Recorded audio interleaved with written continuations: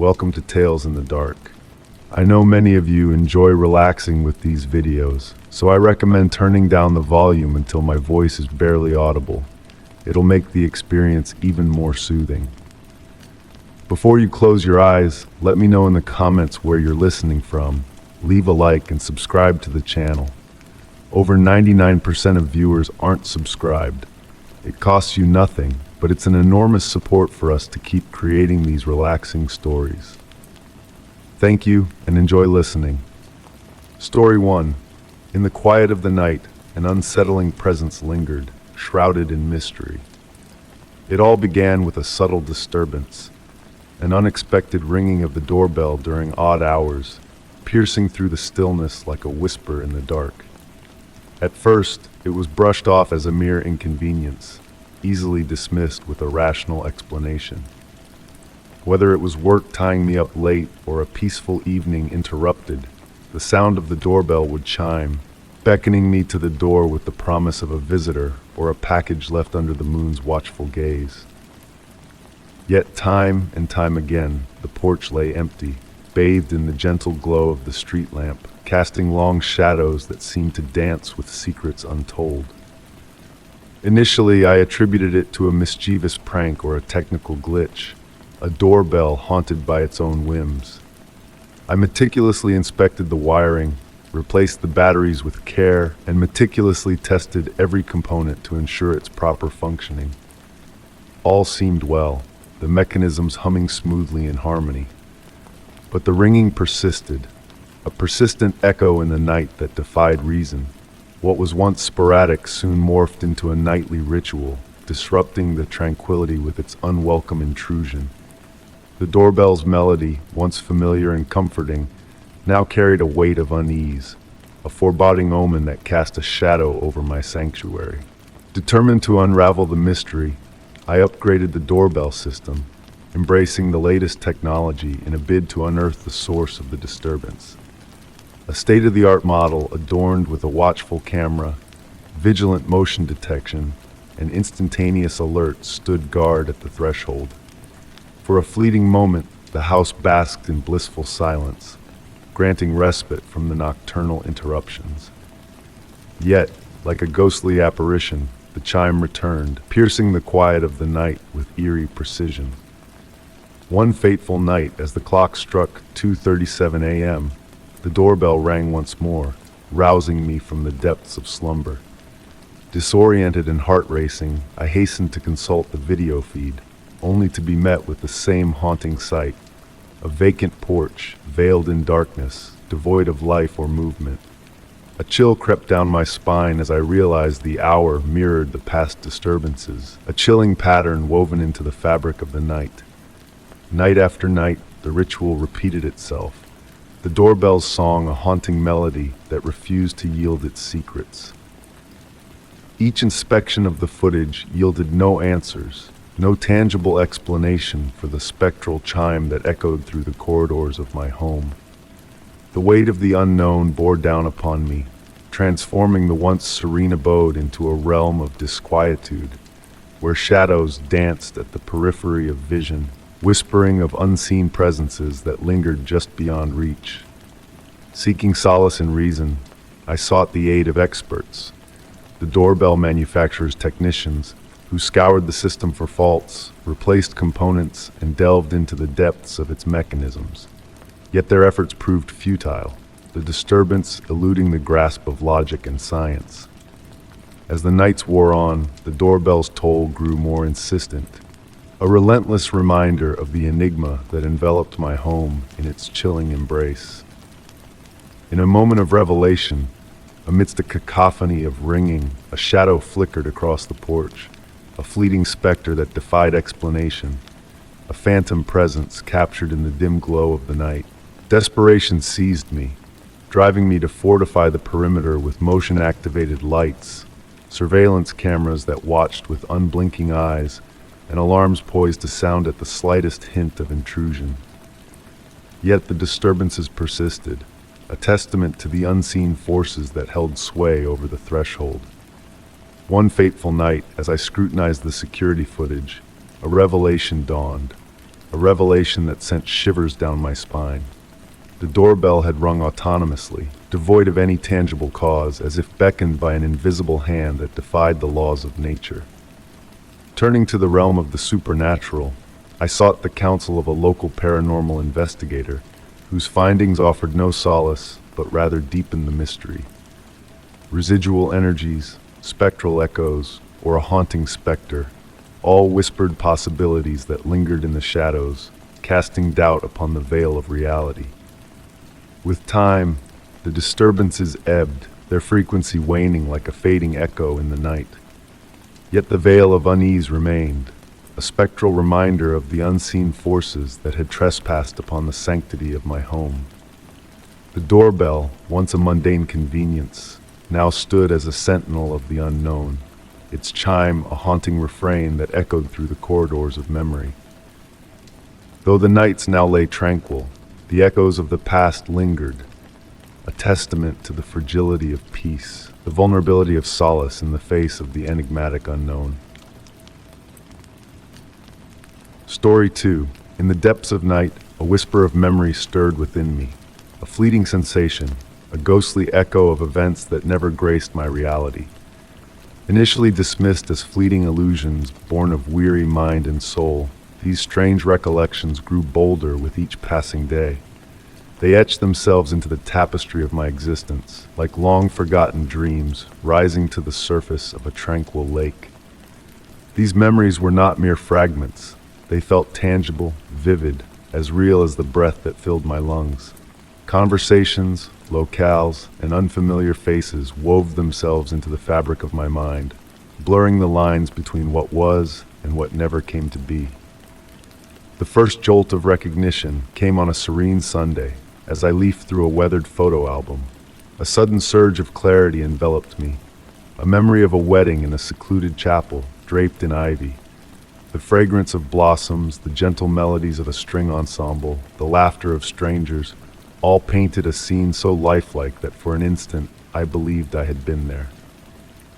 Yet as swiftly as the illusion arose, reality struck me with its absence. There was no such celebration in my past. Bewildered but resolute in my skepticism, I carried on with my routine, hoping to cast off these phantom recollections. Alas, the whispers of memory refused to fade. Conversations with colleagues I never had, anecdotes shared with friends that left them puzzled, gatherings, locales, milestones, all surged forth in my mind, intricately detailed, yet wholly false. The turning point came under the soft glow of evening as I delved into a novel. Within its pages, I stumbled upon a passage depicting a lavish dinner at a waterside eatery. A shiver of recognition coursed through me. The flickering candlelight, the clinking of glasses, the faint echoes of chatter, all mirrored an experience I was certain I never lived. The sense of déjà vu engulfed me, though the reality of my absence at such a soiree lingered like a shadow. Driven by a gnawing need for clarity, I embarked on a quest, penning down each illusory memory in a worn journal. I scoured through relics of the past, photographs, digital archives, calendars, yearning for a shred of validation. Even my nearest and dearest, when questioned, met my inquiries with bewilderment. Seeking solace in the counsel of a cognitive psychologist, I underwent evaluations and tests, only to be met with assurances of a sound mind. The notion of false memory implantation, once relegated to the realm of obscure research, beckoned with unsettling relevance. The threads of memory intertwined with recent experiences, forming a tapestry of eerie coincidence. A charity gala unattended by me matched a community event I had merely glimpsed. With each revelation, my unease deepened, leading me down a path rife with shadows and half-truths. An organization, whispered of in clandestine circles, emerged as a nexus of my fabricated recollections. Their reputation for psychological manipulation and memory tampering cast a pall of dread upon my soul. The onset of surveillance, subtle yet unmistakable, sent ripples of fear through my being. Glitches in technology, cryptic messages urging me to cease my probing, they painted a portrait of a malevolent force intent on silencing me. Amidst the chaos, a discovery awaited me, a classified dossier buried deep within the recesses of my digital realm. Its contents mirrored my experiences, experiments in memory manipulation, behavioral conditioning, and profiles eerily akin to those I recalled. The chilling finality of the report laid bare the truth. My memories were not my own. Determined to unearth the veracity of my existence, I sought legal recourse, only to be met with bureaucratic quagmires and elusive shadows. The organization and its architects vanished into obscurity, leaving behind a trail of shattered lives and shattered trust. Therapy became my refuge, guiding me through the labyrinth of truth and illusion, yet the scars of manipulation lingered, casting a pall upon my every thought. As time wove its gentle tendrils around my fractured psyche, I learned to navigate the delicate dance between reality and falsehood. Though the specter of doubt haunted me, I emerged as a champion of transparency and memory research, a beacon for those ensnared in the web of manipulation. Piece by piece, I reclaimed my identity, yet the question lingers in the quiet of night. What fragments of my being are true, and what shadows were meant to be forgotten? Story 3. The tale begins on a crisp autumn evening, where the leaves whispered secrets beneath your feet, and the air held a hint of frost's impending touch. Upon returning home from a weary day's work, a peculiar sight awaited you on your doorstep. A small, unmarked package, adorned only with your name penned in elegant script. Intrigued by this unexpected arrival, you brought the package inside, unwrapping it with gentle anticipation. Revealed within was an aged photograph of your childhood abode, a place long faded from your memory. The angle captured in the photo bespoke an intimate familiarity with the house, a perspective known only to those who dwelt within its walls. Alongside the photograph lay a handwritten note, its words simple yet laden with mystery. I remember when you were happy here. Though initially unsettled by this enigmatic gesture, you dismissed it as a mere jest or error. That is until the following day when another package arrived, bearing a delicate locket that mirrored a cherished piece of jewelry lost to time. Within the locket rested a picture of your late grandmother, a sight that sent shivers down your spine. The accompanying note ominously declared, "I'm keeping watch." And so began a series of deliveries over the ensuing weeks, each meticulously wrapped and containing items of profound personal significance. A silver bracelet lost on a distant journey, a ticket stub evoking memories of a past concert, and even a diary filled with the angst-ridden secrets of your youth. With each package came a note, each one more chilling than the last. One parcel unveiled a long-forgotten stuffed bear from your childhood, its note recalling a fear you thought long conquered. Another contained keys to an old apartment, a space abandoned in the passage of time. The notes grew more intimate, divulging details of your life known only to yourself, private conversations, deepest fears, and recent triumphs. The sender seemed to possess an intimate knowledge of your existence, from childhood vulnerabilities to the mundane minutiae of your present days. In the midst of this unsettling campaign, a wooden box emerged one afternoon, its contents a trove of memories that stole your breath away. A lock of hair from a high school prom, a lost ring from a distant voyage, and a cryptic message hinting at an unseen presence. I've been with you through it all. Despite your efforts to trace the origins of these packages, all led to dead ends. The postmarks bore no traceable pattern, no fingerprints marred the meticulous wrapping. Desperation drove you to seek answers from friends and family, yet they too were mystified, unaware of the shadowy figure haunting your days. The final package arrived on a somber, rain-soaked evening, bearing an old journal that had vanished into the ether years prior. Its pages divulged your innermost thoughts, secrets laid bare in a chilling confession. The sender's words painted a portrait of years spent in silent observation, a distorted sense of guardianship shrouded in secrecy. I know you better than anyone, the note proclaimed. "Every joy, every sorrow, I am your silent witness. You are mine to protect." The revelation of this clandestine presence, woven into the fabric of your life without your knowledge, sent a chill down your spine. Your existence had been a tapestry, intricately woven by unseen hands, every thread of your being catalogued and controlled in shadow. Seeking recourse, you turned to law enforcement, presenting the evidence of this eerie surveillance. Yet the trail led only to dead ends, the sender a ghost in the night, their presence lingering like a phantom in the dark. As days melted into weeks, the anxiety lingered, casting a pall over your once sanctuary of a home. Every sound became a whisper of suspicion, every shadow a specter of unseen eyes. Though the packages ceased, their legacy of fear endured, reshaping your world with a cloak of unease.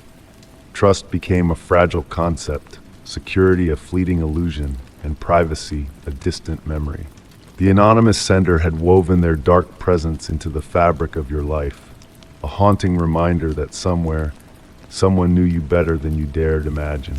And perhaps, in the shadows, they still watched, waiting. Story 4. I returned home to a scene that forever altered my sense of security. The front door, usually a steadfast guardian of my private world, stood slightly open. With a racing heart, I pushed it further, the familiar creak of the hinges now carrying a foreboding weight. A faint metallic tang lingered in the air, blending with the musty stillness of a space violated. My sanctuary, my home, had been trespassed. Every drawer, every cabinet, every surface had been rifled through. Papers scattered like fallen leaves, cushions callously discarded, and my personal treasures strewn about in disarray. The once serene haven I cherished had transformed into a chaotic reflection of the violation that had occurred. I stood frozen in the doorway, my mind grappling with the surreal sight before me. The initial wave of panic ebbed into a numbing disbelief. Venturing further into the apartment, the weight of the intrusion began to settle upon me. It wasn't just the mess that unsettled me. It was the suffocating feeling that something deeply intimate had been taken, something I couldn't quite name. And then, like a sudden storm, it dawned on me. My identity had been stolen. The realization crashed over me like a relentless wave, leaving me breathless. I reached for my phone, fingers trembling, and dialed my bank, desperately hoping for a misunderstanding. The automated system felt cold and distant, guiding me through a labyrinth of options before connecting me with a representative. "Hello, my name is Alex Carter. I believe my identity has been compromised. My front door was left open, and my home has been violated. I need to know if there have been any unauthorized transactions on my account." I spoke, my voice quivering.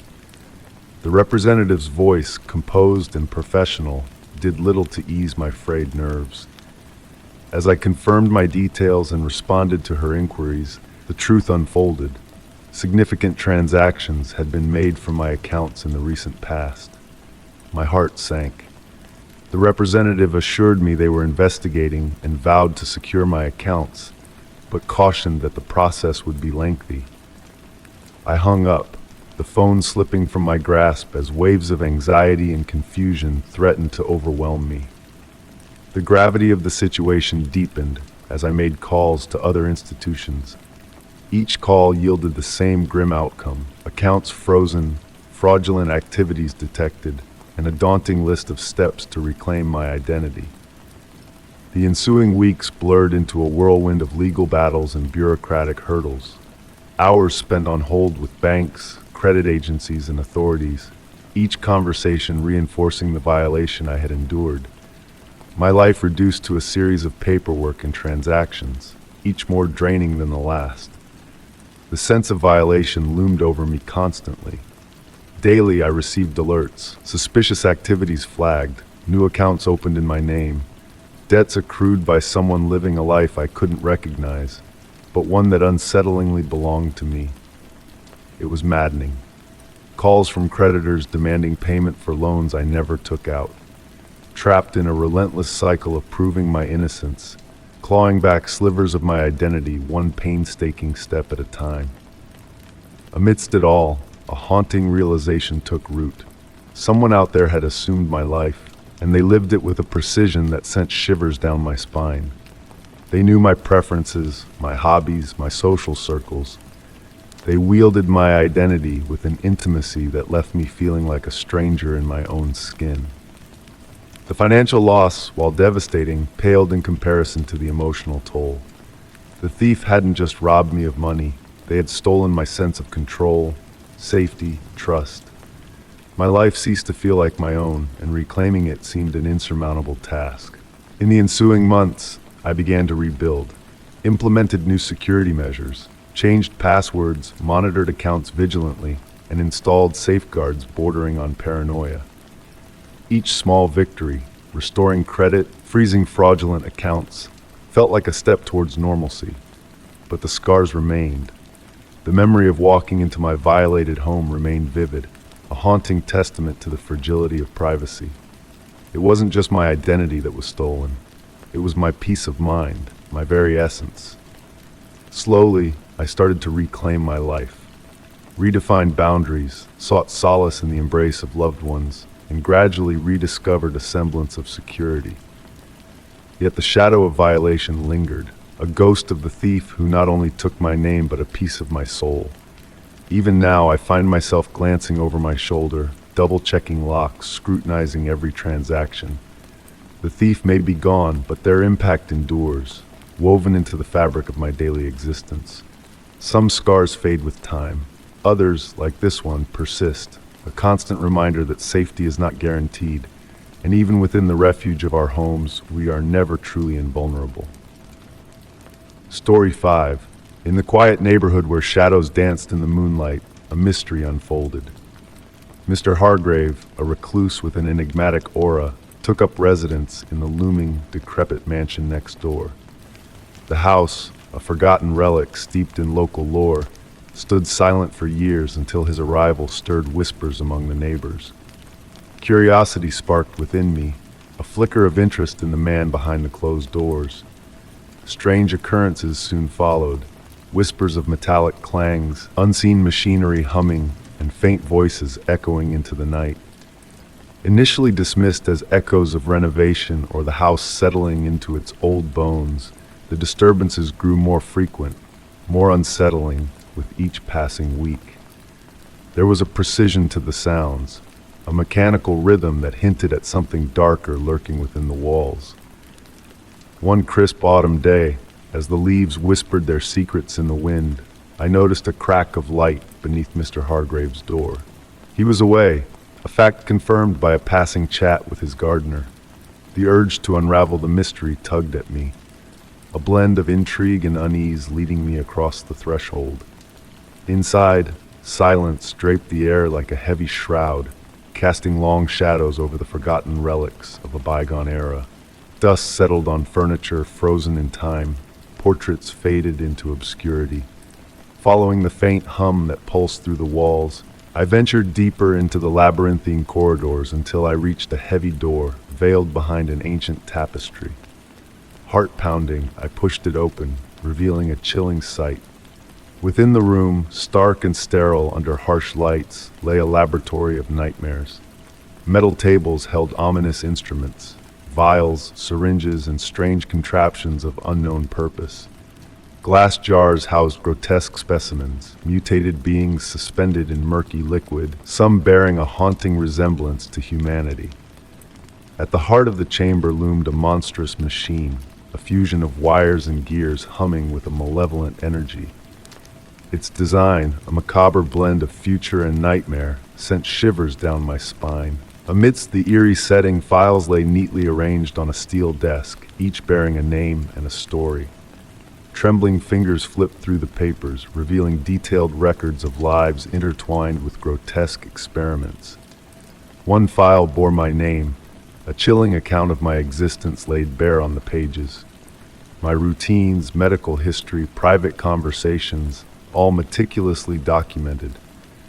Details of unexplained ailments, mood swings, and lapses in memory leapt from the paper, a stark realization crashing over me. I was a pawn in Mr. Hargrave's twisted game. Notes on genetic tampering and behavioral manipulation painted a grim picture, with diagrams depicting monstrous hybrids born of unholy science. Panic clawed at my chest as I sought answers, only to find more horrors within the room. A soft rustle broke the silence, a whisper of movement in the shadows. Heart racing, I turned to find emptiness where a presence seemed to linger. Fear propelled me from the laboratory, a frantic retreat through the maze of corridors, each creak a portent of impending doom. Back in the safety of my home, every shadow held a secret, every sound a specter of Mr. Hargrave's monstrous legacy. Seeking aid, I reached out to Detective Davis, a skeptic drawn into the web of my harrowing tale. To gather proof, I sought the expertise of Dr. Lenora Hayes, a molecular biologist whose shock mirrored my own upon glimpsing the horrors within the files. Her diagnosis confirmed my worst fears: genetic anomalies beyond explanation, a legacy of Mr. Hargrave's abominable experiments. Determined to unveil the truth, we joined forces with journalists, exposing the dark underbelly of the mansion's secrets to the world. Outrage erupted, leading to a raid on the laboratory of horrors, the dismantling of Mr. Hargrave's twisted creations, and his subsequent capture as he attempted to flee. Justice prevailed, but scars lingered, both physical and emotional. My health deteriorated, a consequence of tampering beyond comprehension, a reminder of the horrors endured. As the mansion crumbled, its dark secrets buried beneath the debris, a shadow remained, a reminder of the thin line between scientific curiosity and abomination.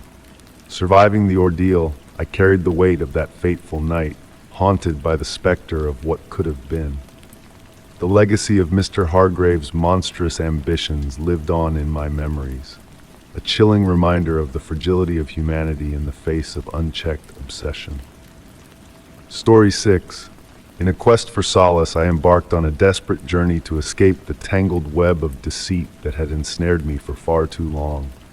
The haunting echoes of identity theft, enigmatic messages, and the chilling revelation of an enigmatic grave tied to my past tormented my every waking moment. Seeking refuge from the relentless chaos of urban life, my therapist recommended a retreat, a solitary cabin nestled deep in the heart of the mountains, far from prying eyes and the clamor of civilization. The prospect of seclusion beckoned to me like a soothing melody, a chance to rediscover the tranquility that had eluded me for so long. The cabin stood as a beacon of respite amid the towering pines and the serene embrace of a placid lake. Its weathered wooden exterior and inviting front porch exuded a sense of warmth and security that I craved. Upon my arrival, the stillness of the surrounding wilderness enveloped me in a cocoon of peace. I roamed the tranquil trails, allowing the crisp mountain air to cleanse my weary spirit, while the nights whispered lullabies, punctuated by the haunting calls of nocturnal creatures. As the days drifted by in blissful serenity, a peculiar discovery sent tremors through the tranquility I had cultivated.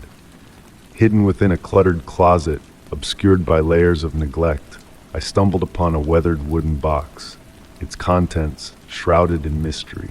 Inside lay a trove of personal relics, a tattered leather journal filled with feverish scribblings, faded photographs capturing elusive shadows, and a weather-beaten jacket stained with a crimson hue that chilled me to the core. Intrigued by the enigmatic artifacts, I delved into the depths of the journal, its pages a testament to a mind consumed by paranoia and dread.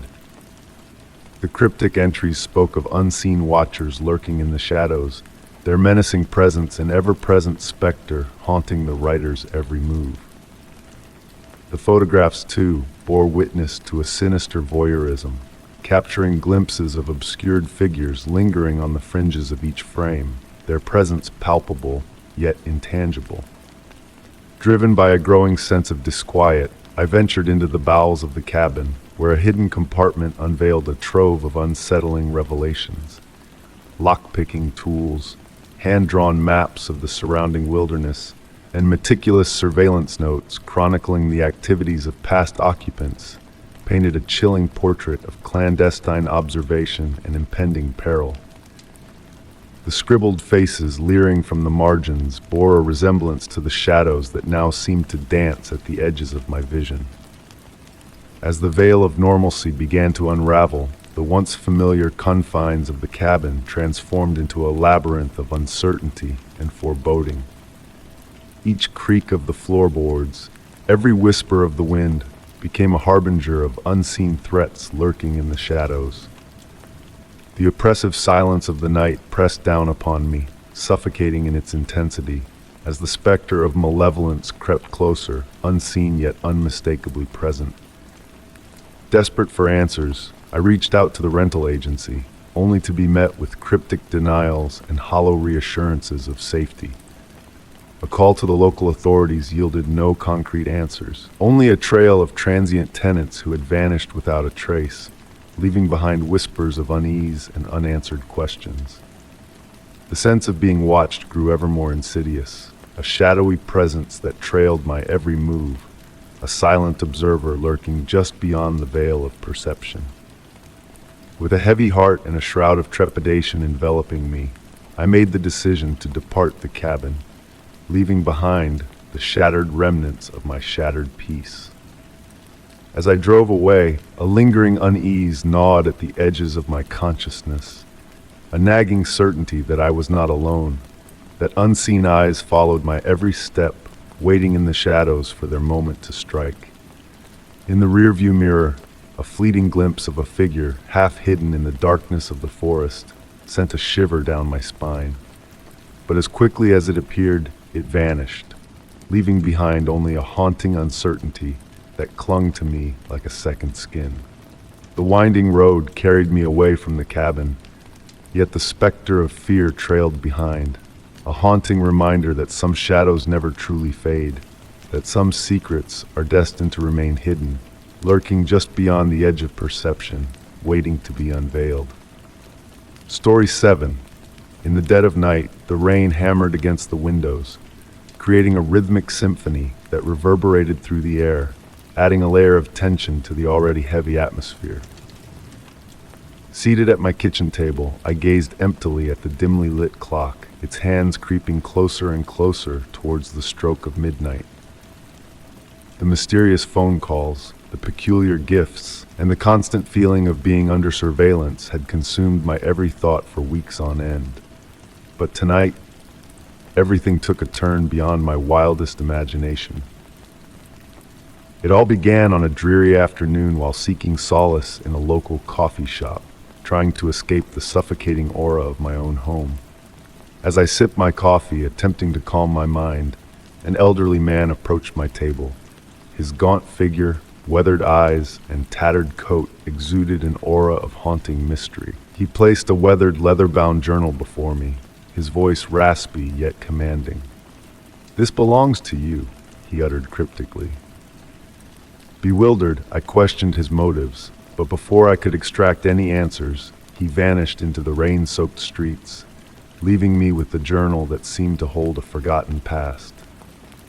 Back in the comfort of my home, a single lamp casting a soft glow, I tentatively opened the journal. Its yellowed pages bore faded ink, the elegant yet hurried handwriting telling a story that mirrored my own life in unsettling detail. Mundane entries gradually transformed into ominous accounts of events that mirrored my reality with chilling accuracy. Strange phone calls, mysterious gifts, and the constant feeling of being watched. As I delved deeper, the entries took a darker turn, describing incidents that sent shivers down my spine. One particular entry, dated tonight, August 12, 2024, forewarned of an impending darkness creeping into my life, with a chilling message that the final act would commence at midnight through the ominous mirror left at my doorstep weeks ago. With the clock ticking towards the fateful hour, I found myself standing before the foreboding mirror, its presence looming ominously in the dimly lit room. The oppressive silence of the house heightened the sense of impending dread as midnight drew near. And then, As the clock struck 12, a rustling sound pierced the silence, sending a wave of panic through me.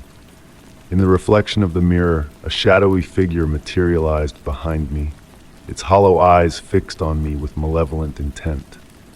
A familiar voice echoed from within the mirror, a twisted version of the elderly man I had encountered earlier, warning me of the dire consequences of my interference.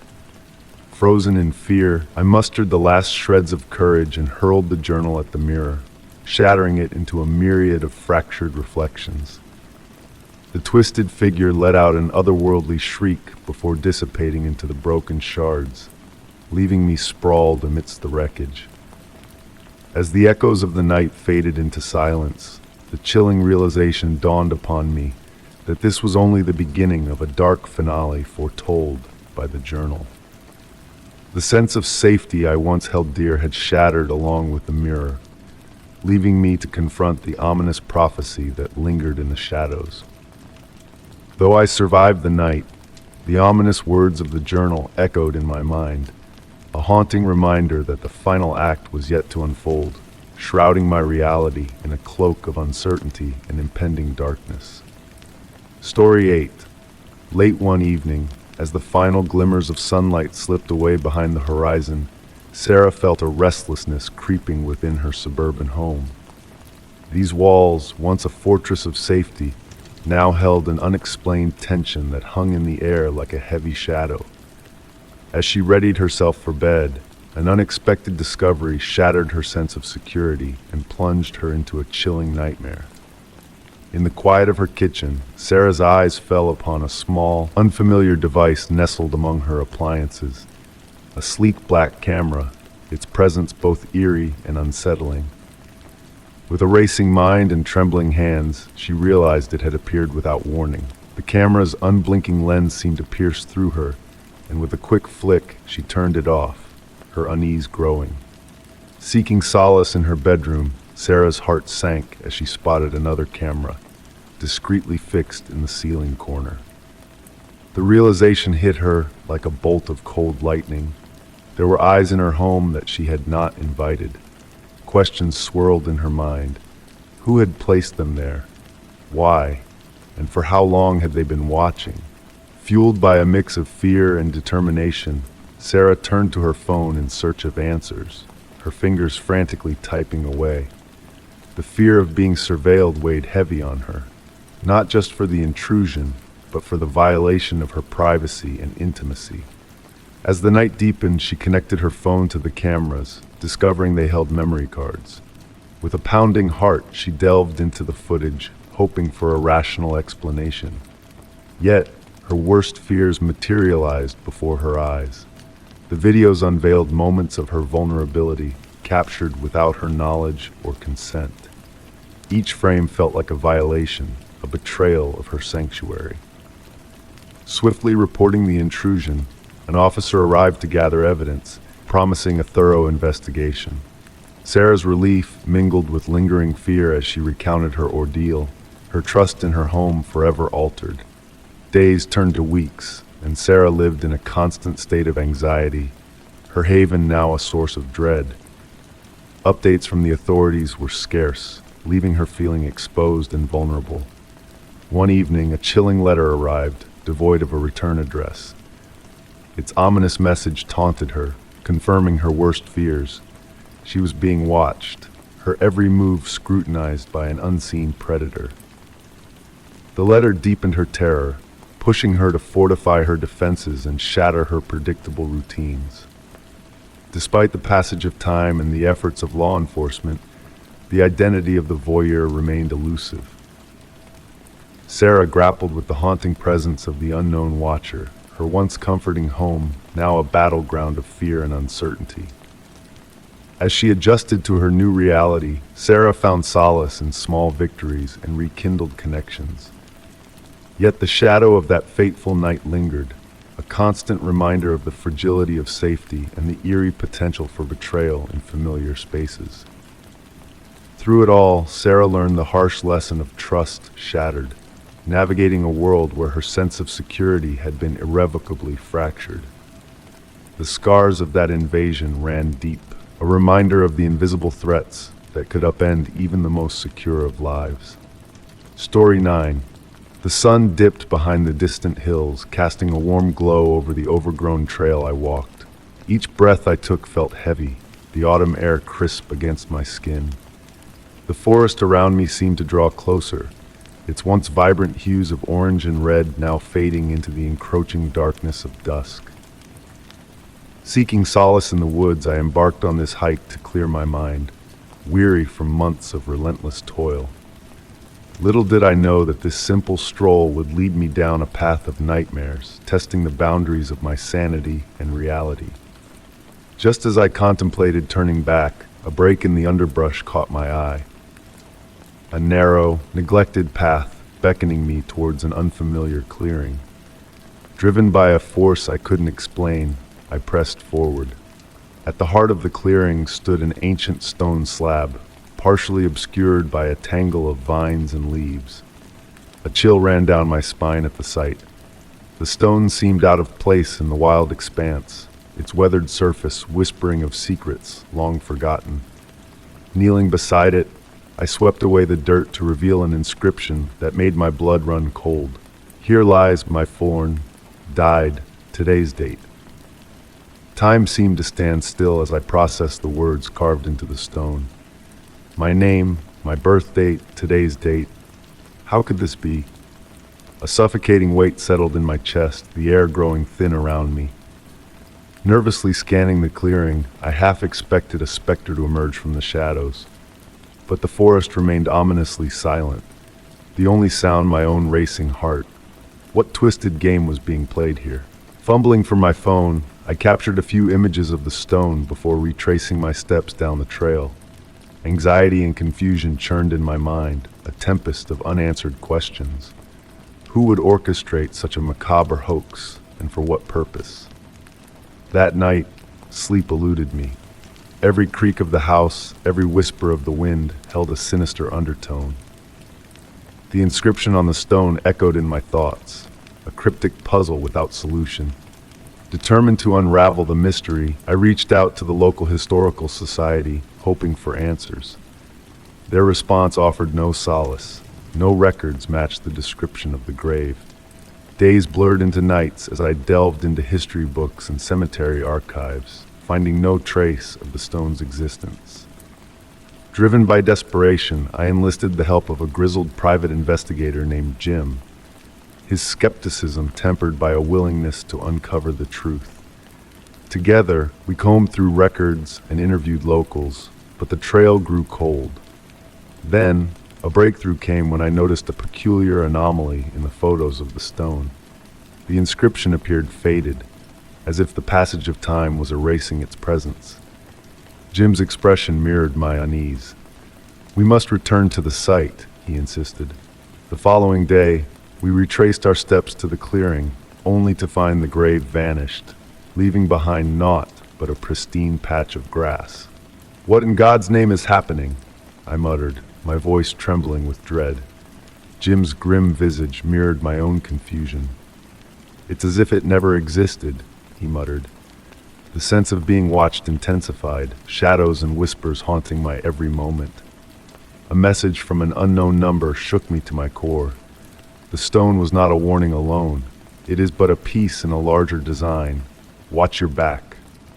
Ice flooded my veins as I grappled with the cryptic message. Seeking refuge in Jim's advice, we set up surveillance cameras around my home, sacrificing the remnants of privacy in pursuit of truth. Days passed in stillness, the cameras capturing nothing but the silence of the night. It felt as if the forest itself conspired to keep its secrets hidden. Then, one fateful night, the footage revealed a shadowy figure approaching, bearing an object eerily reminiscent of the stone from the grave. Before clarity could emerge, the feed dissolved into static. It was the tipping point. I felt ensnared in a game of shadows, manipulated by unseen forces beyond my grasp. Fear became my constant companion, rendering my home a prison of paranoia. With resolve, I made the decision to flee, seeking distance from the malevolent presence that shadowed my every move. As the road stretched endlessly before me, uncertainty loomed like a specter on the horizon. The home that once offered solace now felt tainted, a stage for a dark drama unfolding. Departing, I left behind the haunting inscription on the stone, a reminder of how fragile reality can be when confronted by the unknown. Story 10. The woods were always my sanctuary, where the noise of daily life faded and reality melded with imagination in a nearly magical dance.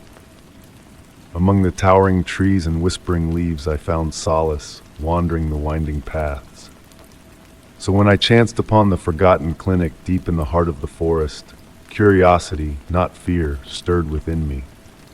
The old building stood as a relic of a bygone era, weathered and forsaken. Its once white paint had peeled away to reveal the rough gray wood beneath, and windows either shattered or hidden behind grime and creeping vines. The sagging roof seemed to mirror the wariness of the structure itself, as if it longed to rest. I had ventured onto a trail I typically avoided, guided by an unseen force that led me to this mysterious place. Upon approaching the clinic, a strange sense of déjà vu enveloped me.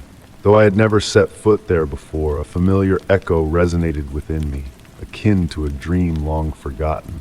The door protested loudly as I pushed it open, shattering the stillness of the surrounding woods. Inside, the air hung heavy with dust and the faint scent of decay. My flashlight pierced the darkness, unveiling a reception area frozen in time. Desks cluttered with yellowed papers, outdated magazines strewn on the floor, and a veil of dust draped over every surface like a ghostly shroud. Amidst the abandoned chaos, scattered medical records lay on the floor, their edges curling with age. I picked one up, brushing off the dirt to reveal faded typewritten text. A gasp caught in my throat as I read the name at the top. It was mine. My gaze lingered in disbelief upon the record, detailing cryptic medical procedures I did not recognize. Mentions of invasive treatments sent a shiver down my spine, while scribbled notes from unknown doctors and nurses lined the margins, their handwriting barely decipherable. How could these records exist? As I delved further, each paper unearthed grew more unsettling. They chronicled my medical history with alarming precision, yet also detailed events I had never encountered, as if weaving a narrative of a life I did not remember living. Venturing deeper into the clinic, my flashlight flickered, casting eerie shadows along dimly lit hallways lined with files bearing my name. Annotations about experimental treatments and meticulous observations painted a picture of someone meticulously monitoring my life. In a room, a metal filing cabinet stood slightly ajar, its contents revealing more recent records. These were different. They held personal details, my current address, family history, and habits.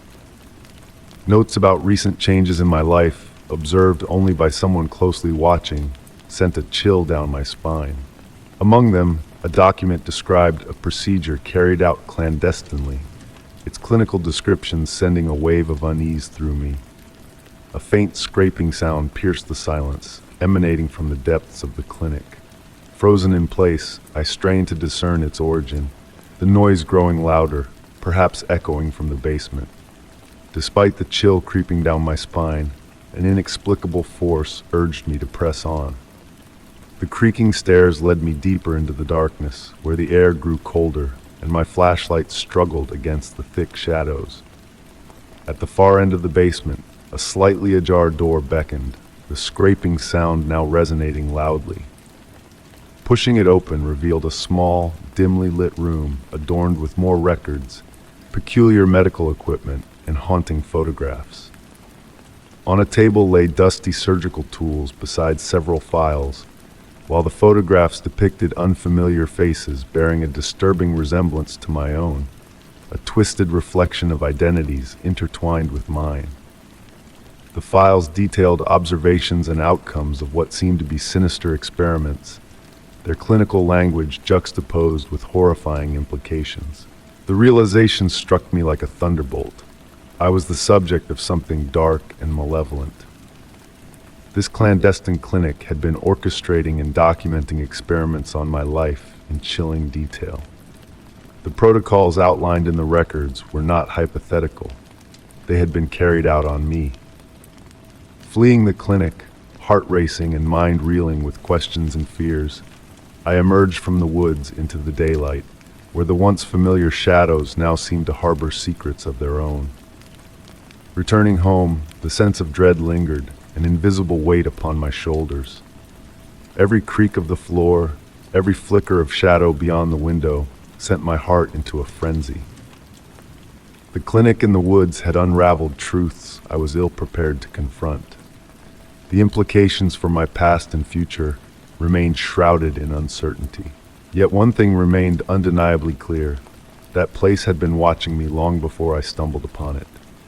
And perhaps, even now, its unseen gaze lingers, a chilling reminder of the mysteries that entwine my existence. Story 11. The initial sound tiptoed into my awareness like a soft breeze, a gentle scratching that danced in and out of existence, barely there yet impossible to ignore. It greeted me soon after I settled into my new apartment, a space brimming with unfamiliarity that made it easy to dismiss as just another quirk of an aging building, finding its place in time. Initially, I attributed it to the pipes or the gentle protest of the wooden floorboards under the weight of solitude. But as days melted into weeks, the whispers of sound grew bolder, their frequency increasing with a disquieting persistence.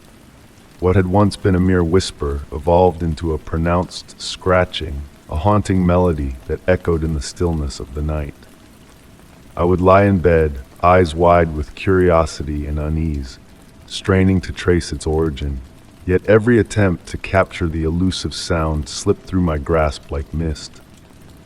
Fatigue from the whirlwind of moving and the weight of the unknown made it easy to dismiss the eerie symphony as a figment of my imagination, a ghost conjured by my restless mind. Silence enveloped the apartment during the day, a deceptive calmness that lulled me into a false sense of security.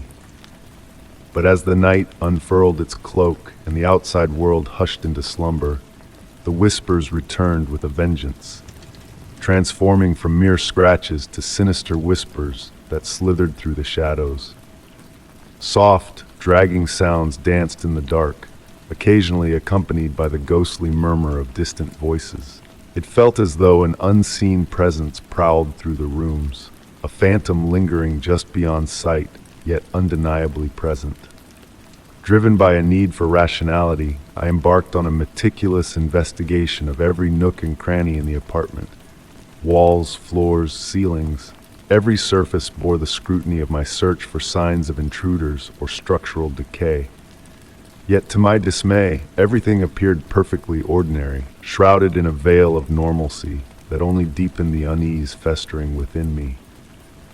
The absence of a tangible source for the sounds only served to heighten my paranoia, as if the whispers were crafted to sow seeds of doubt and fear in the fertile soil of my mind.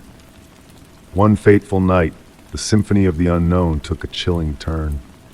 Amidst the familiar scratching, a child's laughter danced on the edge of perception, trailing the ominous sound of something heavy being dragged across the floor. Panic gripped my heart as the cacophony swelled, encircling my room with a malevolent aura that left me trembling beneath my sheets. Desperately clutching at the fraying threads of reason, I tried to convince myself of the illusion, but the tendrils of fear had already ensnared me in their icy embrace. In a bid for answers, I sought the aid of a local paranormal investigator, their arsenal of tools poised to unveil the secrets veiled in shadows. Armed with audio recorders, electromagnetic sensors, and thermal cameras, they combed through the apartment, capturing the whispers and creaks that haunted the night.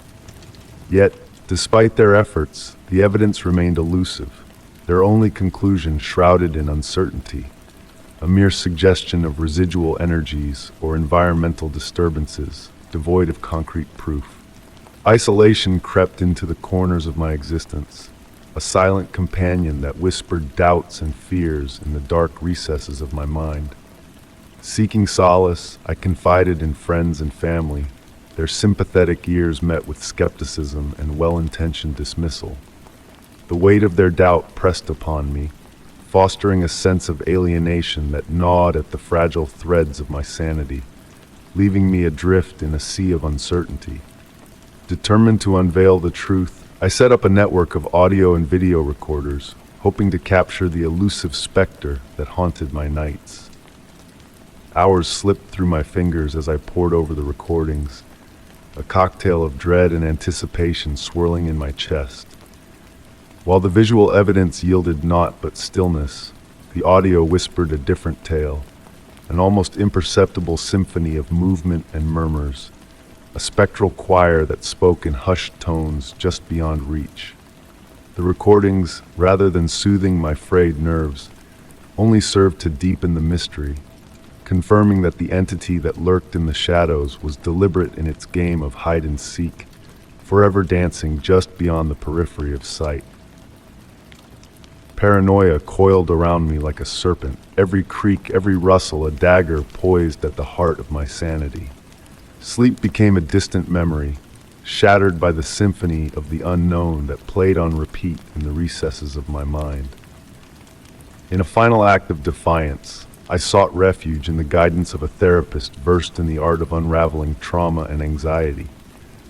Through arduous sessions that laid bare the scars left by the unseen specter, I learned to confront the darkness that lurked within, to embrace fear as a companion rather than an adversary. Grounding techniques, mindfulness practices, and the courage to face my deepest fears head-on became my allies in the battle against the shadows that sought to engulf me.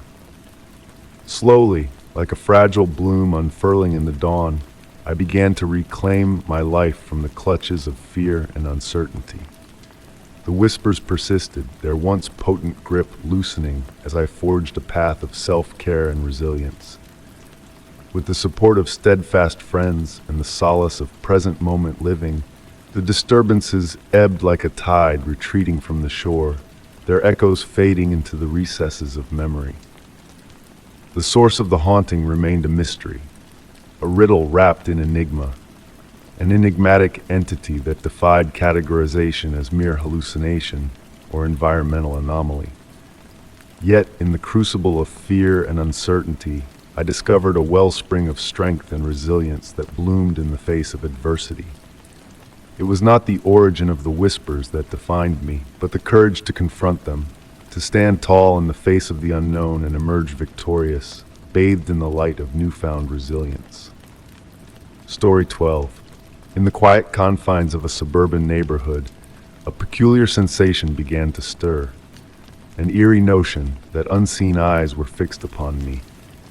Initially, I dismissed it as mere figments of my imagination, fleeting shadows dancing at the edges of my vision as I navigated through the familiar motions of daily life.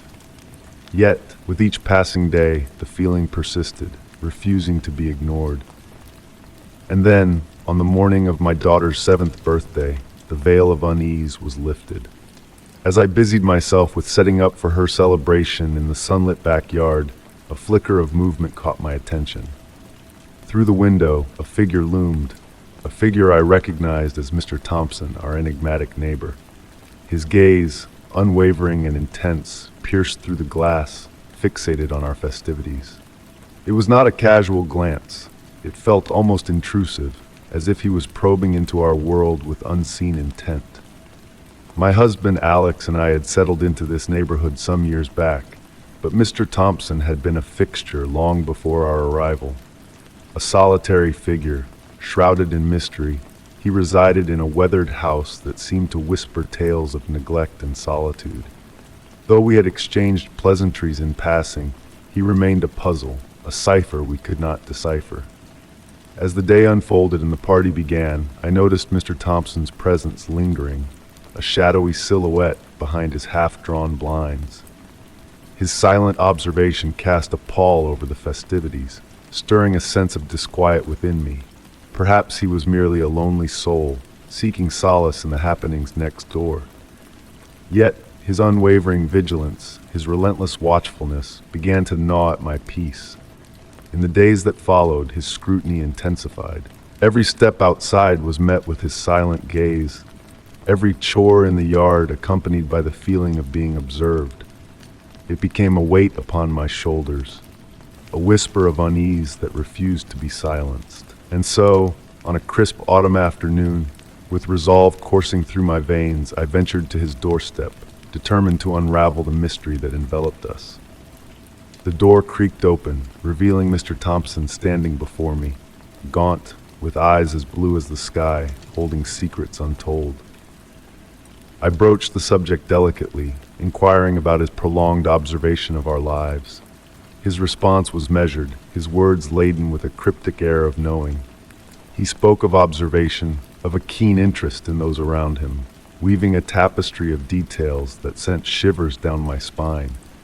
Details so intimate, so closely guarded, that they could only have been obtained through clandestine means. I confronted him, my voice trembling with a mixture of fear and disbelief, demanding an explanation for his intrusion into our privacy. His demeanor remained stoic, his words a mere whisper in the gathering dusk. He professed a desire for connection, a need to feel tethered to a world slipping away. And yet, his explanation offered little solace, for the line between observation and intrusion had blurred beyond recognition.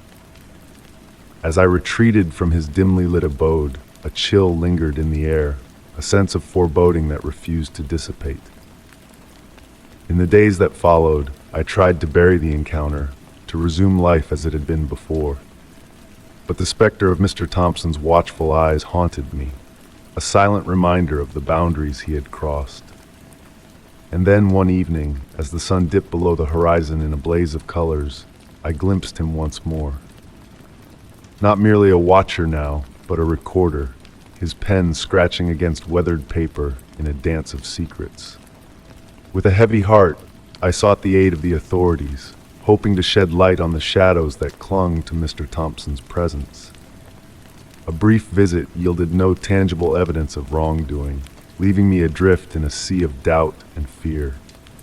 The days turned into weeks, and though Mr. Thompson's vigil ceased, the scars of his intrusion remained etched in my mind. Was he a harmless bystander, a lonely soul seeking connection in a world grown cold? Or was there a darker undercurrent beneath his watchful facade, a darkness that lurked just beyond the surface? As time passed and life resumed its steady cadence, the memory of Mr. Thompson faded into the background, a ghostly echo of a past disturbance. Yet his presence lingered in the corners of my consciousness, a reminder of how easily curiosity could morph into something more sinister. And so, even now, as I passed by his weathered house, I cast a furtive glance at the window, half expecting to find his gaze fixed upon me, a silent sentinel in the fading light of day. Story 13. It all began with a subtle shift in the air. My cousin Eleanor, a steadfast beacon of support and reliability in my life, started to exhibit peculiar behavior. We had grown up side by side, weaving a tapestry of shared memories and an unbreakable bond. So when her actions began to deviate from the norm, it felt like a disorienting ripple in the calm waters of our relationship. Initially, the changes were small, a missed call here, a canceled plan there, and conversations tinged with distraction. I attributed it to the pressures of her demanding job.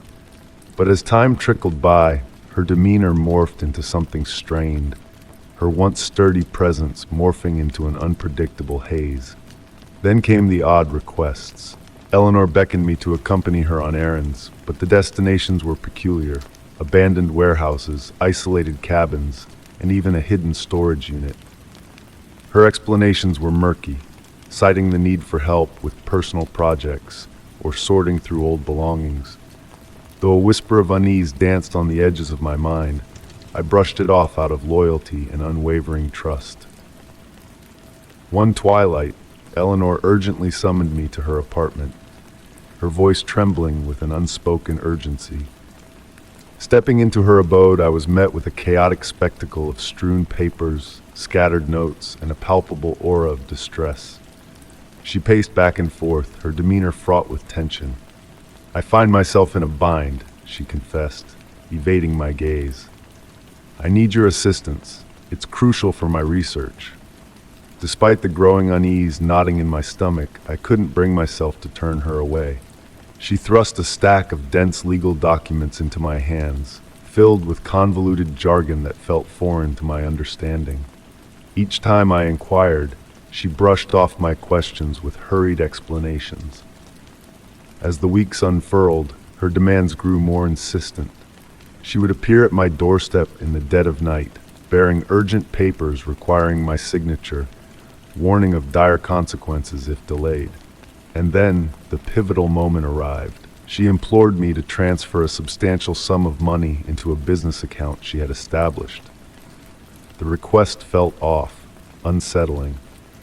Despite her reassurances, a gnawing doubt clawed at my insides.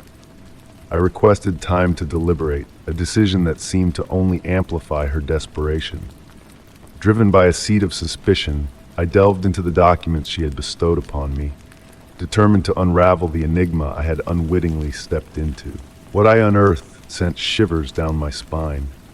The papers were laced with discrepancies, false identities, and forged signatures.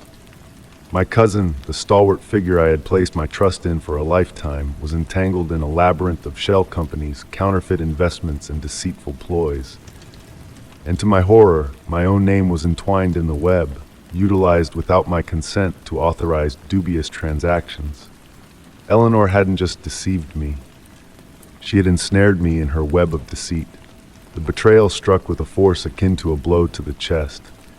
How could someone I cherished and relied upon manipulate me in such a manner? Heart racing, I confronted her amidst the clutter of her apartment. Files cascading from cabinets, bogus documents littering the floor. "You exploited me," I accused, my voice quivering. Eleanor's visage contorted with a blend of desperation and guilt. "You don't comprehend," she cried out. I was drowning. I needed an escape. Her justification spilled forth, mounting debts, a failing enterprise, and the suffocating weight of financial ruin. She painted the scheme as a final, desperate gamble to stay afloat, a move born of sheer desperation. But no amount of rationalization could absolve the deceit. She hadn't merely lied, she had trifled with my trust and jeopardized my future. The subsequent actions were torturous yet imperative. I disclosed everything to the authorities, submitting every piece of evidence I had unearthed. The ensuing investigation was protracted and exhaustive. Eleanor was indicted on multiple charges of fraud, financial misconduct, and identity theft. The courtroom proceedings unfolded in a surreal haze. Witnessing my cousin, once an icon of admiration, seated behind the defendant's table was a bitter pill to swallow, a stark reminder of the depths to which she had plummeted. The full extent of her transgressions came to light. Victims beyond myself, lives rent asunder, futures shattered. Despite her apologies, the damage was irreversible. Her career, her standing, and our bond were irreparably fractured.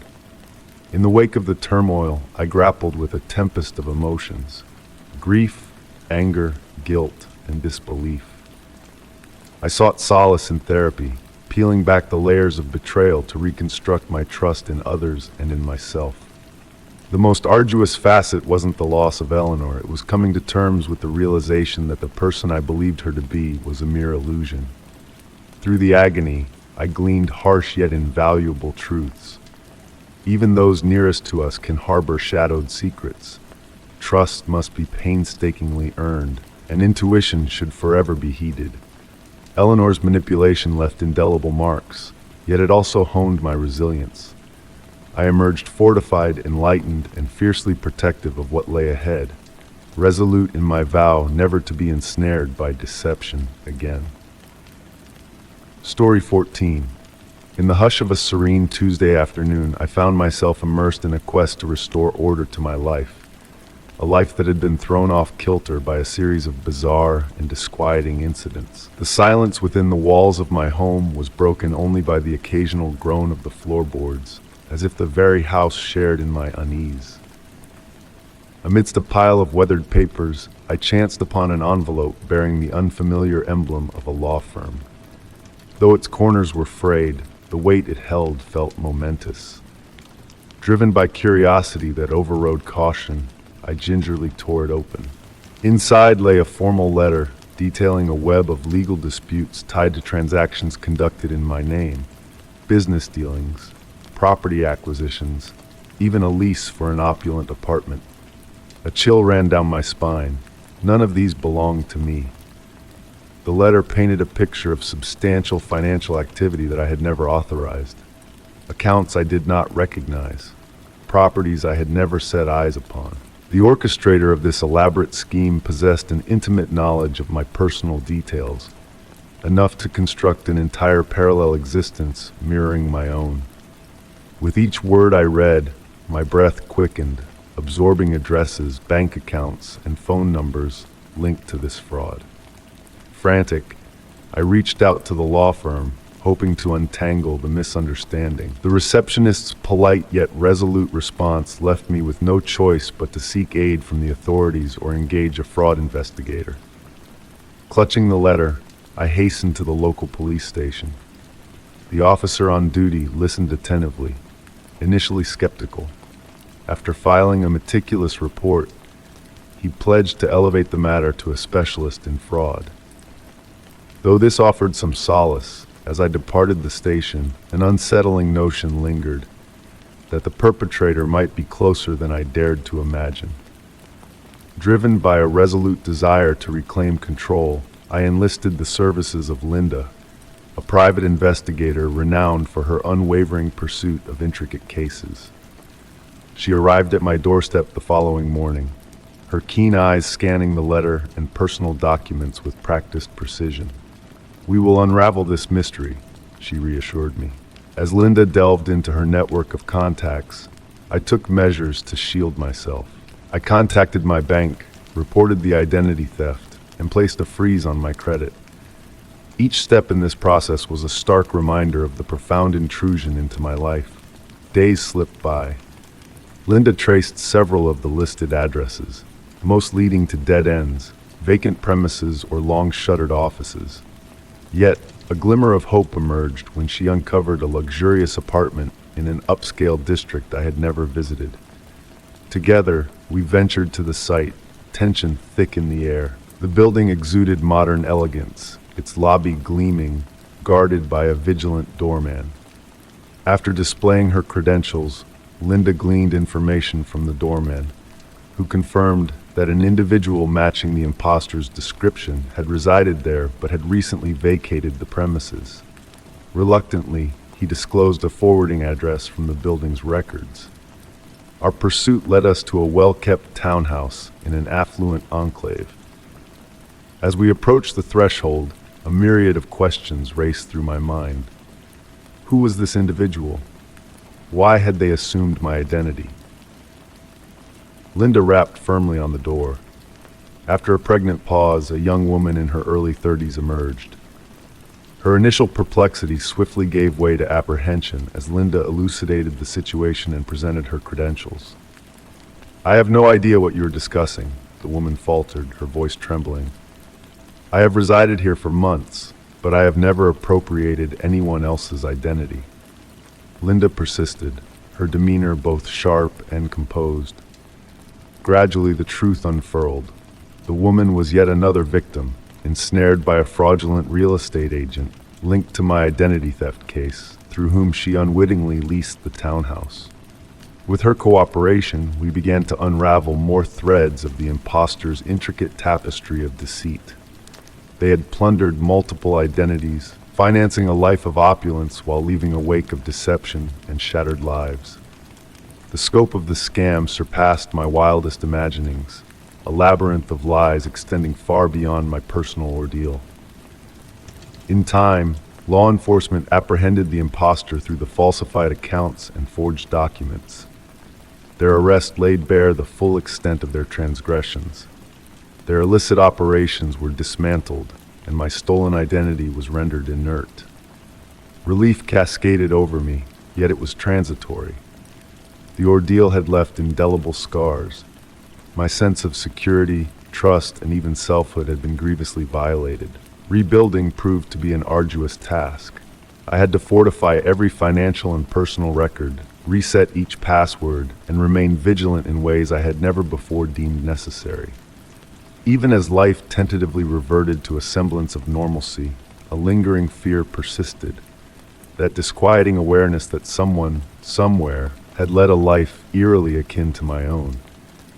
Though justice had been meted out, the experience had forever altered me. Trust now felt like a fragile, perilous commodity, and I could no longer ignore the shadows lurking just beyond the periphery of my carefully reconstructed world. Story 15.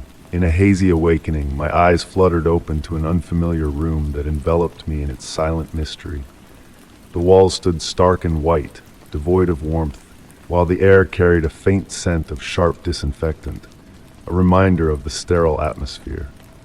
A solitary window, veiled by faded blinds, allowed a gentle stream of dim light to filter in, casting a soft glow on my surroundings. Within this barren space, a bed firmly anchored to the floor, a solitary metal chair, and a small table stood as silent witnesses to my disorientation. My possessions, phone, wallet, keys, had vanished, leaving me grasping at the threads of memory to unravel how I had arrived in this enigmatic place. Recollections of my mundane routine, a tranquil evening spent lost in a book, setting the alarm, and drifting off to sleep, clashed with the stark reality of my current predicament. Confusion gripped me as I attempted to make sense of the situation that had unfolded before me.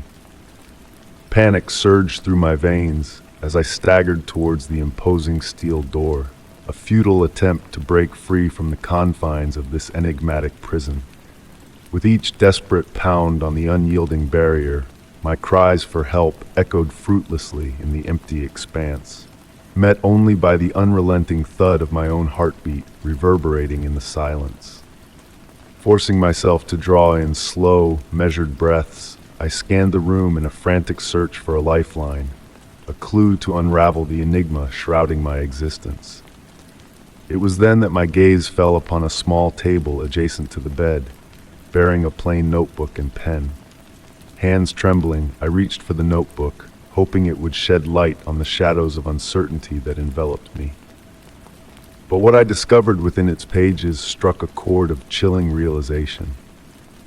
Each line inscribed in the notebook chronicled my life in meticulous detail, from the precise moments of departure for work, to the contents of my breakfast, to snippets of conversations that had faded into memory.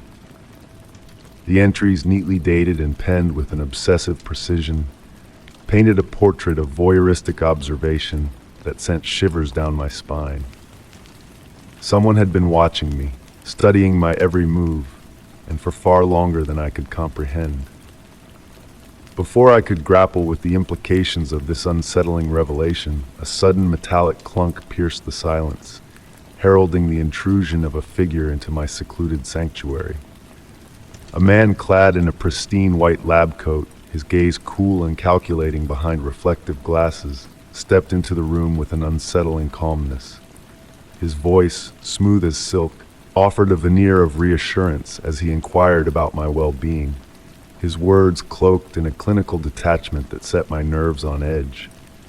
Questions tumbled from my lips, desperate pleas for clarity in the face of the surreal scenario unfolding before me. His cryptic responses only deepened the shadows of confusion that clouded my mind. A blackout episode, external factors, monitoring, his explanations floated in the air, laden with insidious implications that stirred a primal fear within me.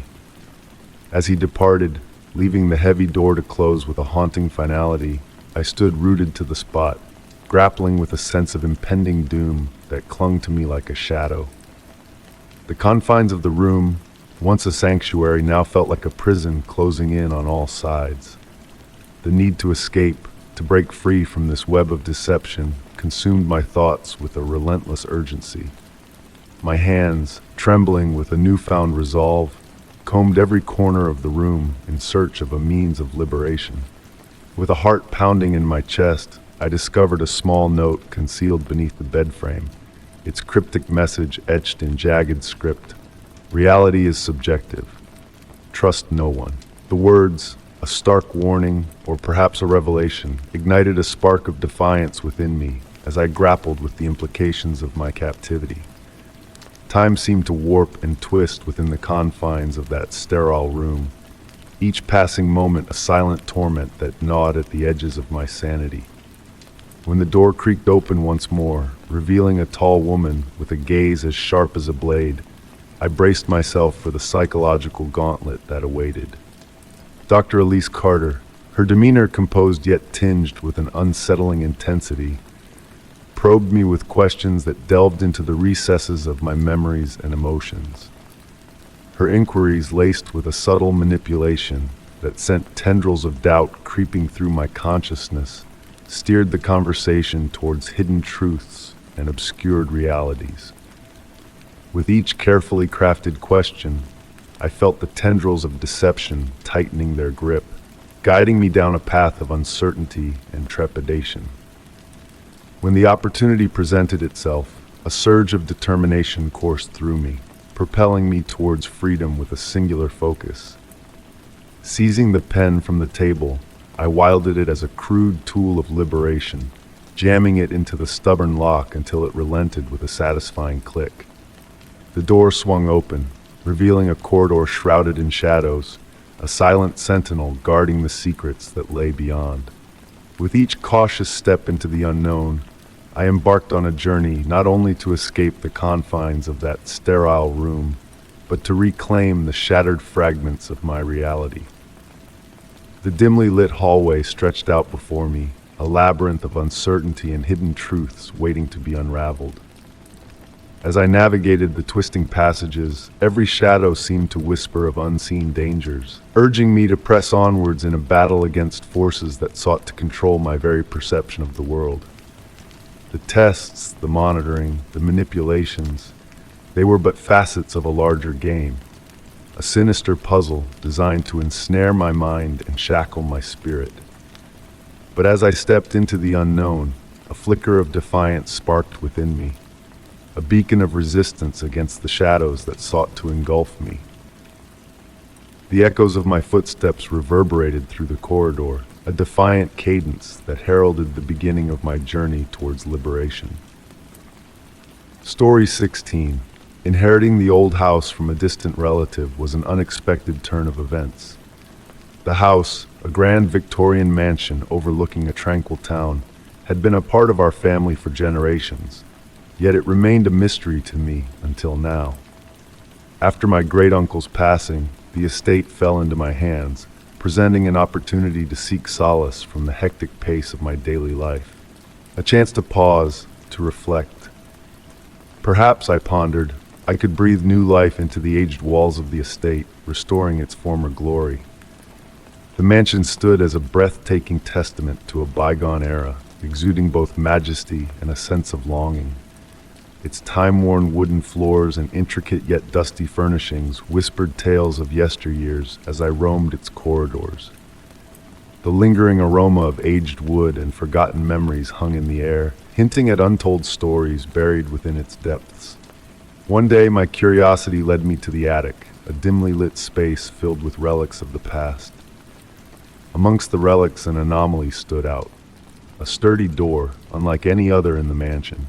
Concealed behind a stack of trunks, shrouded in shadows, the door boasted an air of mystery. Its solid surface, reinforced frame, and untouched handle hinted at secrets locked away for years. Strangely, the bolts securing the door were on the inside, guarding something unknown from the world outside, or perhaps keeping something within at bay. Intrigued, I endeavored to unlock its mysteries. Despite my best efforts, prying, pulling, and employing various tools found in the attic, the door remained steadfastly sealed. Determined not to surrender, I summoned a locksmith the following day. Upon his arrival, I guided him to the attic and presented the enigmatic door. With a furrowed brow, the locksmith scrutinized the door before setting to work, his tools clinking in a rhythmic cadence. As he delved into his task, my mind raced with anticipation and a subtle undercurrent of apprehension. What secrets lay beyond that impenetrable barrier?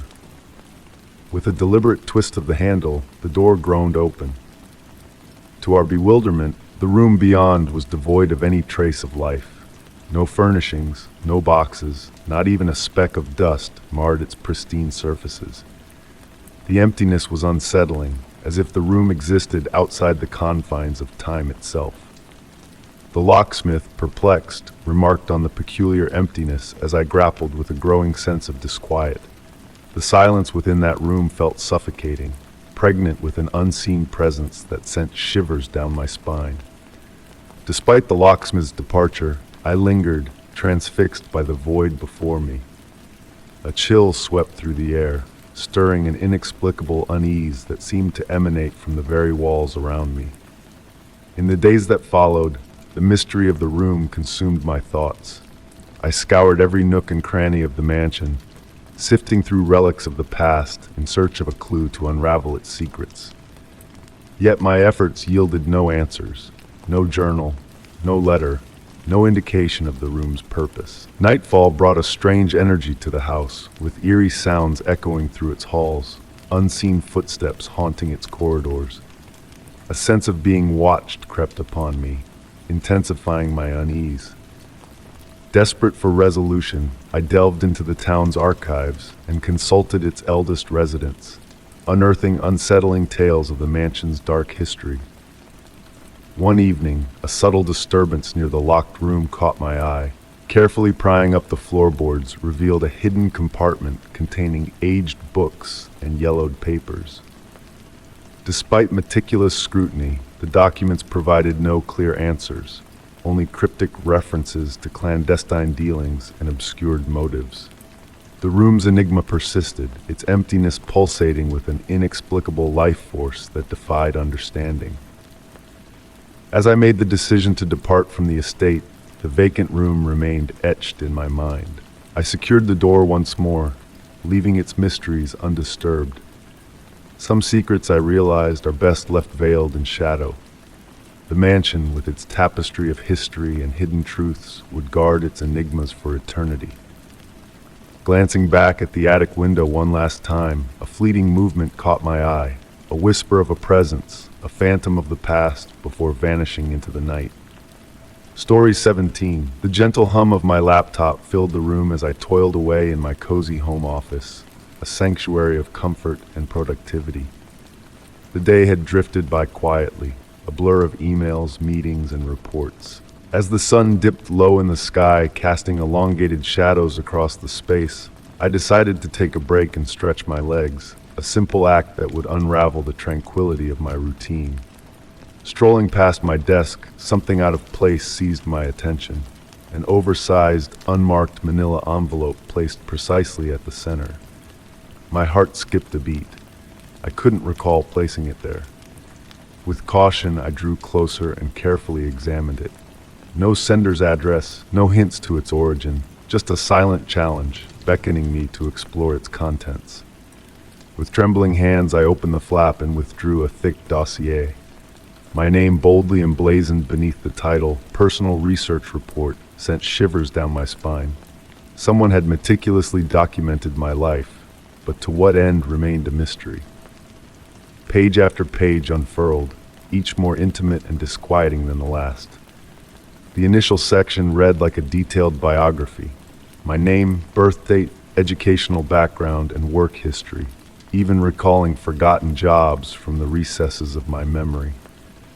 It delved deeper, chronicling every address I had ever called home, accompanied by annotated maps and handwritten observations detailing my daily rituals. Flipping the pages, the personal nature of the dossier gripped me. Photographs of loved ones and friends at private gatherings, their names, relationships, and personal anecdotes meticulously recorded. Some images seemed distant, as though captured from afar, hinting at a prolonged voyeuristic observation. The report transitioned to dissect my professional life, outlining work projects, meetings, and even private conversations with colleagues. Insights into my strengths and weaknesses, professional quirks, and reactions under pressure painted a portrait of meticulous scrutiny. The exploration then delved into my personal pursuits and interests. A catalog of books read, movies watched, and frequented eateries. Every nuance of my life, from favorite recipes to workout routines and online shopping habits, meticulously documented. It felt as though my entire existence had been transcribed onto paper.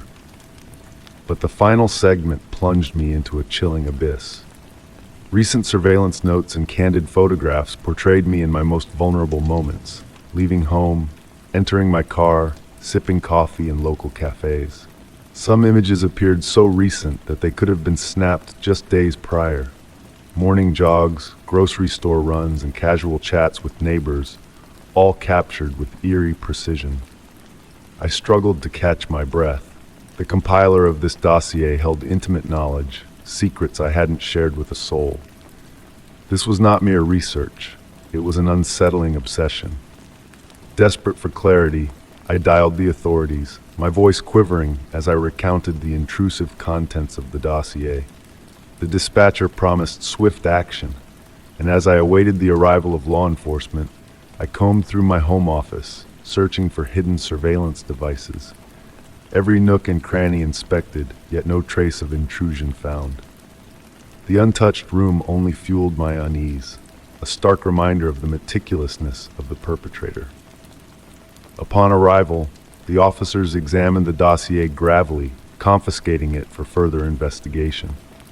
Their probing inquiries, did I have enemies, notice any suspicious individuals, or suspect anyone with a motive, left me grasping for answers.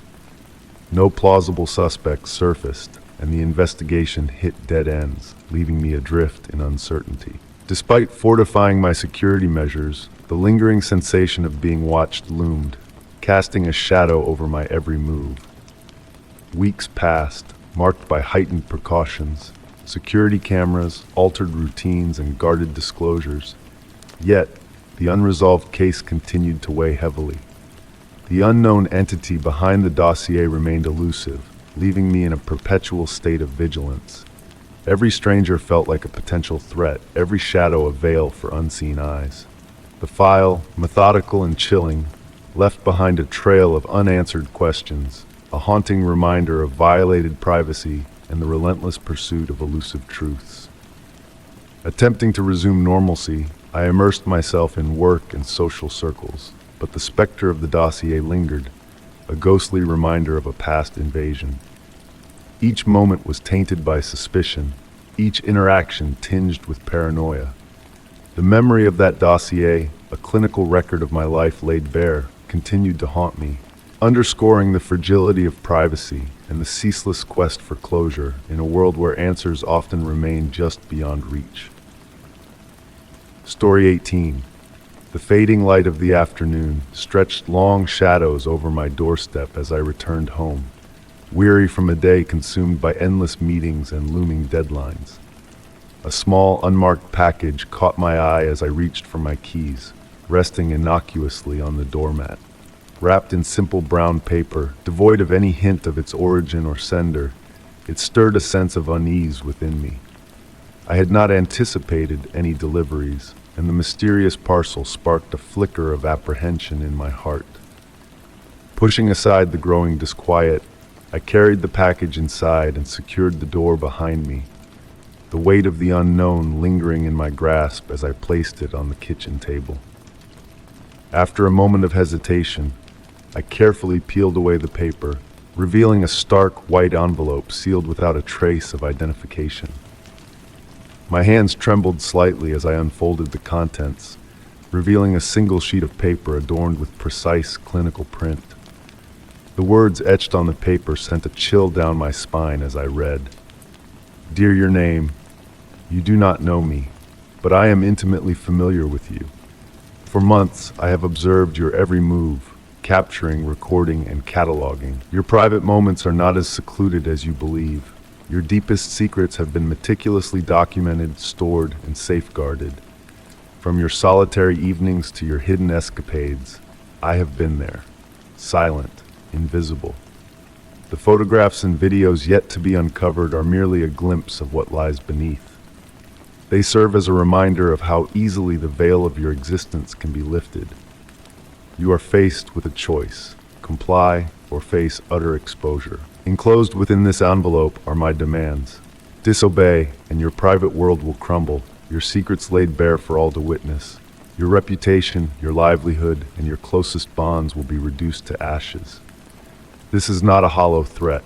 I possess the means and the determination to fulfill my promises. The decision rests with you. Submit and salvage what little privacy remains. Disregard and forfeit everything.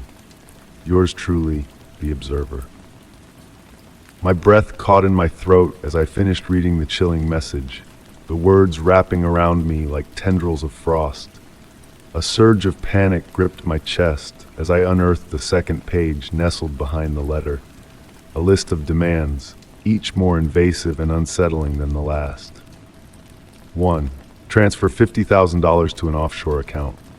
2. Grant remote access to all personal devices. 3. Arrange a meeting at a specified location. The demands were meticulous, calculated, and alarmingly feasible.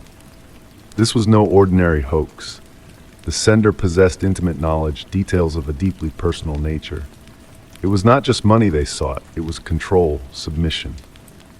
My mind raced with questions. Was this a cruel jest? A perverse form of intimidation? The precision and detachment of the letter hinted at a far more sinister reality. Fearing the unknown, I reached for my phone, poised to summon the authorities. Yet a sudden apprehension stayed my hand. What if I was being watched at that very moment? What if this was a trap designed to isolate me, to sow doubt within my mind? Resolute in my refusal to succumb to fear, I dialed 911. My voice quivering as I relayed the situation. The dispatcher assured me of immediate assistance, and I awaited the arrival of the officers, my nerves taut as I double-checked the locks on every entryway, the aged house seeming to groan in protest with each movement. Once a sanctuary, my home now felt like a prison, suffocating in its oppressive silence.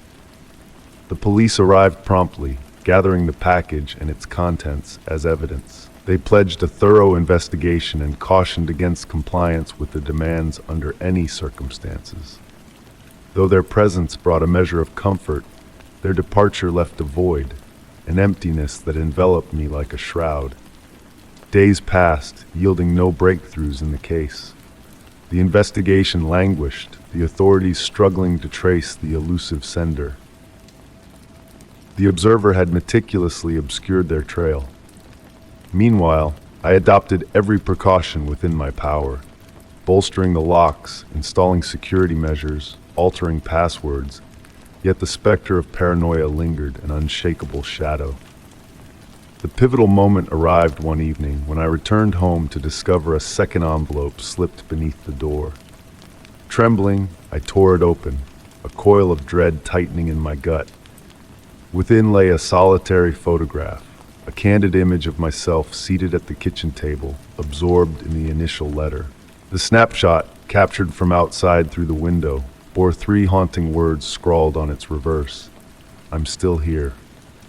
That night, sleep eluded me. Enshrouded in darkness, I clutched the phone tightly, my gaze fixed on the windows, awaiting a sign, a presence. The house seemed to echo with my apprehension, its familiar sounds twisted into sinister murmurs. Despite the efforts of law enforcement, I harbored a gnawing certainty that this was far from over. The Observer was not merely an observer.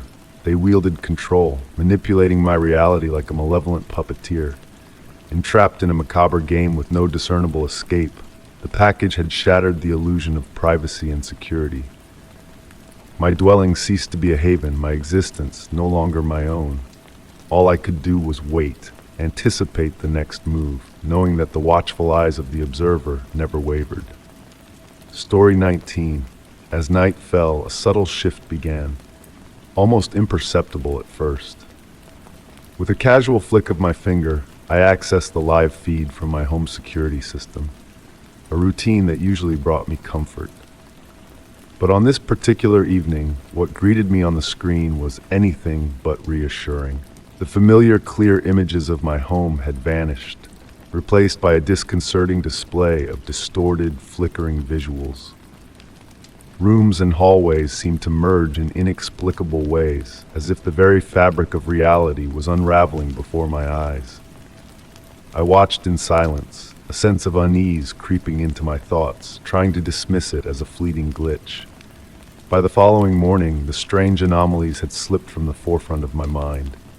Yet, as the days passed, the distortions persisted, growing more pronounced with each passing night. Shadows danced unnaturally, furniture appeared displaced, and a sense of disquiet settled over me like a shroud. I reached out to the security company, seeking solace in their expertise. A technician arrived, his demeanor calm and composed as he delved into the heart of the issue. Hours slipped by as he meticulously inspected the system, adjusting wires, recalibrating cameras, and updating software. When he finally departed, his assurances of a resolved problem offered a fleeting sense of relief. That relief, however, proved to be short-lived. The next day, as I reviewed the footage from the previous night, a chill raced down my spine. Amidst the warped images, a figure, barely discernible at first, moved through my home with purposeful intent. My breath caught in my throat as I watched, transfixed by the shadowy presence that traversed my living space. Panic surged within me as the realization dawned. An intruder had breached the sanctity of my home. I scrutinized the footage, searching for clues, but the figure remained elusive, a phantom silhouette haunting the recordings. Frantic, I contacted the security company once more, recounting my unsettling discovery. Another technician was dispatched, his efforts mirroring my own futile attempts to unravel the mystery. Hardware was replaced, diagnostics were run, yet the distorted footage persisted. The enigmatic figure a constant, silent presence in the recordings. Anxiety gnawed at me, a sense of helplessness settling in as the security of my own home slipped through my fingers like sand. In a desperate bid for answers, I sought the aid of an independent security consultant. With methodical precision, he combed through every detail of the system, offering insights into potential causes, interference, hacking attempts. The notion of an external force breaching the walls of my sanctuary sent shivers down my spine. Despite his expertise, the distortions remained, a lingering specter that defied all attempts at exorcism. Upgrades were futile, repairs in vain, as the figure continued its silent sojourn through my home. Doubt plagued me at every turn. Was this a targeted attack, a malicious prank, or something more insidious lurking in the shadows? I fortified my defenses, installing additional locks, carrying a personal alarm, yet the feeling of being observed never waned. It wasn't merely the eerie footage that haunted me. It was the psychological toll, the constant dread that accompanied each creak of the floorboards, each flicker of movement in my periphery. Weeks bled into months, the security company offering to replace the entire system, but by then the damage had been wrought. My sense of security lay shattered, irreparable. The distorted recordings, the spectral figure, they lingered like a ghostly echo in the chambers of my mind. Even with a new system in place, the unease persisted, a shadow that refused to be dispelled. I adapted as best I could, the new security system a mere facade of protection. I remained vigilant, hyper-aware of my surroundings, haunted by the specter of the unknown. The answers remained elusive, veiled in the static of those unsettling recordings. What I learned from this harrowing experience was the fragility of security, the vulnerability inherent in our most advanced defenses. The unknown, that which we fear the most, became an unwelcome companion, a reminder of the shadows that lurk just beyond the light. Story 20. In the dark of night, a peculiar ritual played out night after night outside my front door. At the stroke of 3 a.m., a series of 3 sharp knocks echoed through the stillness, followed by a brief pause, then another set of 3. The cadence was eerily precise, as if some mysterious presence, bound by an unseen schedule, was the orchestrator of this unsettling symphony. Initially, I dismissed it as mere figments of an overtired mind, attributing the sounds to the nocturnal antics of a neighbor or perhaps a curious animal. But as the nights wore on, the knocking persisted, growing louder and more insistent, as if challenging me to acknowledge its persistent presence. One frosty evening, the sound shattered my fragile composure. The sharp raps reverberated through the house like a blade slicing through silk, stirring my heart to a frantic tempo. With trembling limbs, I ventured from my bed to confront the unseen visitor. Peering cautiously through the peephole, I found nothing but the empty porch, bathed in the faint glow of a distant street lamp. Summoning my courage, I cautiously opened the door, only to be greeted by the stillness of the night. The chill air enveloped me as I stepped onto the porch, scanning the yard for any hint of movement. Shadows danced in the flickering light, but the street lay empty, devoid of any trace of intruders or mischief. It was as if the darkness itself had swallowed the mysterious knocking, leaving behind a void of unanswered questions. Yet to my dismay, the following night brought a resurgence of the relentless rhythm, its ghostly echoes haunting my dreams and leaving me weary and on edge. Desperate for reprieve, I took measures to fortify my sanctuary against this unseen adversary. Additional locks adorned the door. A vigilant security camera kept watch over the porch, yet all efforts proved futile. Each morning, I scoured the footage, seeking a rational explanation for the nightly disturbances. Yet, each playback yielded the same disquieting scene: the empty porch, the enveloping darkness, and no tangible evidence of the elusive knocker. It seemed as though the source of my torment existed beyond the grasp of reason, a spectral force that defied capture. The relentless nights exacted a toll on my well-being, leaving me drained and isolated. I found myself detached from the world outside, consumed by the fear that lurked within the shadows of my own home.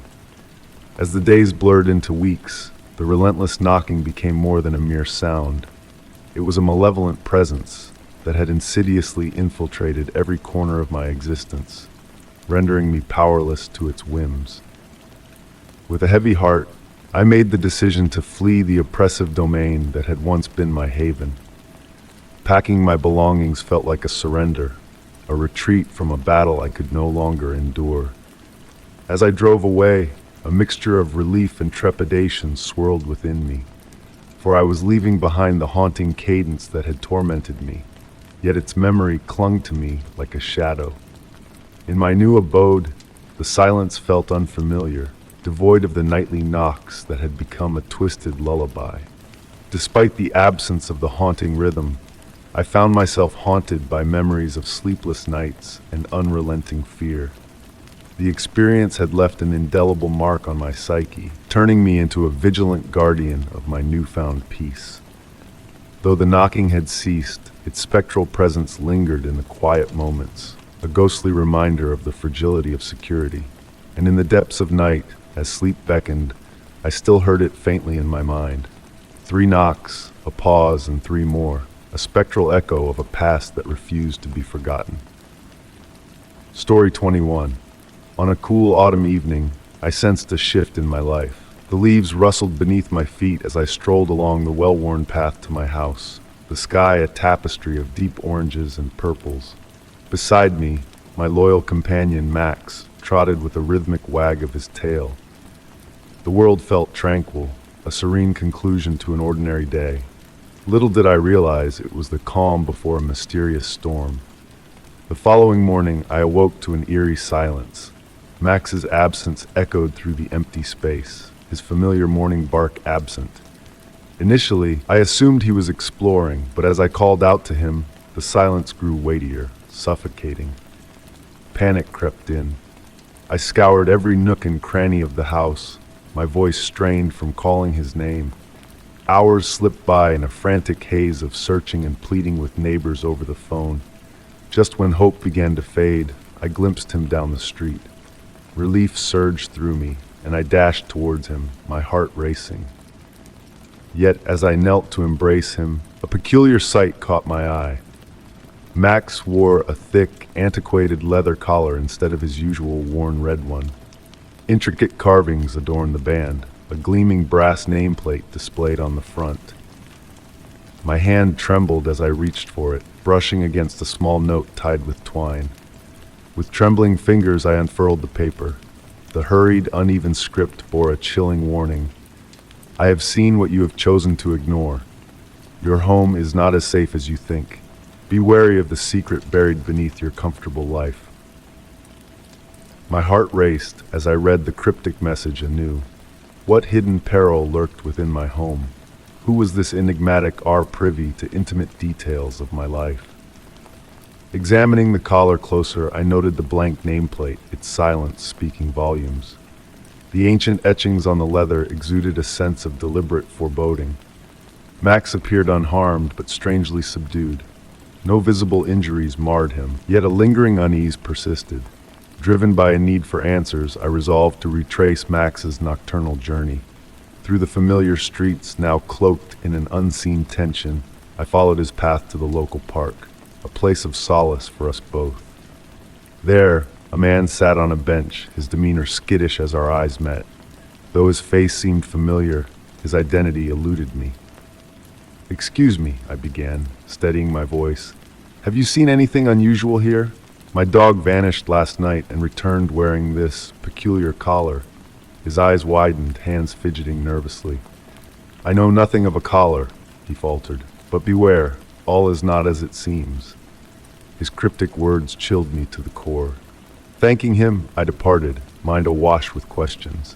What had transpired during Max's absence? Who was R, and what did they know of my life? Upon returning home, I meticulously combed through each room, scouring for anomalies. Yet everything appeared normal. The familiar sights and sounds of daily life masked a hidden truth, an invisible presence looming over me.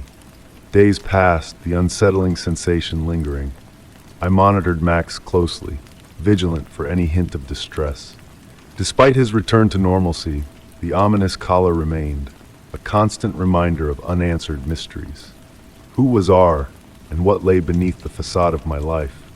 My home, once a sanctuary, now harbored a shadowy enigma I couldn't decipher.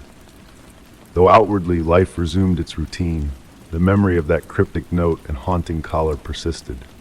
Security gave way to doubt, comfort to unease. As autumn's leaves drifted down, a sense of foreboding settled upon me, whispering that this was only the prologue to a sinister tale. Story 22. The creeping sense of unease that had infiltrated my life had become unbearable. Once my sanctuary, my home now felt like a labyrinth of elusive shadows, concealing mysteries beyond my grasp. It had been weeks since Greg Thompson disappeared without a trace, leaving a void of unanswered questions in his wake. Despite my relentless pursuit of the truth, I found myself no closer to unraveling the enigma that enveloped me. What had become undeniably evident was the lingering sensation of being watched, a presence looming just beyond my perception. On a dreary afternoon, amidst the pitter-patter of raindrops, I discovered an unmarked parcel nestled in my mailbox. Wrapped in nondescript brown paper, devoid of any return address, its simplicity exuded a disquieting sense of anonymity, as if deliberately crafted to evade notice. With trembling fingers, I brought it inside, placing it gingerly on the worn wooden surface of my kitchen table. A moment of hesitation, heartbeats quickening, preceded the decisive rip through the wrapping. Within lay a small, ominous black box. Hands quivering, I pried it open, revealing a solitary, nameless DVD resting inside. The mere sight of it sent a shiver down my spine, an instinctive foreboding clawing at my insides. I was clueless as to its contents or the identity of the sender, yet an instinctual dread gnawed at my core. With mounting apprehension, I inserted the disc into the player and pressed the play button. Initially, static flickered across the screen, crackling ominously before fading into focus, a familiar image materializing before my eyes, my own living room. A sharp intake of breath escaped me as I beheld myself, captured in a moment of solitude on the couch, engrossed in a book, oblivious to the surreptitious gaze. The footage was remarkably clear, unsettlingly precise, far too polished to be the work of an amateur. A timestamp in the corner indicated the recording had taken place 3 nights prior. The scene seamlessly transitioned to my kitchen, then to my bedroom, each frame meticulously framed, each movement of mine meticulously documented. Preparing breakfast, pacing anxiously through the rooms, pausing by the window where the sense of being observed often lingered. There was no sound, only a heavy, oppressive silence that amplified the invasive nature of the surveillance. The camera lingered on my most intimate moments, portraying me as a mere character within a twisted narrative not of my own making. Gasping for breath, I halted the playback, grappling with the realization that an intruder had trespassed into my abode, observing me, recording me unbeknownst to me. Compelled by a morbid curiosity, I resumed watching, scouring each frame for clues. The fluidity of the footage, the calculated precision. It was evident that this intrusion was no random act, but a deliberate, methodical intrusion into my privacy. A chilling revelation gripped me with unyielding force. This was not an external entity merely observing from afar. This was someone who had infiltrated my sanctuary, someone who had prowled within the confines of my dwelling for an extended period. The impulse to alert the authorities surged within me, yet doubt and uncertainty paralyzed my actions. What evidence could I present? There were no overt threats, only a haunting surveillance. Would the law enforcement take my concerns seriously or dismiss them as the product of a paranoid mind? And what if involving the authorities triggered a more perilous response from the perpetrator? Driven by a sense of urgency, I embarked on my own clandestine investigation. Upon reviewing the footage, a peculiar detail caught my attention. A family photograph on the living room wall, slightly askew. I vividly recalled aligning it meticulously the day prior. It was a deliberate act to draw my notice. Further scrutiny revealed another anomaly, the subtle displacement of a stack of papers on my home office desk, papers intertwined with my involvement in a local community group, a solitary thread connecting me to the outside world since my arrival. The implications sent a shiver down my spine. My thoughts gravitated towards Rachel, a member of the group who had exhibited an unusual degree of interest in my personal life during our interactions. Her seemingly innocent inquiries now appeared in a different light, a calculated, probing curiosity that now appeared as a facade. Driven by a mounting sense of unease, I arranged a meeting under the guise of discussing a community project. In a quiet cafe, her demeanor remained affable, concealing an underlying intensity as she observed me intently, as if searching for any flicker of recognition in my eyes. Returning home, I initiated a subtle ploy, rearranging inconsequential items throughout the house, slightly shifting books, leaving drawers ajar, nudging furniture imperceptibly. The following morning, a thorough inspection unveiled the telltale signs of tampering. All items had been meticulously restored to their original positions. The realization was stark and irrefutable. Someone was still monitoring me, retaining an intimate knowledge of my routines, my surroundings, and even my suspicions. I was entangled in a perilous game of cat and mouse, with my adversary perpetually one step ahead, a shadow lurking in the periphery of my existence. The full weight of horror descended upon me like a suffocating veil. This was not merely about Greg Thompson's vanishing, but a narrative that had ensnared me in its web, a sinister tale with me as the unwitting protagonist. The epiphany struck with a jolting clarity. The package, the footage, the subtle manipulations, they were not mere messages, but cautionary signals. The story had not reached its conclusion. It lingered, poised on the precipice of an ominous revelation, a revelation that awaited its chilling denouement. Story 23. When I first encountered Greg, it was as if a gentle breeze had swept through my life. In the midst of a new city, where forging connections proved to be an unexpected challenge, Greg appeared like a serendipitous gift. His charisma was undeniable, his words flowing effortlessly to put others at ease. His genuine curiosity about me and his boundless enthusiasm for the city breathed a sense of freshness into my days. Quickly, Greg and I found common ground in our love for music, literature, and the great outdoors. Every moment spent with him felt like a cherished adventure waiting to unfold. We wandered through hidden cafes, danced to local tunes, and ventured into the wilderness on weekends. Greg had a way of turning ordinary outings into extraordinary memories. Initially, Greg's presence was a comforting distraction from the solitude of a new environment. Yet as time trickled by, subtle inconsistencies in his stories began to emerge. Little discrepancies started to surface, casting shadows of doubt over his tales. Vivid narratives of his travels painted pictures of places that seemed to fade upon closer inspection. A supposed dinner in a secret Parisian bistro turned out to be a figment of his imagination when reality clashed with his words. These discrepancies, though minor at first, began to weave a web of unease around me. One evening, as Greg spun a captivating yarn about a chance encounter with a famous musician, I felt compelled to delve deeper. The more I probed, the more I uncovered the fragility of his narratives. His stories seemed intricately crafted to dazzle and enthrall, yet lacked the substance of truth. My curiosity blossomed into a quiet investigation, leading me to seek answers from mutual acquaintances. To my astonishment, I unearthed a web of duplicity woven by Greg. Stories he shared with me mirrored those whispered to others, tailored to suit the preferences of each listener. The deeper I delved, the darker the shadows grew. Greg's past was a tapestry of transient moments, with gaps that defied logic. Whispers from his past echoed tales of charm, intertwined with mystery. A former friend labeled him as a master of initial impressions, a chameleon who vanished once his purpose was served. His involvement in community affairs was marked by a superficial commitment, focusing on grand gestures while sidestepping mundane responsibilities.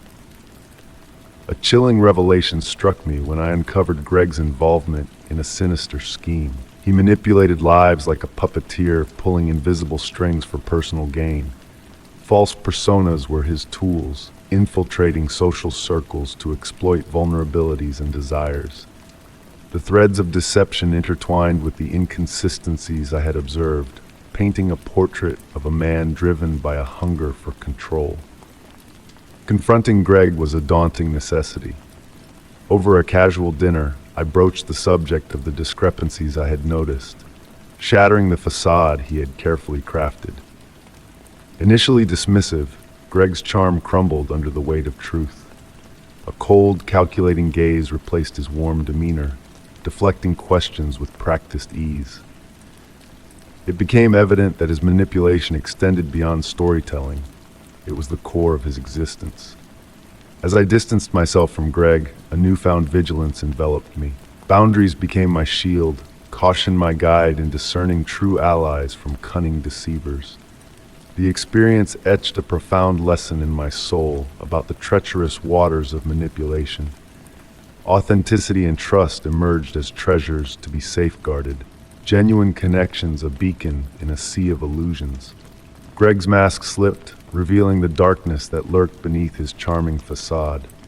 His desire for control laid bare, forcing me to navigate the aftermath of his deceit with newfound wisdom.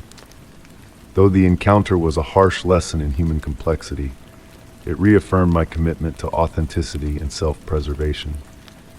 In the end, Greg's true nature emerged, a cautionary tale urging me to tread carefully in a world where illusions often masquerade as reality. Story 24. It all started with a single phone call. Picture this, a serene Tuesday night, the kind of quiet that magnifies every little sound. The harsh ring of my phone shattered the peace, displaying an unfamiliar number on the screen. It was past midnight, an unusual hour for a call. Uncertainty lingered, but curiosity beckoned me to answer. "Hello?"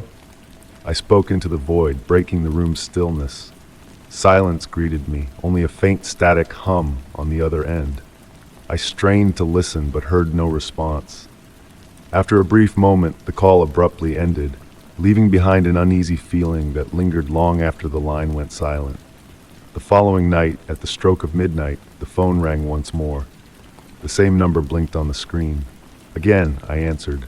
"Hello?" This time, the silence was heavier, punctuated only by a crackling static. No words, no voice, just an empty void that sent shivers down my spine. Quickly, I hung up, dismissing the unease as a prank or technical glitch. But the calls persisted, a nightly ritual of silence at the same eerie hour. The rhythmic pattern of these calls began to unsettle me, as if I were a pawn in a twisted game. Then, one fateful night, everything changed. As I picked up the call, a soft, almost whispering voice pierced through the static, saying, "I know where you are." Those words struck me like lightning, sending my heart into a frenzy before the call abruptly ended, plunging me into a suffocating stillness. The room felt heavier, as if the walls were closing in on me. I tried to convince myself it was a cruel joke, but the voice lingered in my mind, a haunting echo. Who was the caller? How did they know me? And the most chilling question of all, why were they calling? The next day, I sought answers, tracing the number in vain. My phone provider claimed no record of those calls existed. It was as if they came from nowhere, a realization that stole my breath. Night after night, the calls persisted, each time with the same whispered message, "I know where you are." Anxiety crept into every corner of my life. Sleep eluded me, replaced by a torrent of questions and fears. Was I being watched, followed? I fortified my home, locking doors, checking windows, and glancing over my shoulder at every turn. Yet the feeling of being observed lingered like a shadow. On a restless night, I decided to confront the call head-on. Alone in the dimly lit room, I clutched my phone, waiting for midnight's ominous ring. As the clock struck 12, I answered. Amidst the static, the voice returned, whispering, "I know where you are." This time, beneath the whisper, I detected a faint murmur, like distant chatter or rustling papers. I strained to decipher it, but the call ended before I could grasp the meaning. The fear that gripped me now felt inescapable. Seeking help, I turned to the police, recounting the calls and the untraceable number. They promised to investigate, advising me to document any future calls.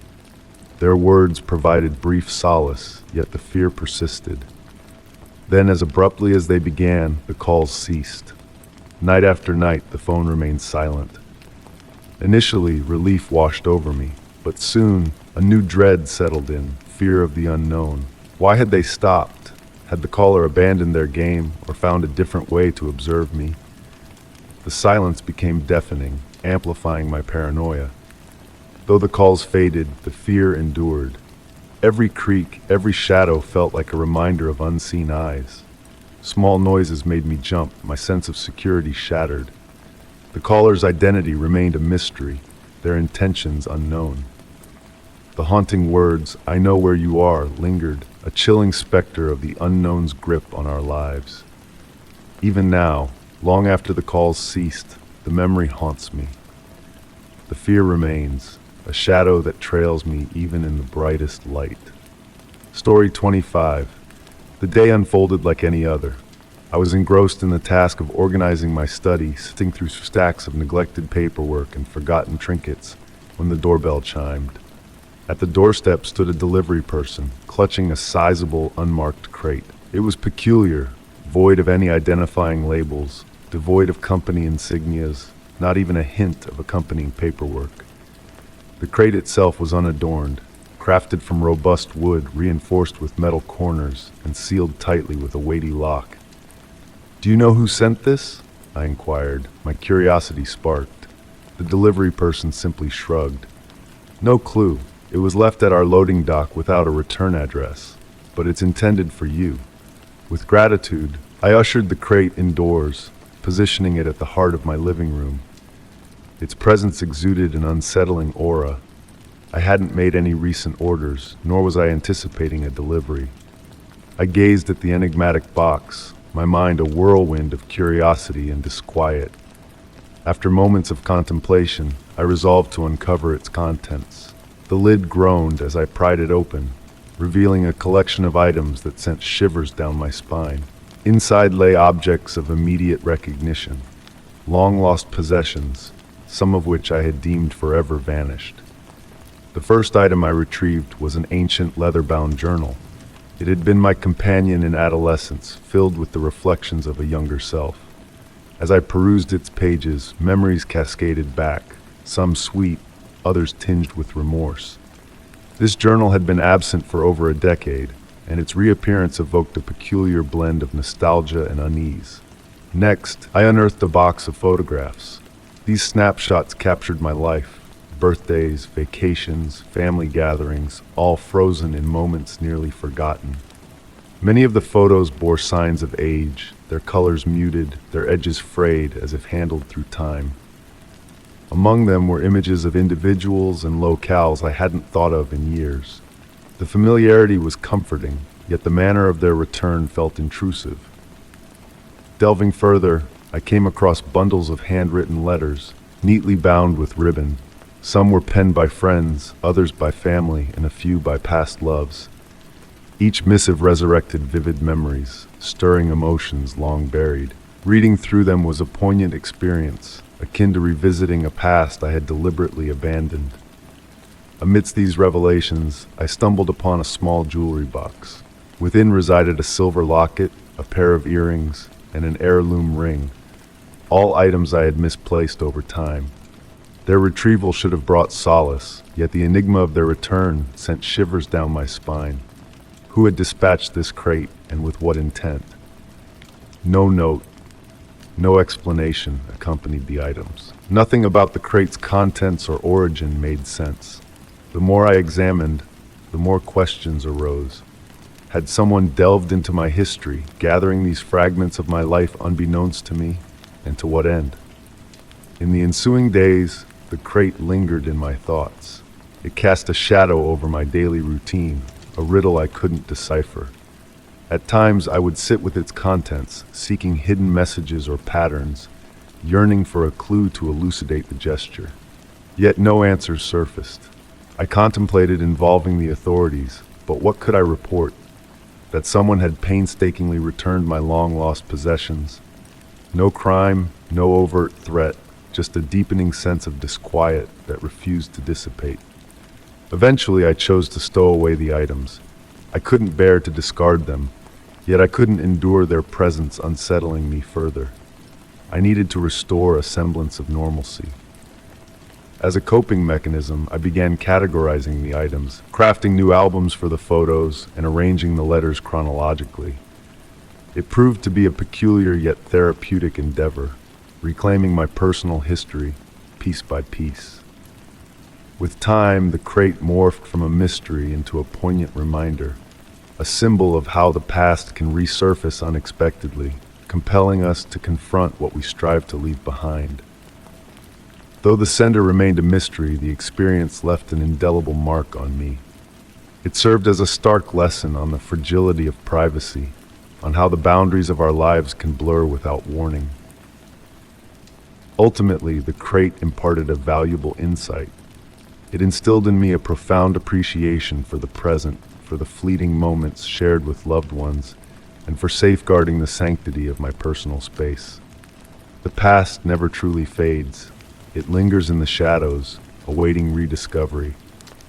While revisiting it may unsettle, it also bears the power to reaffirm what truly holds significance: the people, places, and moments that mold our essence.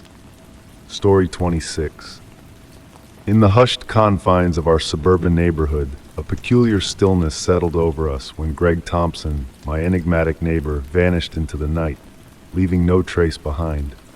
Greg, a man of few words, draped in a tweed jacket and a perpetual frown, had been a fixture next door for years, yet our interactions had never breached the surface of cordial acknowledgments. His sudden disappearance left a void, a sense of disquiet that lingered in the air like a whisper of mystery. Greg's abode, always meticulously kept but strangely devoid of life, exuded an eerie aura. The house stood silent, devoid of the usual signs of habitation, no flickering lights in the evening, no cars in the driveway. On the day he vanished, a palpable sense of emptiness enveloped the property, as if the very essence of the house had been drained away. The police investigation yielded no clues, no witnesses to his departure, no evidence of a struggle. It was as though Greg had evaporated into thin air, leaving behind only questions and shadows. Unable to shake off the puzzle of Greg's disappearance, I delved into my own investigation, starting with his home. The unlocked front door, a stark departure from Greg's cautious nature, beckoned me inside. The interior was eerily pristine, books aligned with mathematical precision, furniture untouched by dust, no signs of a hurried exit. Yet the emptiness weighed heavily, as if the stillness held secrets waiting to be unraveled. In Greg's study, hidden in a drawer, I stumbled upon a journal filled with cryptic musings and fragmented thoughts. One entry seared into my mind. I know what he's hiding. The truth must come out before it's too late. A chill crept down my spine. Whom did Greg refer to? What truth lurked beneath the surface? My unease intensified as I discovered an old photograph tucked within the journal's folds. Greg and a stranger stood side by side, their solemn gazes piercing through the lens, unsettlingly fixated on an unseen observer, me. In pursuit of answers, I sought out individuals depicted in the photographs scattered throughout Greg's abode. Initial inquiries yielded scant information. Greg remained a distant enigma to most, known for his solitary nature. It wasn't until I consulted a local historian that a glimmer of insight emerged. Greg had been affiliated with a clandestine group known for their unorthodox beliefs. The historian's cryptic hints led me down a labyrinth of archives and whispered tales, unveiling a shadowy world of secrecy and perilous ideologies. Returning to Greg's residence, a surge of determination guided my search. Behind a concealed panel, I unearthed a trove of enigmatic documents, peculiar blueprints, a map etched with crimson markings, and a circled location that sent a shiver down my spine. My own address. Cold gripped me. Why had Greg scrutinized my life? What unsettling truths had he unearthed? Subsequent nights cloaked me in restlessness as nightmares of unseen pursuers haunted my slumber. Each dawn unveiled subtle disturbances in my home, displaced furniture, eerie sounds emanating from the walls, a silent intrusion that defied explanation. Driven by fear, I installed surveillance cameras, yet each morning the footage remained blank, as if a phantom hand erased all traces of intrusion. Paranoia tightened its grip. I scrutinized locks, bolstered security measures, doubted my own senses. Were the disturbances figments of my imagination, or did Greg's vanishing herald a darker prelude? Then a chilling note materialized beneath my bedroom door, bearing a threat penned by an unknown hand. "You're delving too deep. Cease your search or face the consequences." Tremors racked my frame as I absorbed the warning. The specter of danger loomed, yet my resolve to uncover the truth remained unyielding. Each breadcrumb of investigation led to more enigmas. The enigmatic group, the ominous dossier, the encroaching presence within my sanctuary, all weaving a tapestry of intrigue and dread.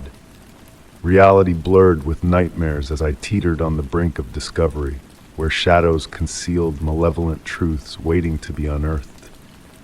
Buried within Greg's journals, a neglected passage whispered a foreboding truth. The closer you tread to enlightenment, the tighter the binds of obscurity entwine. Greg's words echoed, a spectral warning of the perils lurking within the veil of secrecy. As I delved deeper, the price of revelation loomed, a perilous fate mirroring Greg's vanishing act. The abyss of the unknown beckoned, tempting with revelations veiled in darkness. Yet with each step into the enigma, I tread closer to the precipice of danger. The real terror did not lie in the unseen. It lurked in the realization of how easily shadows could ensnare the inquisitive, transforming curiosity into an inescapable obsession, safety into a quagmire of peril. As I pursued the elusive truth, an unshakable sense of being watched, of impending danger gripped me, a nocturnal sentinel awaiting the opportune moment to descend. Story 27. The unexpected chime of the doorbell broke the tranquil rhythm of my afternoon. No anticipated deliveries, no visitors penciled in my schedule. The sound pierced the silence of my abode, a jarring note in the peaceful symphony of my day. Opening the door, I discovered a modest package resting on the doormat. Swathed in plain brown paper and secured with unassuming twine, it divulged no hints about its origin. Devoid of a return address or any markings, it remained an enigmatic puzzle. A blend of curiosity and disquiet swirled within me as I stooped to retrieve it. The package felt weightless, its lack of specifics deepening the enigma. Placing it on the kitchen counter, the once familiar house now seemed too hushed, magnifying my mounting apprehension. With trembling fingers, I unfastened the twine and peeled back the brown paper, revealing a stack of photographs held together by a simple rubber band. Initially, they appeared ordinary, just images of a house. Yet as I sifted through them, a gasp lodged in my throat. These were no ordinary pictures. They were snapshots of my own home. The images varied in angles and lighting, capturing different facets of my residence. Some depicted the front yard, others the street, and a few focused on the backyard. The level of detail was uncomfortably intimate. The flower beds near the porch, the weathered bench in the garden, even the small shed tucked in the corner of my property. My heart raced as I scrutinized them further. These were not haphazard shots. They were deliberate, meticulous. Someone had been observing my sanctuary. At the bottom of the stack lay a note, hastily written in a frantic scrawl. "You should have been more careful." The words sent a shiver down my spine, brief yet menacing, devoid of context or explanation, just a cryptic, chilling caution. I stared at the note, a torrent of questions flooding my mind. Who had sent this? Why? Was it a cruel jest, a veiled threat, or something more sinister? Unease morphed into fear, prompting me to contact the authorities in a frenzy for answers. Upon their arrival, the officers handled the package with care, collecting the photographs and note for further scrutiny. They combed for fingerprints, searched for clues, yet found no definitive leads. The absence of a return address or identifying marks rendered tracing the sender nearly impossible. Before departing, they pledged to remain vigilant for similar incidents and advised me to stay on high alert. Nevertheless, their reassurances did little to quell the tempest of anxiety raging within me. In the ensuing days, the sensation of being watched lingered like a shadow. Every creak of the floorboards, every whisper of the wind outside, served as evidence of an unseen gaze upon me. I became hyper-aware of my surroundings, double-checking locks and securing windows. The photographs haunted me, pinned to a corkboard in a futile attempt to glean a clue about their origin. Yet they divulged nothing new, just eerily precise images of my haven, captured by an unseen observer who had devoted excessive time to surveilling it. Daily rituals felt violated.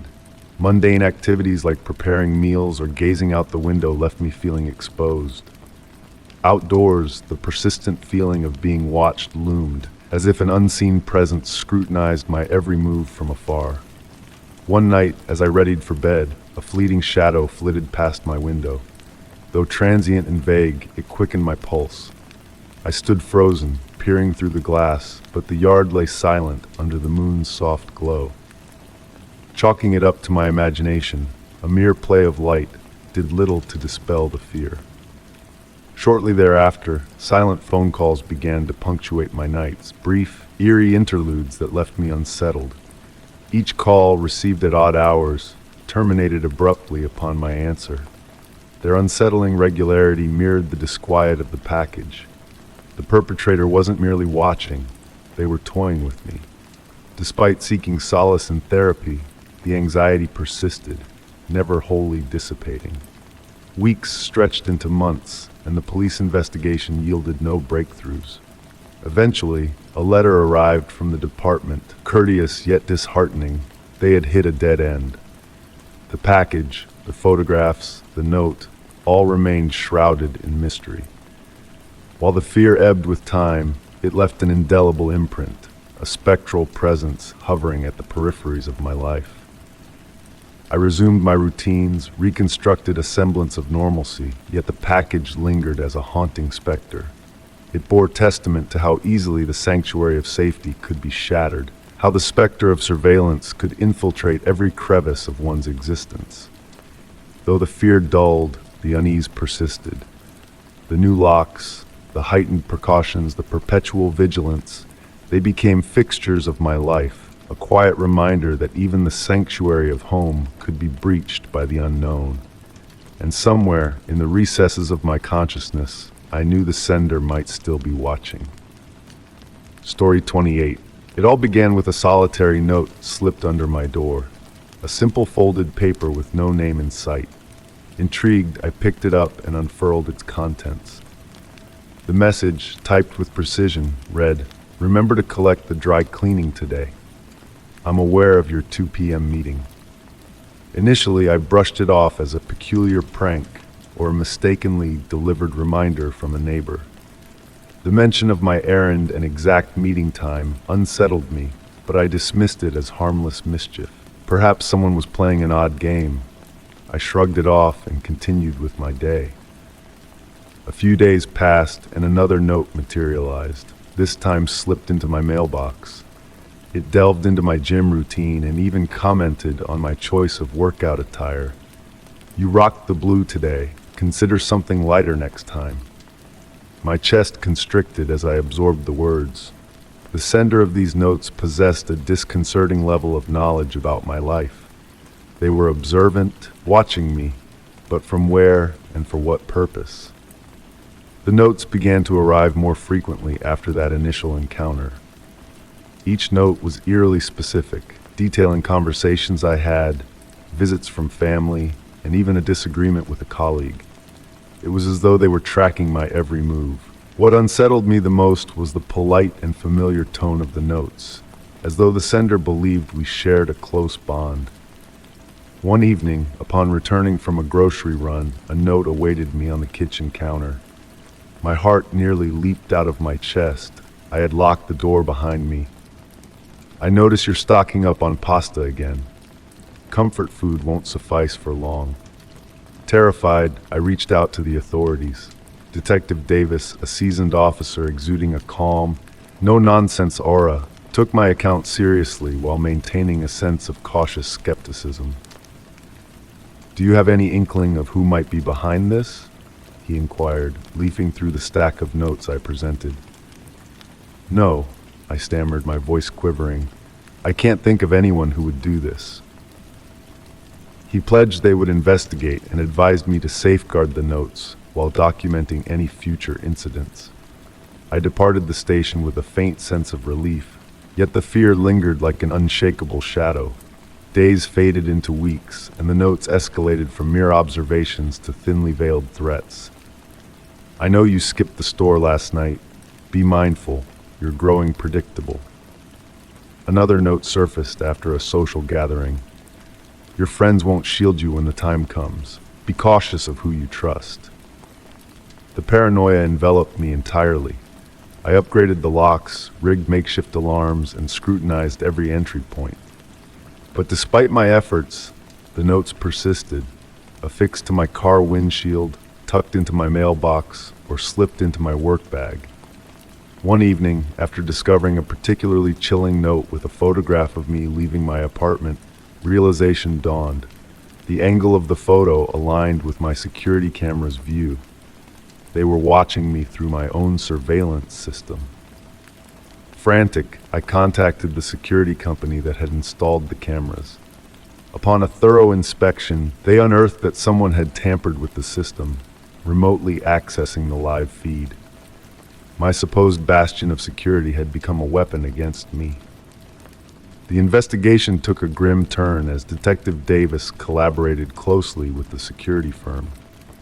After weeks of relentless pursuit, They traced the breach to a local contractor in charge of security installations in my building. He had abused his position to monitor and stalk numerous clients, fixating on me with alarming precision. Upon his arrest, a trove of surveillance footage, detailed logs of my routines, and drafts of unrevealed notes were uncovered. The revelation was both chilling and comforting. The nightmare had concluded. The notes ceased. The shadows that plagued my every step receded, leaving behind only the echo of fear. Though life gradually returned to normalcy, the violation lingered in my mind. My once secure abode now felt slightly less safe. The ordeal taught me the vulnerability of privacy and the extent to which some individuals will go to breach it. Though justice prevailed, the memory of those meticulously written, eerily intimate notes would forever haunt me, a constant reminder that even within locked doors, genuine safety remains elusive. Story 29. It all started on a typical Tuesday morning. The sun was just beginning to peek over the horizon, and I found myself in a daze, reaching for my phone almost instinctively.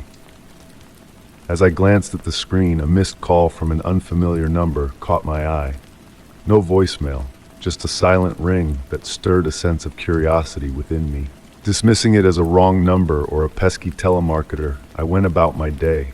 The following day, the same mysterious number flashed on my screen once more. This time, I hesitantly answered the call. "Hello?" I spoke into the void.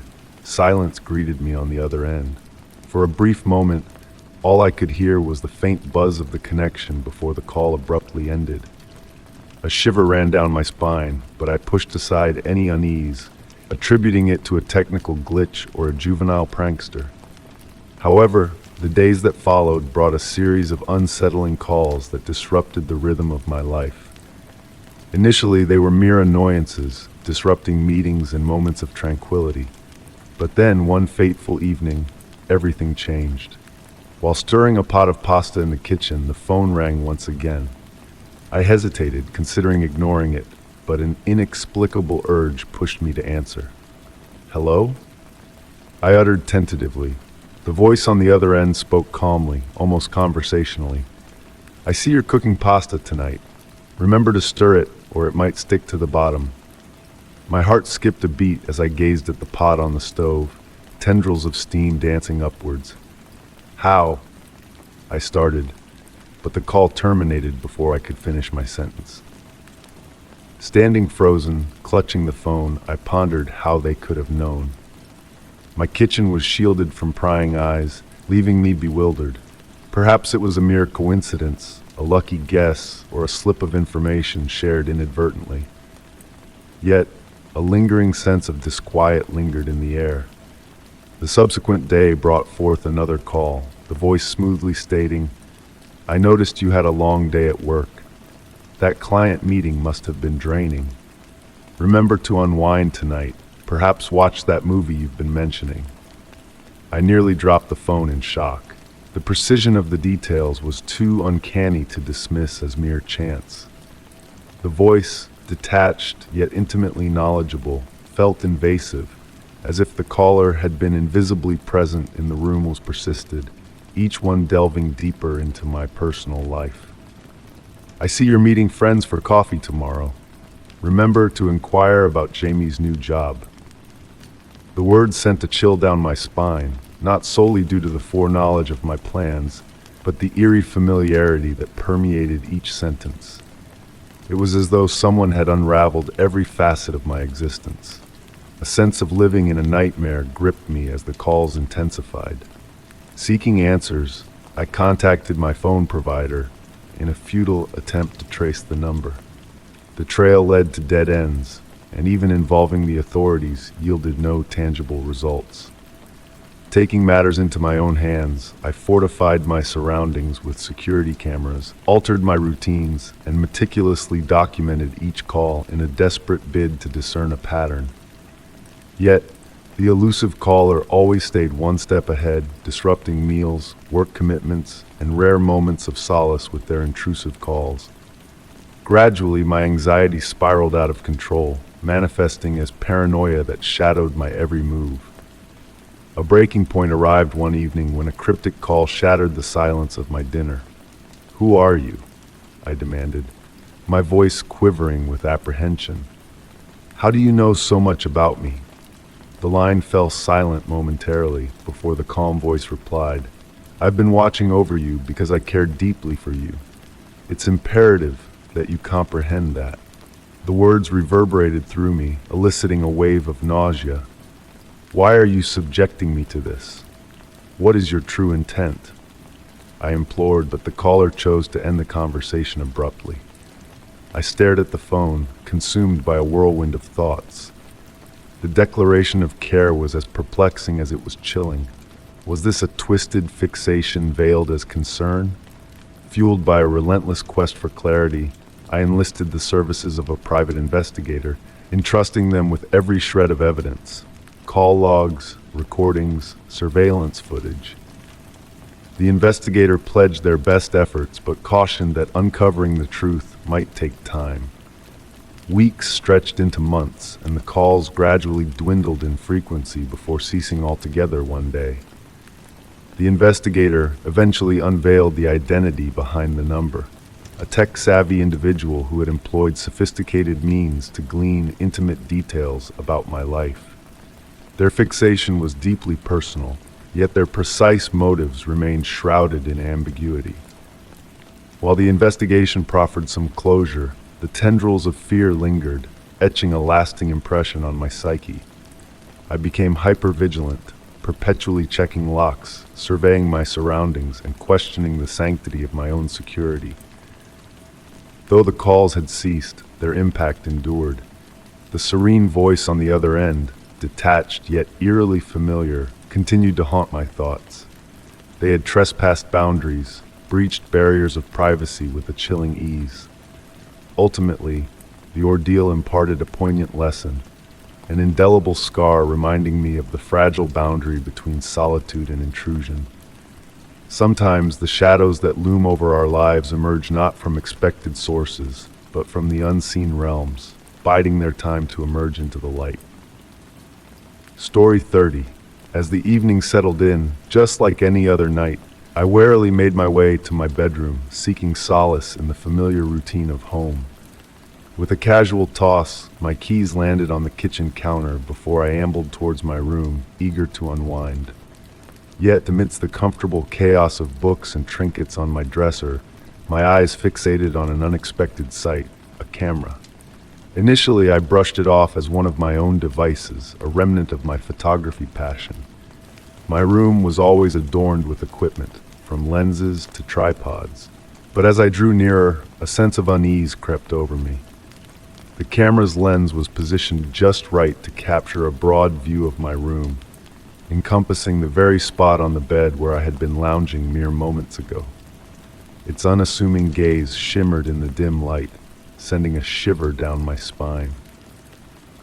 Surveying my surroundings, I searched for any other signs of intrusion. Everything seemed normal, yet the lingering feeling of being observed persisted. My heart raced as I tentatively reached for the camera, discovering a small SD card nestled inside.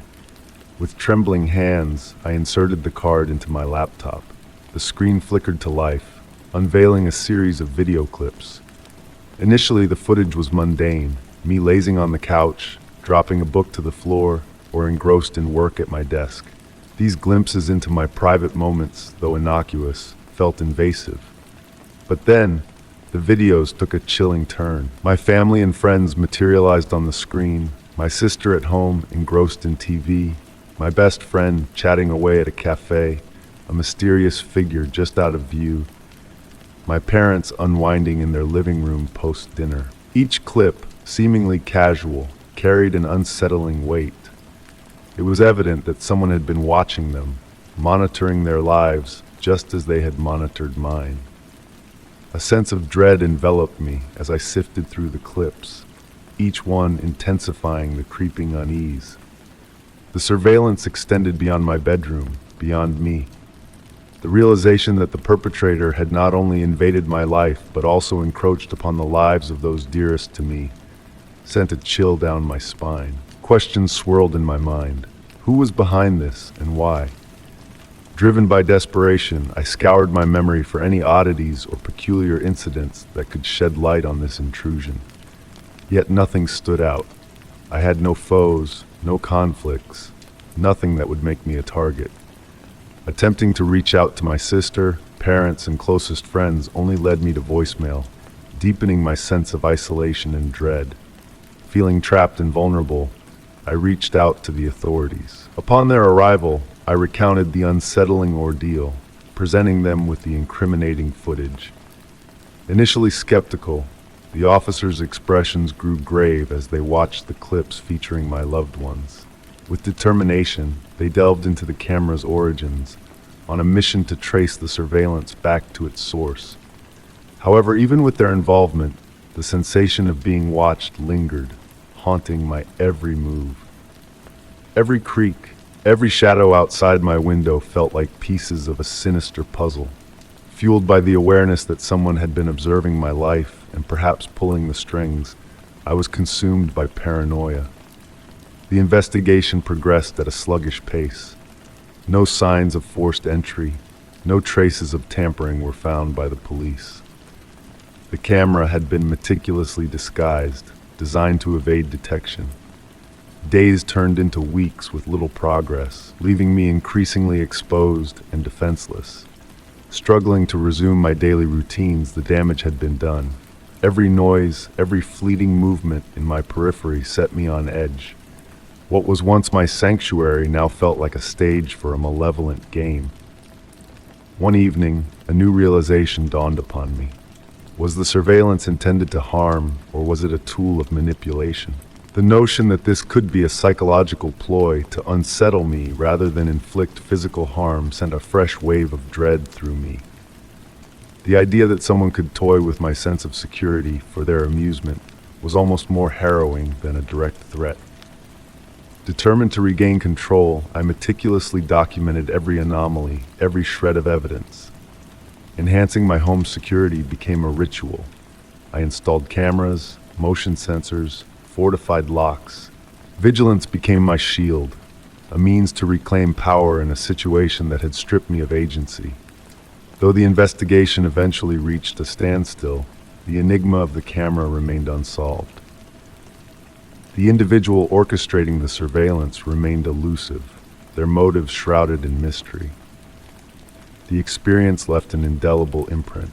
The realization that my life, and the lives of those I cherished, had been violated served as a haunting reminder of the fragility of security. In place of tranquility, I was left with a perpetual awareness of vulnerability. Yet amidst the fear and uncertainty, a newfound resolve emerged. Though the origins of the hidden camera remained a puzzle, its presence compelled me to confront my fears and safeguard what truly mattered. While vigilance couldn't entirely replace peace of mind, it marked a commencement, a small triumph in a battle I hadn't chosen but was determined to fight. Story 31. In a quest for a fresh beginning, I ventured into a new apartment, seeking solace from the chaos of my past. The building, a charming mid-century structure with a cozy layout, promised tranquility with its exposed brick walls and tall windows. Nestled on the second floor, my apartment exuded a sense of serene isolation that I cherished. Adjacent to mine stood an empty unit, silent and still since my arrival, granting me a haven of peace in those initial weeks. Yet the tranquility was soon disturbed by subtle disturbances that tiptoed into my sanctuary. Faint echoes of footsteps danced from the vacant apartment next door, accompanied by soft whispers that teased my ears, as if secrets were being shared just beyond my grasp. Occasionally, the hushed sounds of furniture being shifted added to the mysterious ambiance.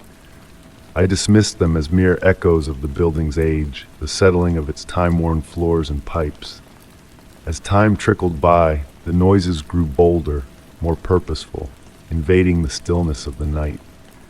The whispers, once barely audible, now beckoned with clarity, as if a presence lingered just inches away. The footsteps, once gentle, morphed into deliberate pacing, a rhythmic dance that disturbed my slumber and left me unsettled.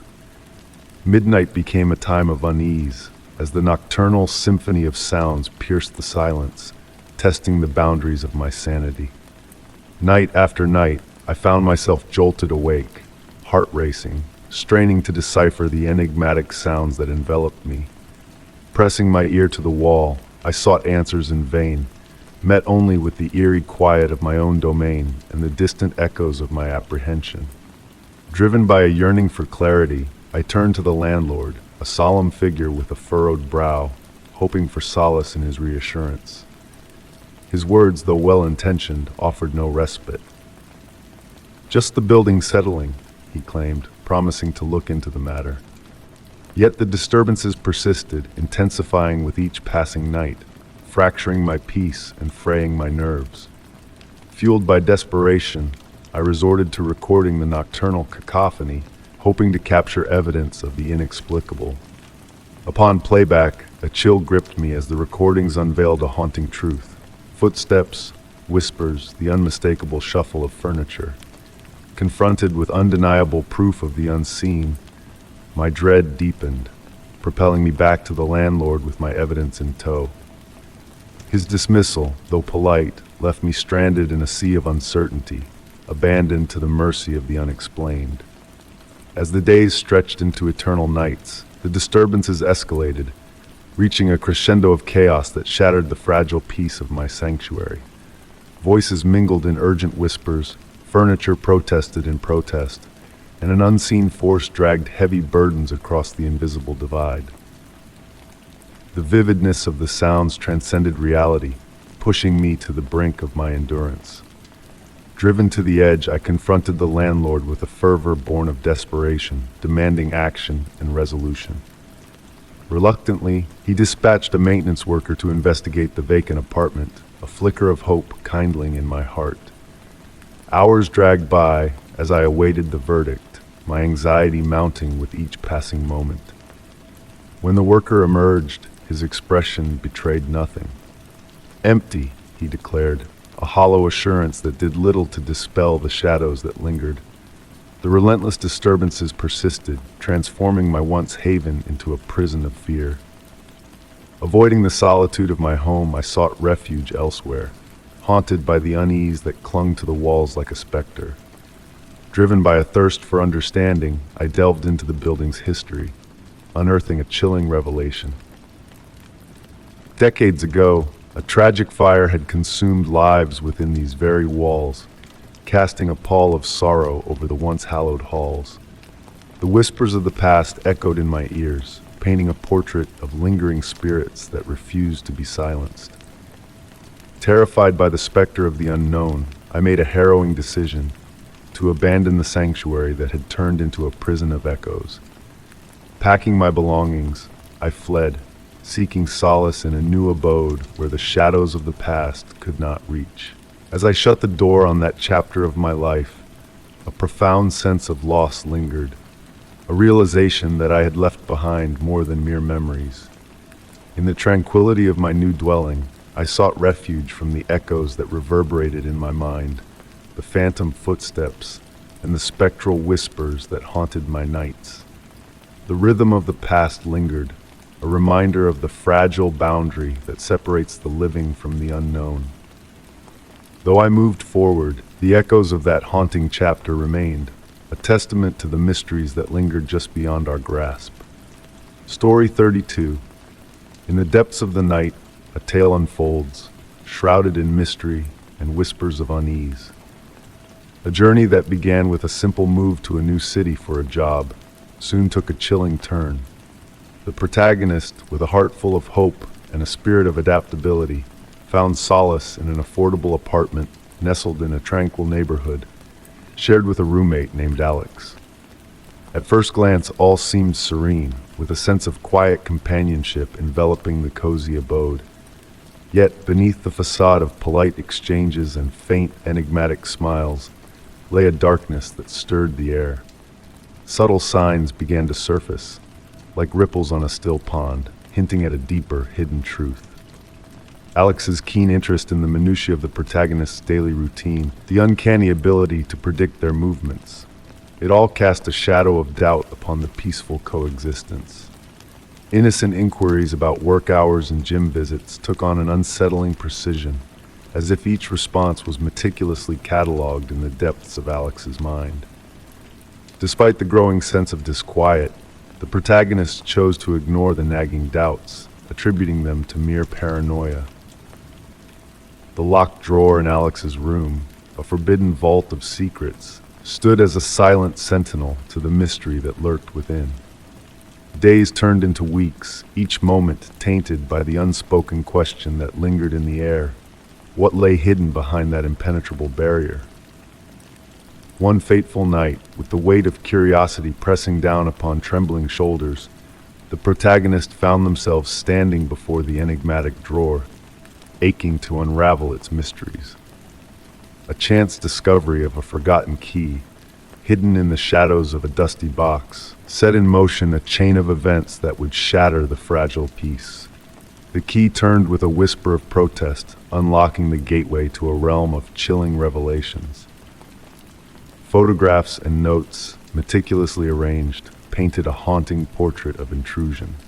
Every glance, every gesture, every fleeting moment of vulnerability, captured in stark detail, a silent testimony to the invasion of privacy.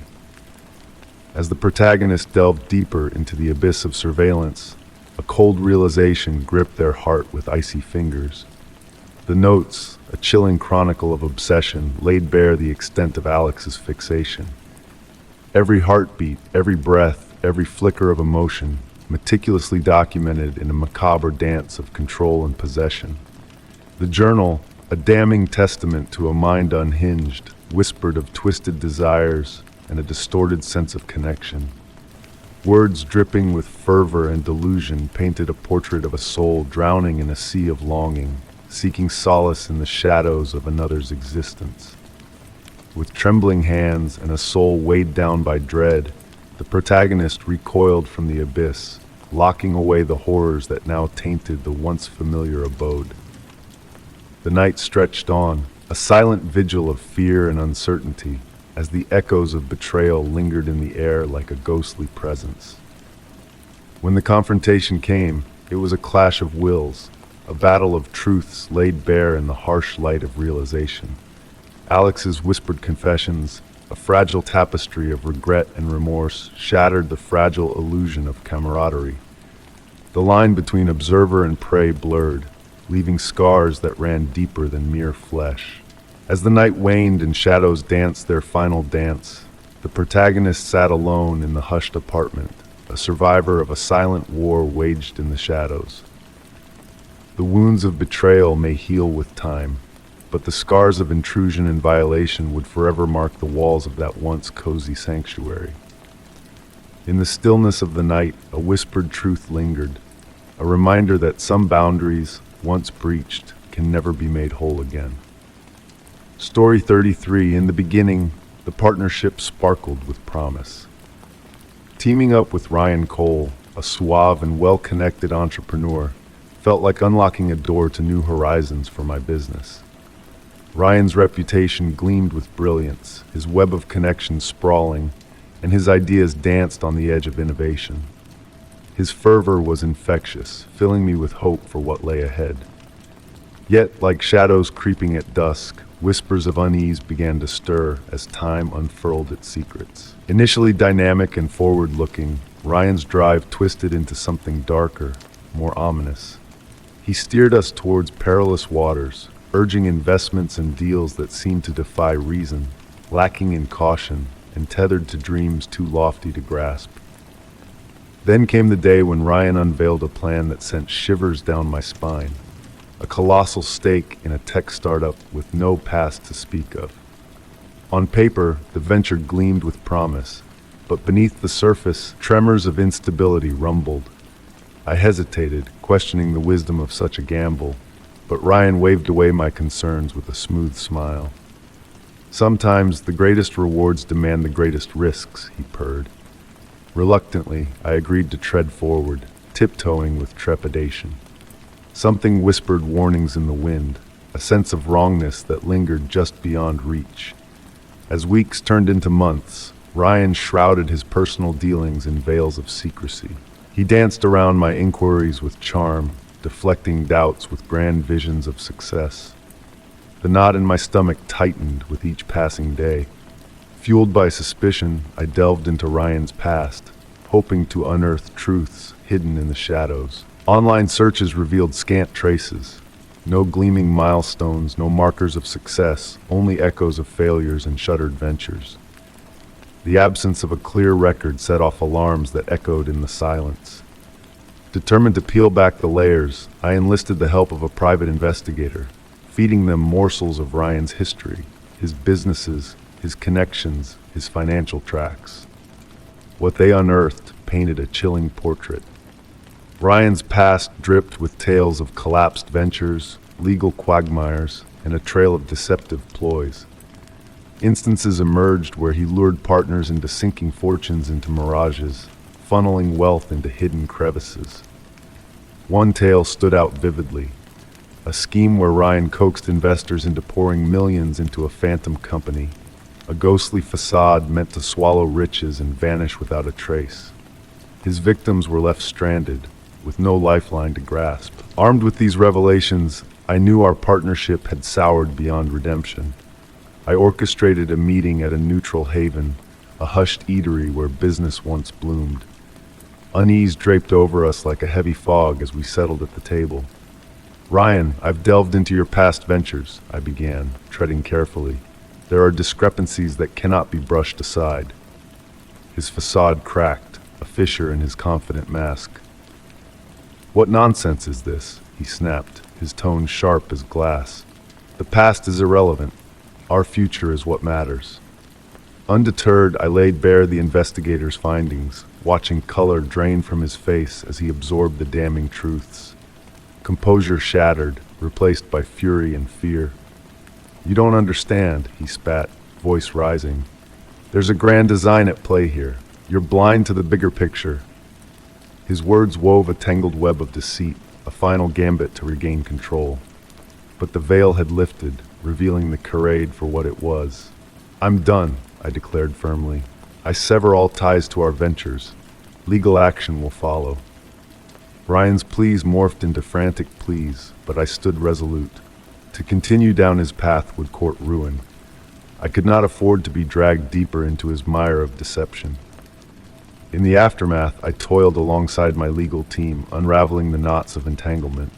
We cut ties, safeguarded what remained, and brought Ryan's misdeeds to light. The road was arduous, a marathon through legal minefields, but it was the sole route to safeguard my business and my name. Ryan vanished into the shadows, a predator seeking fresh prey. While relief washed over me at his absence, scars lingered from the ordeal. His deceit had been a calculated blade, a stark lesson in the dangers of blind trust in the world of commerce. Yet from the ashes of betrayal, I emerged armed with wisdom and watchfulness. I rebuilt my empire with eyes keen to the whispers of risk, vowing never to let allure and promises cloud my judgment again. In a realm where trust flows like a river, I learned the price of misplaced faith, and how to ensure that cost would never be mine to pay again. Story 34. The day began like any other, with the gentle morning light seeping through the curtains, painting delicate patterns on the floor, and the distant hum of the coffee maker providing a soothing background melody. Yet, the tranquility of routine shattered when a small, unassuming package caught my eye on the doorstep. A plain brown box, devoid of any return address, bore only my name inscribed in a precise, unfamiliar script. Curiosity mingled with a tinge of unease as I brought the mysterious package indoors. With a steady hand, I carefully sliced through the tape, unveiling its contents. Inside lay a stack of photographs, meticulously arranged and held together by a simple rubber band. Each image portrayed a different moment from my life, frozen in time. The first photograph depicted me at a serene local park, engrossed in a book on a bench, unaware of being captured in a candid moment from afar. A shiver danced down my spine as I realized that I had been watched without my knowledge. Subsequent photos showcased me in various city locations, leaving a grocery store, enjoying a quiet meal at a cafe, and browsing books at the library. Yet a disquieting detail pervaded every image. I stood alone in every frame, devoid of any companions. The final photograph deviated from the pattern, revealing me in my own living room, a startled expression etched on my features as I gazed towards the window. The unsettling realization dawned upon me that someone had been outside, peering in, capturing a private moment of surprise. A note nestled within the package unfolded a cryptic message. I see you, and I know you see me. These photos reflect your life, observed and foreseen. Observe closely, and the future shall unfurl before you. Your choices will shape what comes next. My heart quickened at the implications of the note. The notion that my life was being surveilled and possibly manipulated by an unseen presence sent a chill down my spine. Seeking clarity, I turned to the authorities, handing over the package and its contents in hopes of unmasking the sender or gaining guidance. The law enforcement officers acknowledged the gravity of the situation, hinting that the photos could be the work of a vindictive individual or a persistent stalker. Yet, without concrete evidence, unraveling the motive or identity of the sender posed a formidable challenge. In the ensuing days, the specter of the photographs lingered, casting a shadow over my daily routines. Each morning, I approached my mailbox with trepidation, half expecting another enigmatic delivery.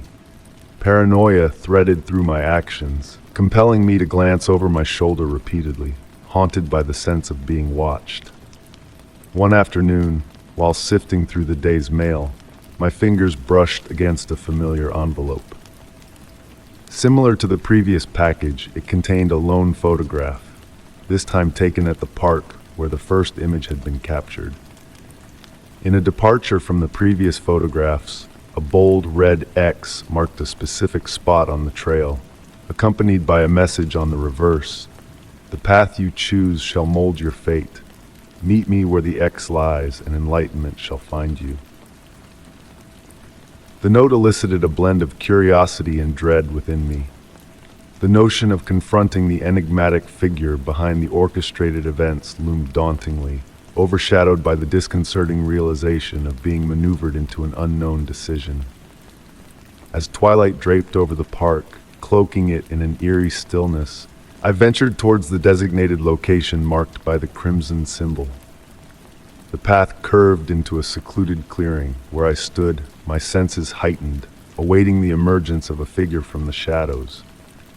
A man materialized, clad in a dark coat, his countenance partially veiled by a hat's brim. His voice resonated with a depth that commanded attention as he acknowledged my pursuit of the clues. "Who are you?" I demanded, my voice steady but laced with apprehension. "What is your purpose?" Drawing nearer, his features etched with wisdom and mystery, he divulged his role as an observer of my life, studying my responses to the unknown. The photographs served as a mirror to my future, testing my mettle in the face of uncertainty. "Why subject me to this ordeal?" I implored, the urgency palpable in my voice. Softening slightly, he elucidated that our choices sculpt our essence, emphasizing that the past shapes the road ahead. The challenges posed were not mere trials, but profound lessons in self-discovery and resilience. With a final enigmatic statement, he faded into the shadows, leaving me to contemplate the enigmatic journey I had embarked upon. The photographs, the prophecies, and the enigmatic encounter wove together a tapestry of introspection and empowerment, a saga designed to compel me to confront my deepest fears and make choices that resonated with my true self. Departing the park, a newfound sense of closure and liberation enveloped me, a testament to the transformative power of choice and the imperative of confronting the unknown with fortitude. The future remained cloaked in uncertainty, yet the realization dawned upon me that every decision, every action bore the potential to shape the destiny that awaited. echoing in the gentle whispers of the wind as I journeyed homeward.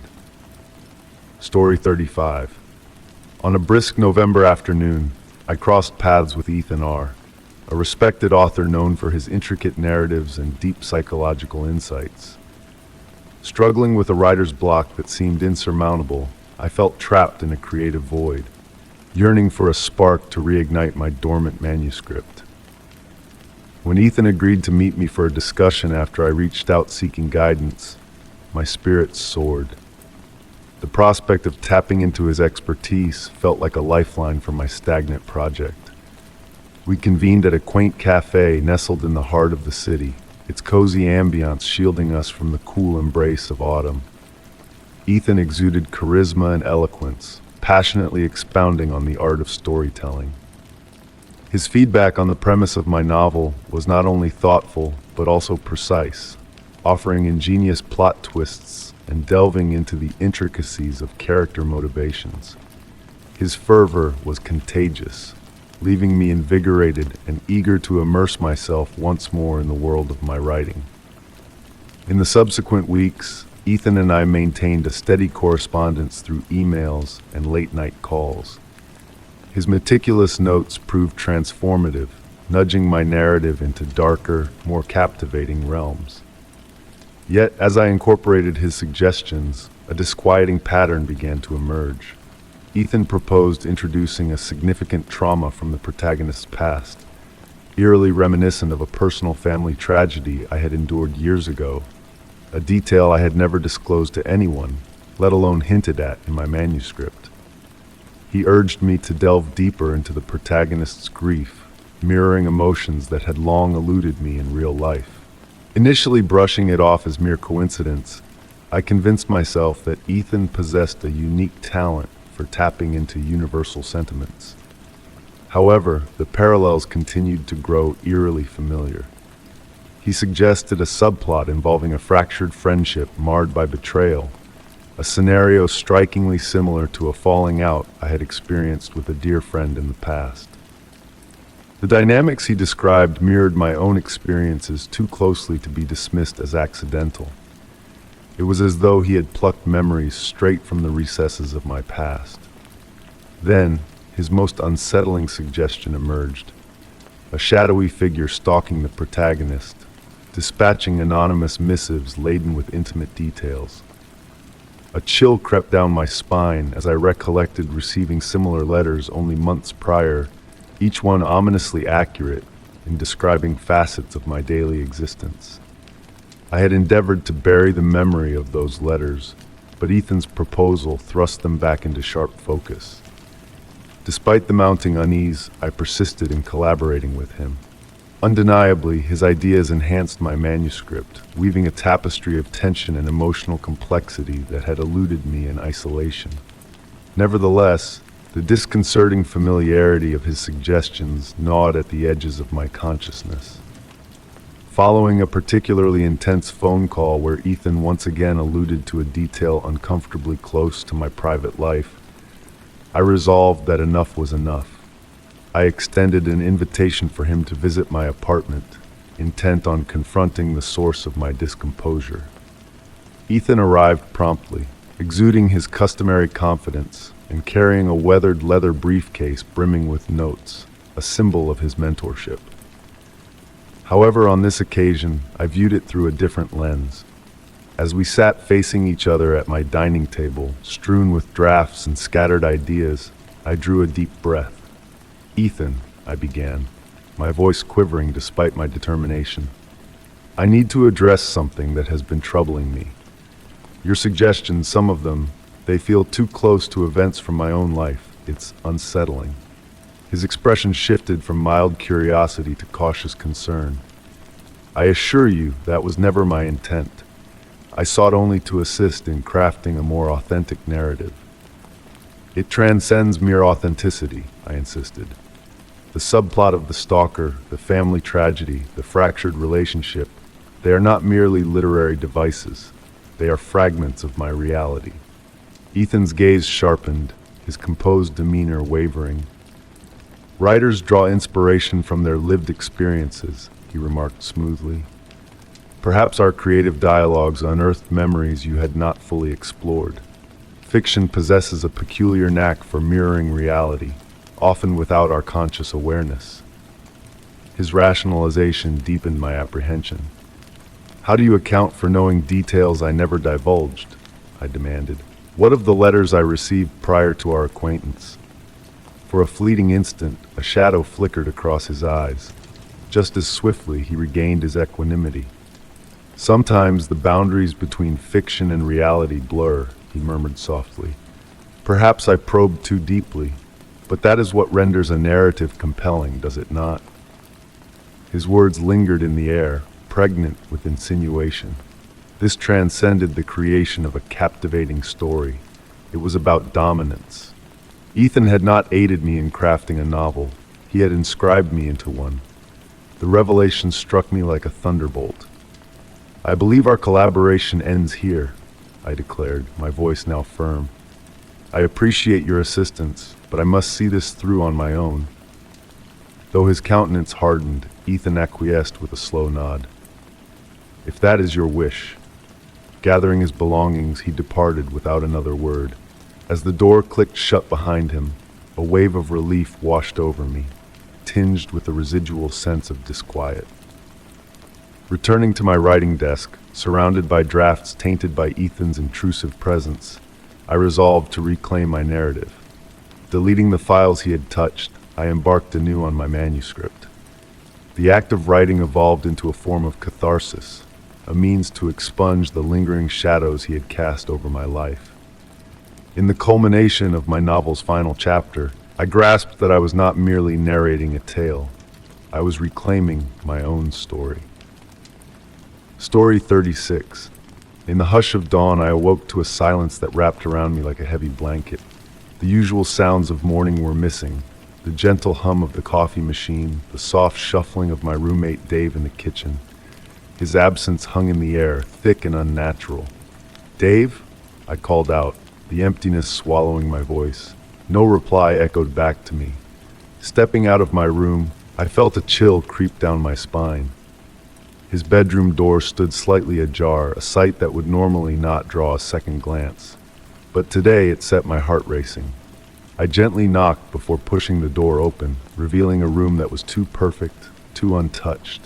Everything was in its place, almost too meticulously so.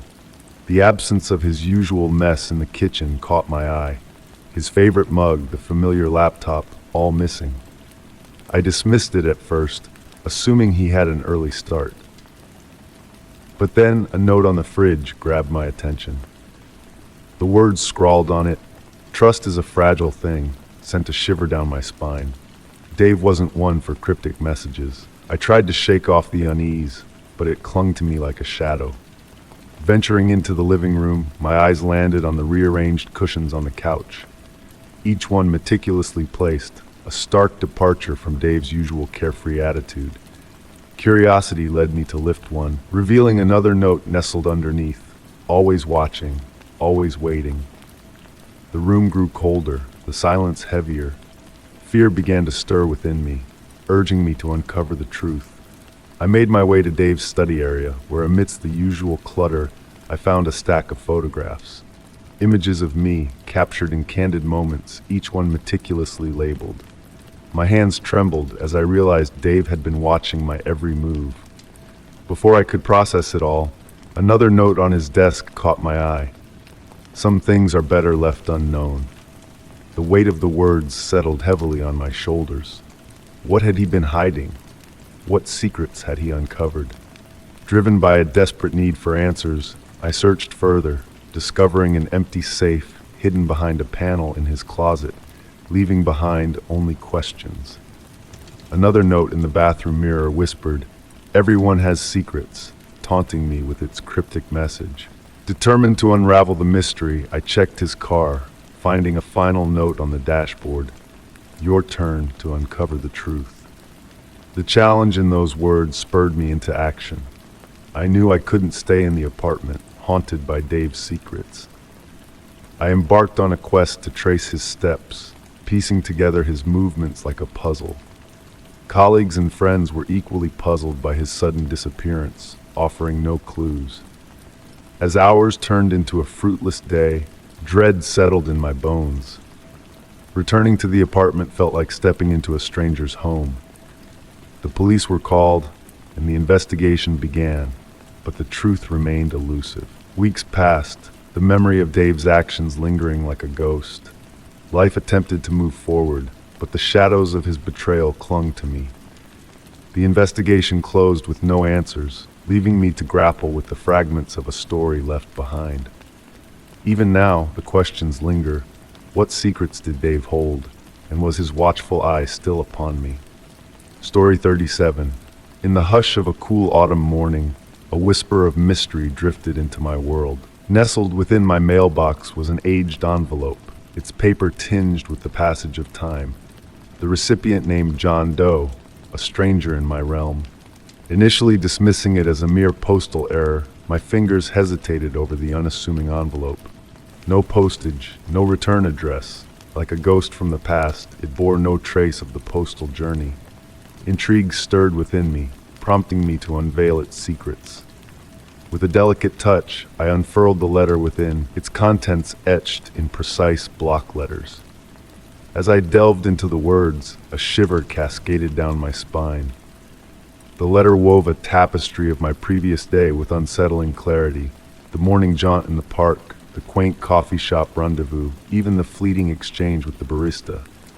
Yet its closure resonated with an eerie resonance. I hope you enjoyed your day. A spectral unease settled in my core. How could someone possess such intimate knowledge of my daily rhythms? Rationalizing it as an elaborate jest or misplaced musings, I grappled with a primal disquiet that lingered. Days unfurled into weeks, each heralding the arrival of a new missive, each more piercing than the last. Details of my twilight musings on the porch, the pages of a book dancing in the breeze, or a fleeting encounter with a delivery soul, each account etched with chilling precision. And then came the pinnacle of intrusion, a letter that delved into the sanctum of my abode.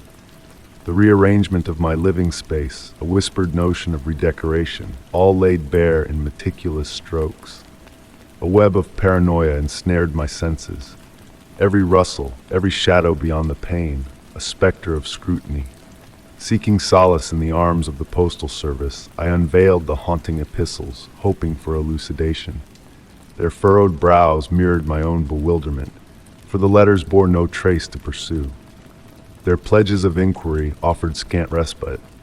Adrift in a sea of uncertainty, I took on the mantle of vigilance. Surveillance cameras stood sentinel, a silent watch over my fortress. Unconventional paths altered routines, a cloak of unpredictability. I draped myself in layers of precaution. Yet the letters persisted, each a dagger aimed at the heart of my privacy. A plea to the guardians of law bore no fruit, the specter eluding their grasp. Until a somber afternoon, when the most intimate letter arrived. A private dialogue with a confidant, secrets shared in hushed whispers, betrayed within the ink of the missive. A realization dawned, stark and chilling, an intruder in the shadows of my existence. Hunt for hidden eyes, unseen ears, a frenzied quest for solace. And in a desperate gambit for control, I fortified my sanctuary. Lights that danced with the wind's breath, locks that defied intrusion, a network of vigilant eyes, the fortress stood guard. Yet as abruptly as they appeared, the letters ceased their haunting cadence. Silence, a newfound companion laced with trepidation. Why did they vanish? Had the phantom retreated, or merely bided its time in the shadows? The ordeal left an indelible scar upon my soul. Home, once a sanctuary, now a prison of whispers and shadows. The sanctuary of safety shattered, replaced by a specter of intrusion. Though the letters have faded, the ghosts linger, the phantom gaze that haunts my every step. An unforeseen lesson etched in ink and fear. Privacy, a fragile veil, easily rent asunder by the most insidious of whispers. Story 38. It all started on a cool autumn evening, the air crisp with the promise of change. The leaves whispered underfoot, and the sky was painted in hues of warm gold as twilight settled over the neighborhood. In the backyard, amidst the preparations for a simple family gathering, my children's laughter danced harmoniously with the rustling leaves, creating a serene melody for the night. As I arranged the picnic table, a peculiar sight caught my eye, a small object hovering in the sky. At first, I brushed it off as a bird or a distant plane, but as it glided closer and positioned itself directly above our yard, I recognized it for what it truly was, a drone. Its presence stirred a sense of unease within me. I tried to dismiss it, attributing it to a neighborhood event or a tech enthusiast's new toy. In the days that followed, the drones became regular visitors, unwelcome guests that intruded at odd hours, early dawn, late at night, seemingly with a precision that unnerved me. They floated above our house with an eerie accuracy, observing and recording fragments of our daily life. It wasn't just one drone, it was a fleet, moving in synchronized choreography. Their relentless surveillance felt intentional, casting a shadow of constant observation over our home. Filled with concern and disquiet, I resolved to take matters into my own hands. Security cameras were installed, documenting the drone's movements, while I meticulously tracked their flight paths. My anxiety deepened as I discovered that the drones were capturing intimate moments of our family life. Playful interactions with my children, quiet dinners with my husband, even the simplest of chores like tending to the garden. Seeking help, I turned to local authorities, sharing the footage in hopes of finding a solution. Their response was tepid, citing the challenges of tracing small drones operated from afar. Feeling helpless, I delved deeper into the mystery. Reviewing hours of surveillance footage, I discerned a pattern in their movements, a calculated interest rather than random observation. Determined to uncover the truth, I sought answers from a local drone enthusiasts club, but their evasive denials only fueled my suspicions. One fateful evening, a chilling revelation awaited me as I re-examined the footage. Reflected in the glass of our back door, I glimpsed a figure, a man concealed in shadows, manipulating a remote control under the cover of a nearby tree. His identity remained obscured, but his purpose was clear. He was the orchestrator of this invasive surveillance. Armed with this crucial evidence, I returned to the authorities, prompting a formal investigation. Within days, the source of the drones was traced to a nondescript house a few blocks away, where Ethan Brooks, a freelance video journalist, was revealed as the perpetrator. His justification of a documentary project on neighborhood life rang hollow, as the footage he had amassed delved far too deeply into our private moments. His actions transcended journalistic boundaries, bordering on obsession. Under police scrutiny, Ethan's facade crumbled, exposing his unsettling fixation on my family. His breach of privacy was undeniable, prompting the authorities to intervene. His drones were confiscated, and he was compelled to delete all incriminating footage, with strict orders to cease all surveillance activities. Despite these measures, the damage was irreversible. The violation of our privacy lingered, prompting us to fortify our defenses. Yet the sense of security we once knew had vanished. Ethan's intrusion served as a stark reminder of the fragility of privacy in a world teeming with technology. His misuse of tools meant for connection highlighted the darker side of surveillance and exploitation. While he faced consequences for his actions, the ordeal left an indelible imprint on our lives, a cautionary tale of vigilance and the urgent need for stronger privacy safeguards in a world where boundaries blur and shadows loom. Story 39. The unexpected discovery of the diary was like a whisper from destiny, a gentle nudge from the hand of chance. It was a serene Sunday afternoon, bathed in a golden glow that stretched lazily across the room. I was engrossed in the task of revitalizing the worn wooden floorboards, methodically sanding and polishing with a sense of calm determination. The sound of my screwdriver meeting something solid beneath a board broke the peaceful silence.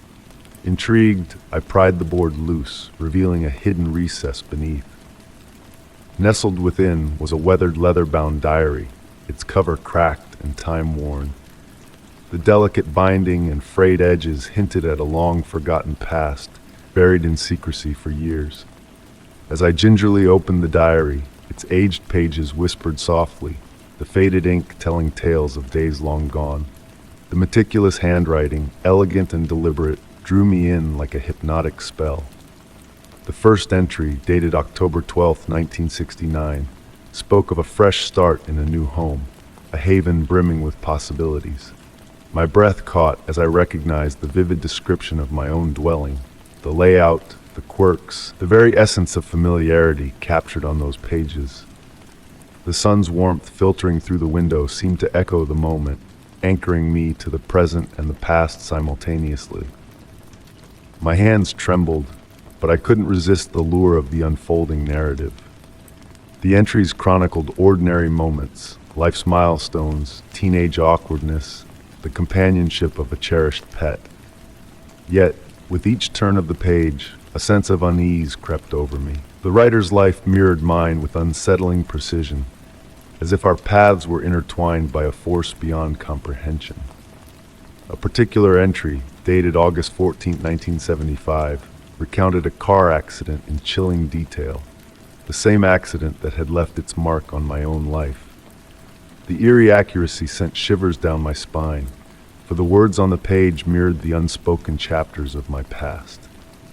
The diary's tone grew somber, painting a picture of escalating paranoia and sleepless nights plagued by unseen eyes watching from the shadows. Memories of restless vigils flooded my mind, moments of inexplicable dread that now found echoes in the diary's haunting words. Clutching the fragile pages, I delved deeper into the enigmatic narrative. Then, a revelation struck me like a bolt of lightning. An entry from January 2nd, 1980, describing a chilling encounter with a stranger at the doorstep, probing into the writer's personal history with unsettling precision. The memory of a recent similar encounter outside my own home sent a jolt of recognition through me, connecting the dots between past and present with unnerving clarity. The diary unfolded a tapestry of intimate details, painting a portrait of my innermost fears, relationships, and thoughts with a disconcerting accuracy. The realization dawned upon me like a heavy mist. Someone had been silently chronicling the chapters of my life, peeling back layers of secrecy with a relentless gaze. But the question lingered like a ghostly whisper. How could they know? Why me? Frantically turning towards the final entries, I found disjointed scribbles, the handwriting growing frantic, hinting at a mind unraveling under the weight of an unspeakable truth. The diarist spoke of time slipping through fragmented memories, of a creeping sense of entrapment within a story not their own. The last lines pierced through me like a dagger, a chilling proclamation of impending doom. With a final, ominous warning, the diary fell silent, leaving me adrift in a sea of unanswered questions. I sat there, the weight of revelation heavy upon my shoulders, feeling the room grow colder, the shadows lengthening as if concealing deeper mysteries within their folds. The once familiar walls of my sanctuary now seemed to whisper ancient secrets, weaving a web of uncertainty around me. Was I truly the master of my own fate, or a pawn in a larger unseen game? Had the diarist penned their tale or mine? With trembling hands, I restored the floorboard, concealing the diary once more in its clandestine resting place. Yet, as I secured the boards, a lingering unease settled within me, a sense that the shadows held more than mere darkness. That night, sleep eluded me, the house creaking and shifting around me like a living entity. Every shadow seemed to pulse with a hidden heartbeat, every sound a whispered secret. In the silent depths of the night, I grappled with the unsettling realization that the diary had been a portal to a realm where reality and fiction intertwined. Whether a prelude to my existence or a mirror to my soul, I couldn't discern. And as I lay there, enveloped in the chilling stillness, a haunting thought lingered, a thought that whispered of unfinished stories, of unwritten destinies, and the unsettling notion that perhaps, just perhaps, I was but a character in a narrative not entirely my own. Story 40. In the hush of a fading evening, a note fluttered into my world like a whisper carried on the breeze. It was a day painted in the warm hues of autumn, the sun casting long shadows across the pavement as I made my way home. As I turned the key in my door, a small envelope lay waiting, a silent messenger with no return address, only my name penned in graceful script. Intrigued by this unexpected gift of words, I carried it inside, the weight of its mystery settling in my hands. Within the confines of that envelope lay a letter, a gentle offering from a reader of my thoughts, a visitor to the spaces I crafted in the digital realm. Their words danced on the page, a melody of praise for my musings on the intricate dance of modern relationships. Yet beneath the surface of their eloquence, a subtle current flowed, a whisper of something unseen, a shadow lingering at the edges of comprehension. I brushed aside the tendrils of unease that curled around my thoughts, attributing them to mere figments of an overactive mind. The evening unfolded in its usual quiet cadence, the world outside my window awash in the soft glow of twilight. But a seed of disquiet had been planted, its roots reaching deeper with each passing day. A week slipped by, and another note found its way to my doorstep. This time, the words held a familiarity that sent a shiver down my spine. The writer wove details of my daily routines into their prose, the way I ventured to the coffee shop on Wednesdays, the comforting embrace of a cappuccino, the solace found by the window's gentle light. And then a quiet yearning slipped through their words, a hope of serendipitous encounters yet to unfold. Questions bloomed in the garden of my mind. How could they know these intricacies of my life, these delicate threads that stitched together my existence? I sought refuge in rationality, weaving tales of chance encounters and fleeting glimpses. But the seeds of doubt had taken root, their tendrils winding through the fabric of my reality. With each passing week, the letters arrived with a haunting regularity, their contents a tapestry of observations that cut too close to the bone. They spoke of my sanctuary, my humble abode, with a precision that bespoke an intimacy I had not granted. Details emerged, the photos adorning my walls, the tomes that whispered tales from my shelves, the struggling plant that sought solace by the window's embrace. At first, I entertained the notion of a jest, a playful charade orchestrated by an unknown hand. But the veil of disbelief fell away with each stroke of the pen, revealing a portrait painted in hues of intrusion and unease. How could a stranger wield such intimate knowledge of my world, a world I had thought shielded from prying eyes? The letters took a darker turn as they delved into the echoes of my connections, the bonds that tethered me to the world beyond my door. They whispered of conversations shared with dear friends, of moments woven with family ties, each word a dagger aimed at the heart of my defenses. Fear coiled in the depths of my being, a silent specter that cast a pall over my days. In the shadows of uncertainty, I turned to Julia, a beacon of strength amidst the gathering storm. Her voice, laced with concern, urged caution, advised vigilance in the face of the unknown. Together, we crafted a tapestry of evidence, a mosaic of words and whispers that sought to unravel the enigma that had woven itself into the fabric of my existence. And then, a missive arrived, a harbinger of shadows cloaked in veils of warning. "Be wary of your steps, of the voices that whisper in the night," it murmured, a chill creeping down my spine. Julia's words echoed in the chambers of my mind, urging me to fortify the walls of my sanctuary, to tread with care in the labyrinth of uncertainty. The map came next, an inked revelation that laid bare the contours of my world, the familiar landmarks, the paths I trod in quiet contemplation. But there, amidst the lines and symbols, a message burned in crimson hues, a declaration of proximity that sent ripples of fear through my soul. "I am closer than you dare to dream," it proclaimed, a shadowy specter looming at the edges of my reality. Trembling hands sought solace in the touch of a phone, fingers dialing a number that promised salvation in the guise of uniformed guardians. Julia's voice, steady and sure, guided me through the storm, her words a beacon in the gathering dusk. The authorities arrived, their presence a balm to frayed nerves, yet the specter that haunted my steps remained elusive, a wraith in the cloak of anonymity. Days drifted into nights, the relentless march of time etching lines of worry upon my brow. The letters, once a torrent, dwindled to a trickle, yet their contents bore the weight of shadows unbound. Cryptic messages danced on the page, taunting whispers that spoke of fears long buried, of secrets laid bare in the harsh light of scrutiny.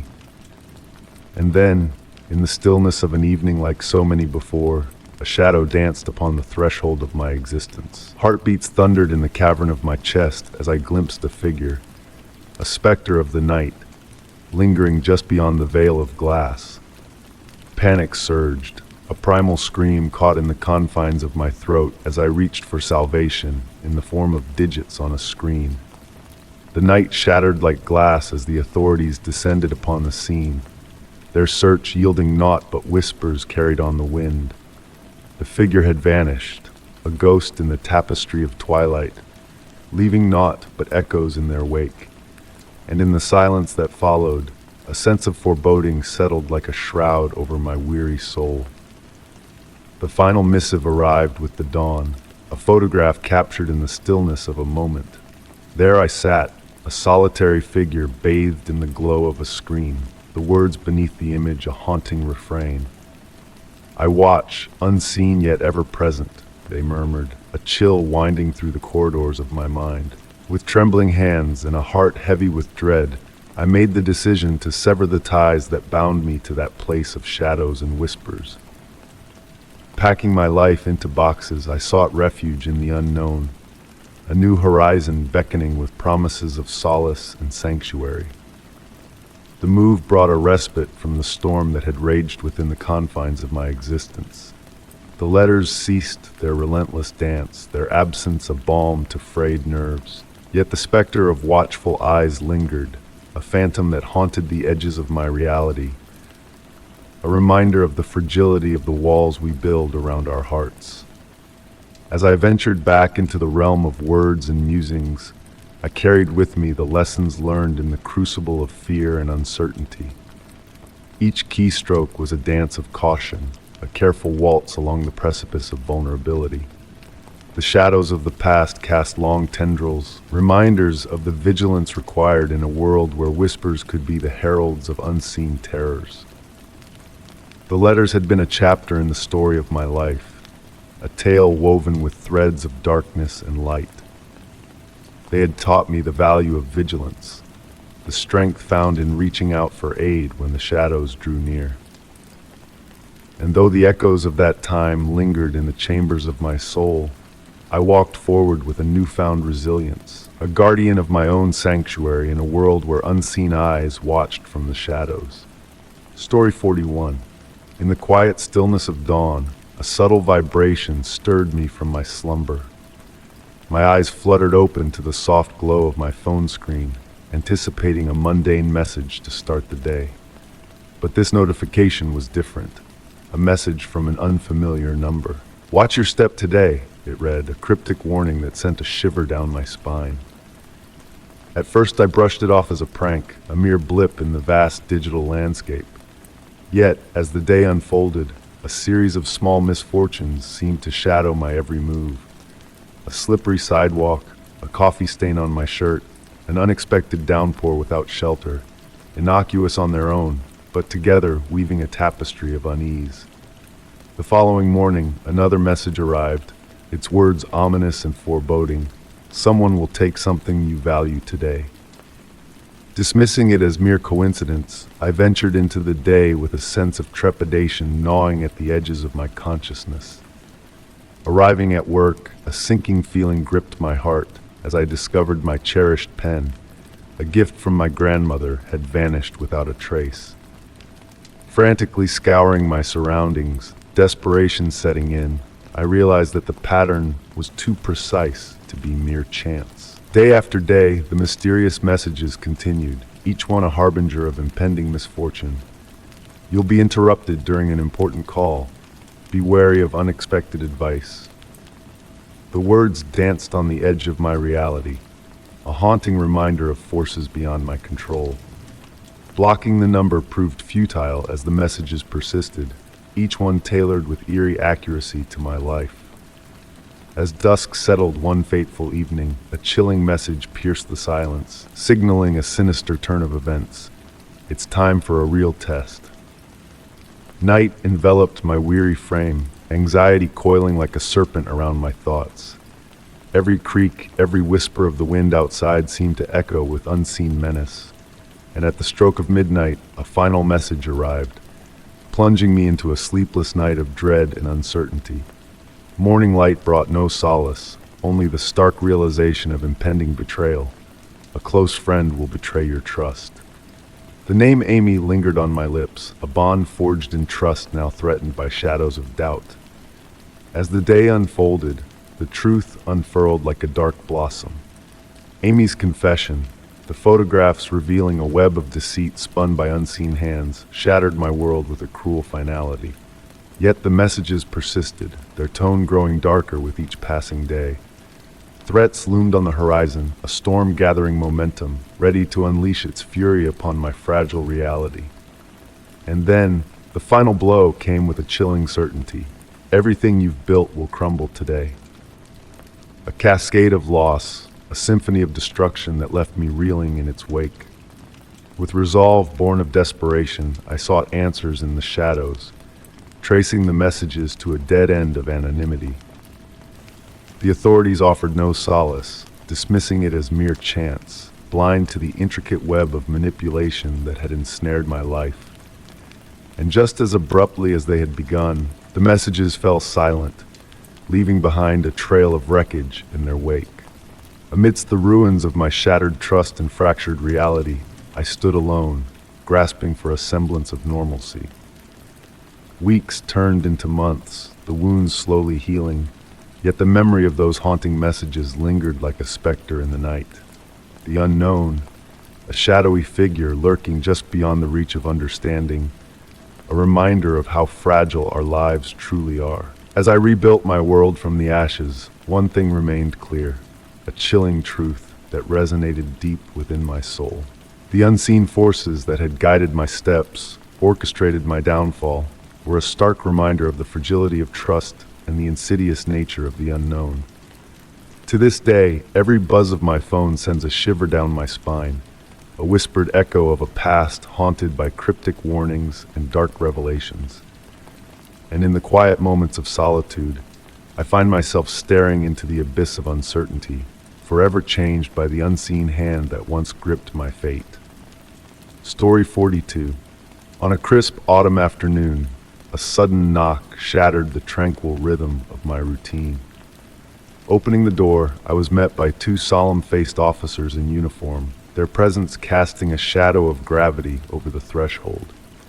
They spoke of accusations of theft leveled against me, a crime so far removed from my quiet, law-abiding existence that disbelief washed over me like a chilling wave. The summons they handed me detailed a break-in at a local electronics store, with all signs pointing accusingly in my direction. Shock gave way to confusion as I pored over the alleged evidence.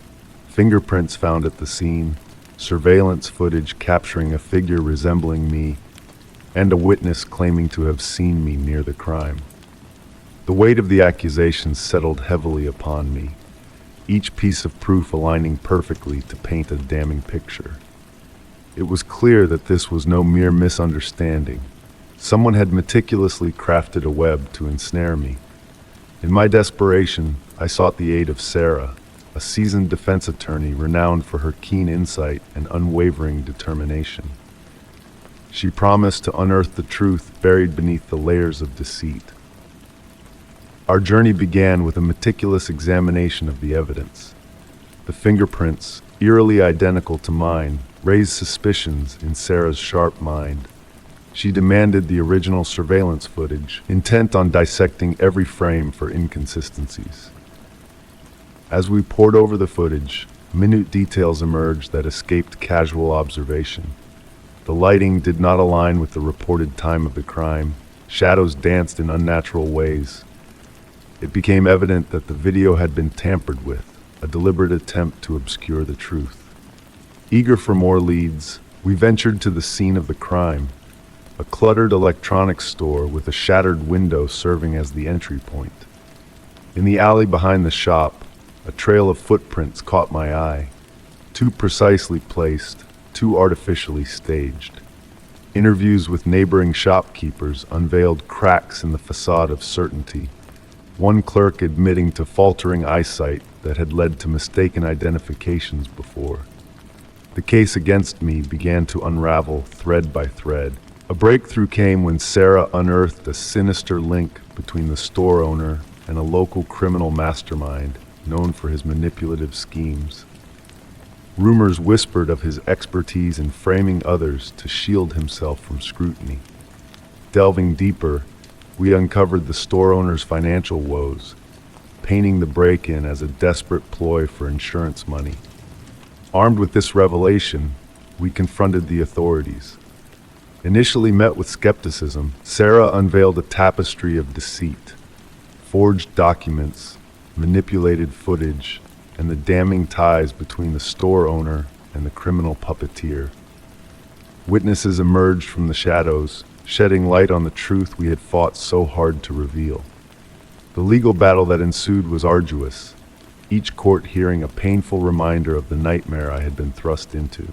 Yet slowly but surely, the fabricated accusations crumbled beneath the weight of irrefutable evidence. The perpetrators were apprehended, their intricate web of deception laid bare for all to see. Though my name was eventually cleared, the scars of the ordeal ran deep. The vulnerability I had experienced, the realization of how easily one's life could be manipulated by falsehoods, lingered like a haunting specter. Justice may have prevailed, but the emotional toll weighed heavily even after the case had closed. The crucible of deception taught me invaluable lessons in trust, resilience, and the fragile nature of personal security. I learned to hold truth as my guiding light, to navigate life with a cautious yet resolute spirit.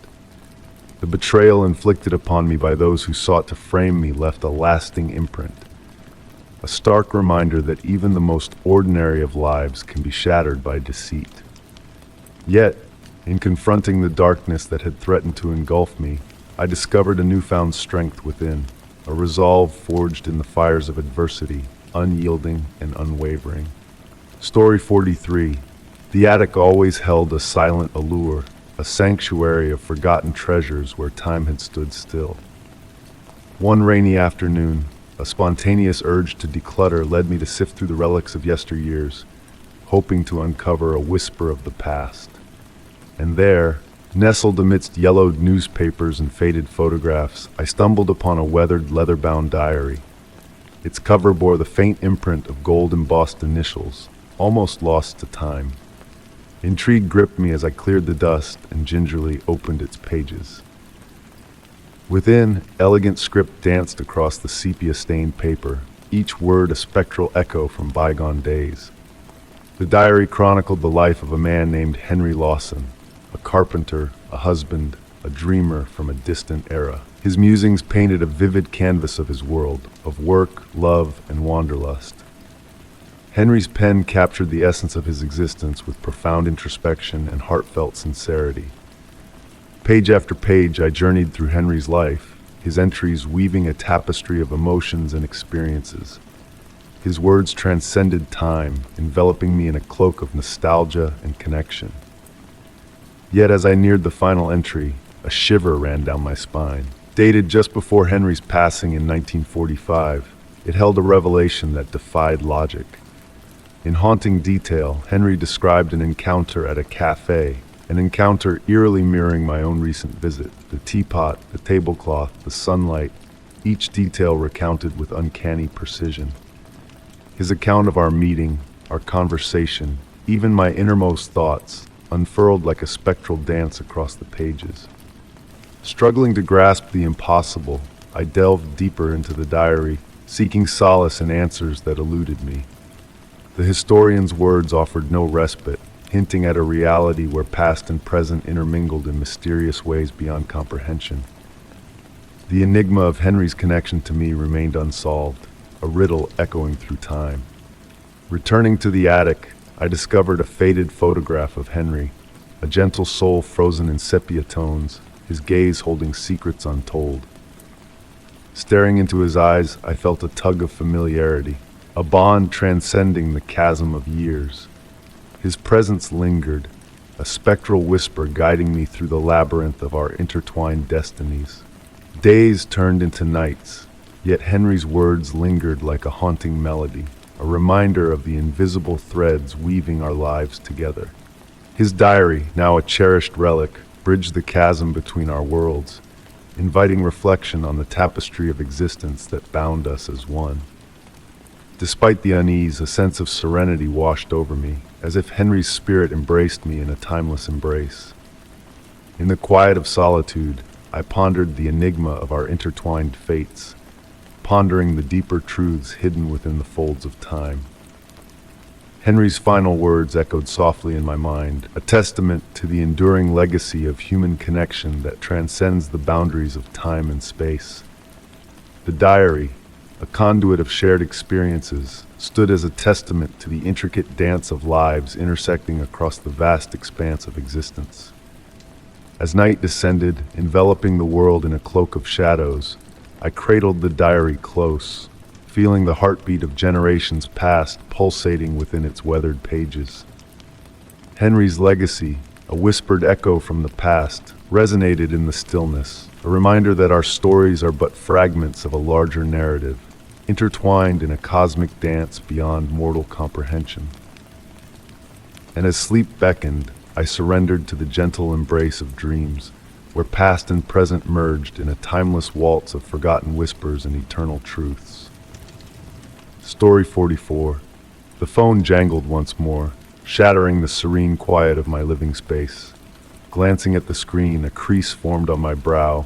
The number displayed belonged to an unfamiliar area code, persistently haunting me for weeks now.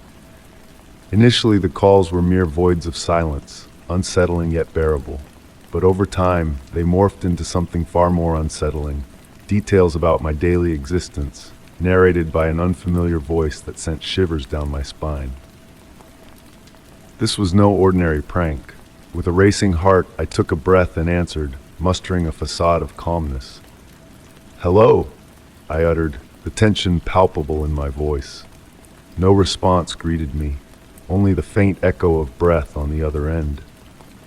Goosebumps prickled my skin as I ended the call, fixating on the screen in search of answers that eluded me. The number remained etched in my mind, persisting despite my attempts to block it. Desperate for clarity, I confided in friends and family, hoping for a shred of explanation, but to no avail. Pushing aside the disquieting thoughts, I drifted towards the kitchen, seeking solace in the ritual of brewing tea. The kettle's whistle pierced the air, drawing my attention to a small unmarked box on the countertop, an anomaly that hadn't caught my eye before. A surge of anticipation fluttered in my chest as I cautiously opened the box. Nestled inside was a dainty silver bracelet, adorned with an intricate design that captivated my gaze. The engraving was peculiar, unlike anything I had ever seen. However, what truly sent a jolt of fear through me was the realization that this bracelet mirrored a passing mention I made in passing months ago to a dear friend, a detail kept private from the online realm and all others. Setting the bracelet down with trembling hands, my mind raced with questions.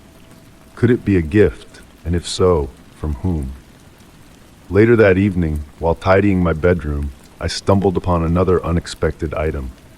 A pair of luxurious leather gloves in a rich, dark hue. Their craftsmanship bespoke quality, yet I had never purchased such an item, nor shared my desire for it. Anxiety coiled in my chest. Who was infiltrating my sanctuary with these enigmatic gifts, and how were they gaining access? the enigmatic offerings persisted. A designer scarf elegantly draped over the sofa's backrest, a high-end coffee maker adorning the kitchen counter, each item meticulously selected to align with my preferences, though I had never acquired them. Accompanying each gift was a brief note, signed with a single initial, A. Installing surveillance cameras throughout my abode in a bid to capture the elusive benefactor, I reviewed the footage each morning only to find emptiness.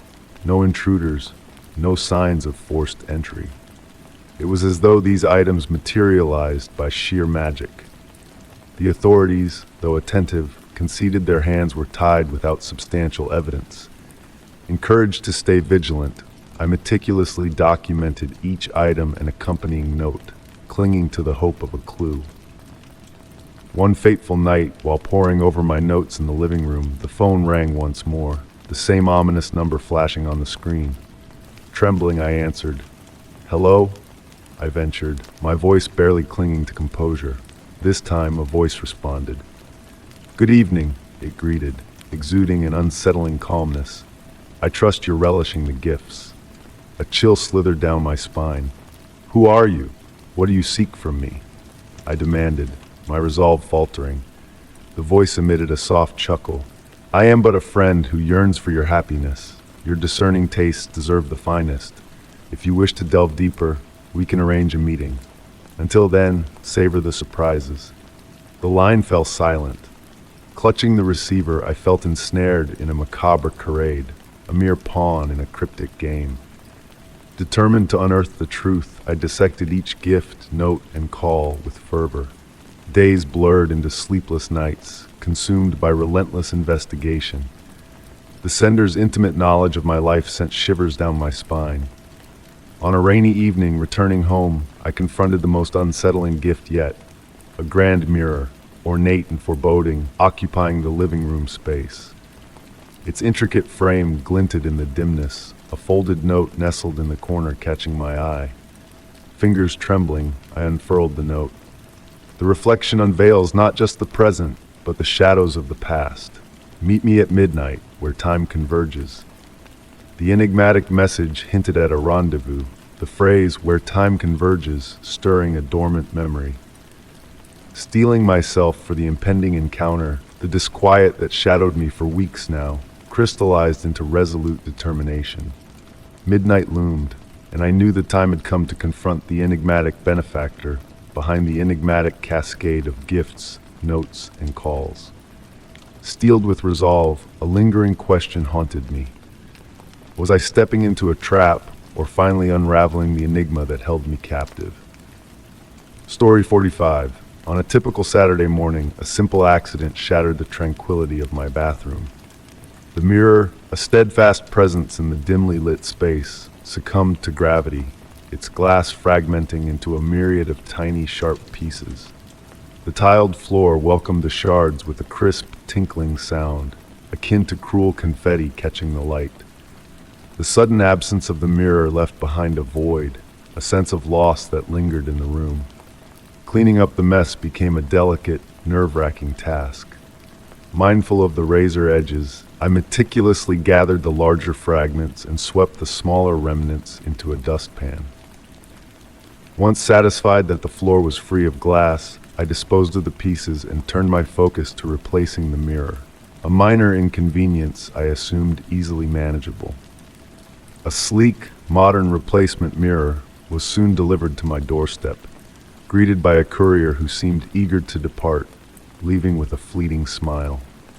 Unwrapping the new mirror revealed its pristine surface, a stark contrast to the shattered remains of its predecessor. Nestled within the packaging was a curious note from the delivery service, "Hope this one doesn't crack." The message, seemingly innocuous yet tinged with an odd foreboding, sent a shiver down my spine. Dismissing it as a morbid jest or mere coincidence, I proceeded to mount the new mirror on the wall, admiring its reflective allure that brightened the once dim bathroom. Initially, everything appeared normal in the days that followed. However, a subtle unease crept in whenever I gazed into the mirror. A disquieting sensation of being watched intensified with each passing day, as if unseen eyes peered back at me from beyond the glass.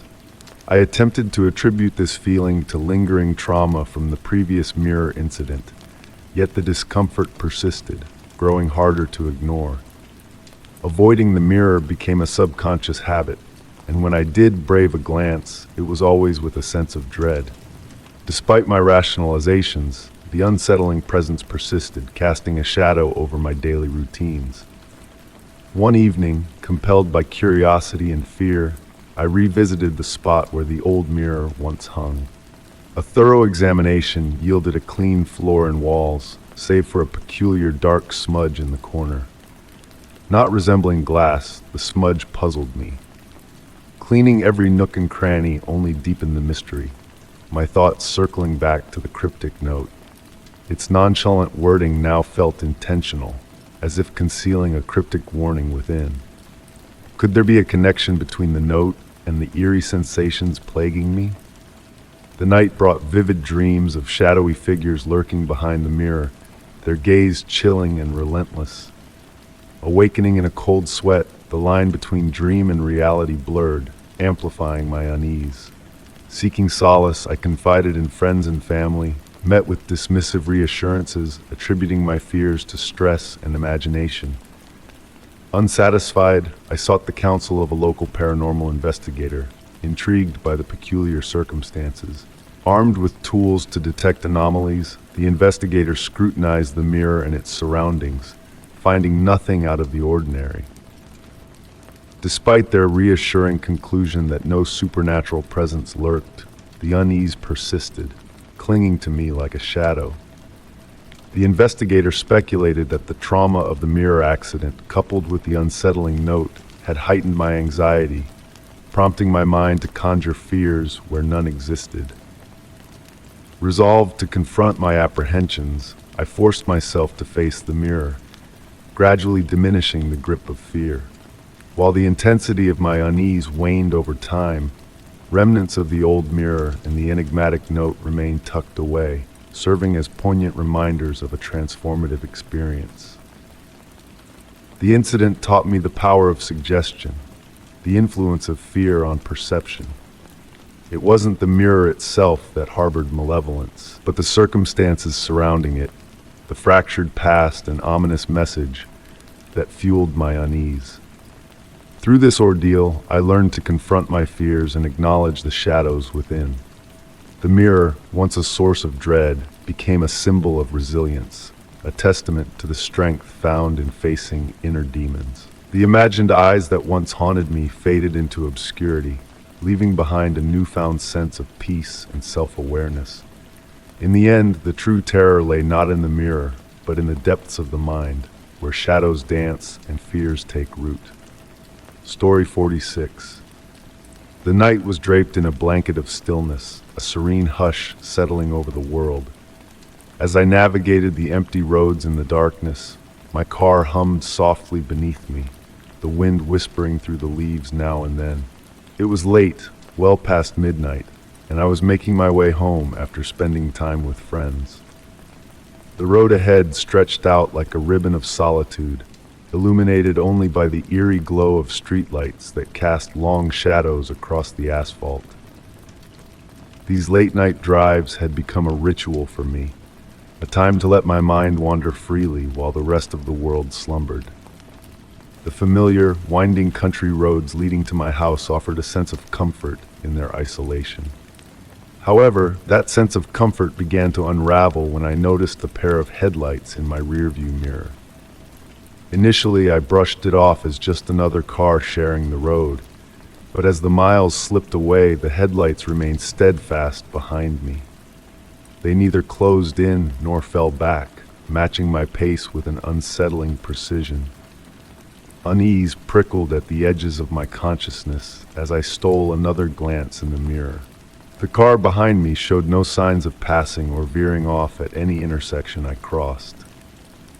A sense of foreboding crept into my heart as I tried to shake off the feeling of being watched. I attempted to shake off my follower by accelerating, only to find the headlights adjusting to maintain the same distance. When I slowed down, the car mirrored my deceleration. A knot of apprehension tightened in my stomach. The once soothing hum of my tires on the road, now a stark contrast to the eerie silence enveloping us. Desperation nudged me to make a sudden turn onto a lesser-known lane, hoping to lose the persistent car. Yet each time I stole a glance in the mirror, the headlights remained unwavering, as though the driver knew my every move. Panic began to claw its way up my throat as I grappled with the realization that I was being followed. Stories of such encounters had always felt distant, belonging to the realm of fiction. I never thought I would find myself living out one of those tales. My palms grew clammy against the steering wheel as I racked my brain for a plan. Taking a gamble, I embarked on a series of erratic turns and varied my speed in a desperate bid to shake off my pursuer. But the car behind me matched each maneuver with chilling accuracy, never losing ground, never slipping out of sight. The desolate road amplified my vulnerability, leaving me feeling exposed in the darkness. No houses, no comforting glow of streetlights, just me, my car, and those relentless headlights that refused to waver. A glimmer of hope sparked within me as I spotted a small gravel lot ahead, barely discernible in the night. Without a second thought, I veered into it, cutting the engine and plunging myself into darkness. I held my breath, straining to hear any sign of the other car. For a moment, all was still and quiet. Then, like a specter in the night, the headlights of the car crept into view, casting their probing glow over the lot. My heart pounded in my chest as I crouched lower in my seat, a silent witness to the eerie dance playing out before me. The car inched forward, its lights sweeping the lot in a meticulous search. Time seemed to stretch endlessly, each heartbeat echoing in the void. At long last, the headlights began their retreat, the car gliding away into the night until it vanished from sight. I remained rooted in the darkness, waiting in breathless anticipation, ensuring the threat had truly dissipated. When I finally mustered the courage to restart my engine and venture back onto the road, my hands trembled with residual fear, gripping the wheel in a vice-like hold. Every shadow now seemed to harbor unseen dangers, every sound amplified in the night air.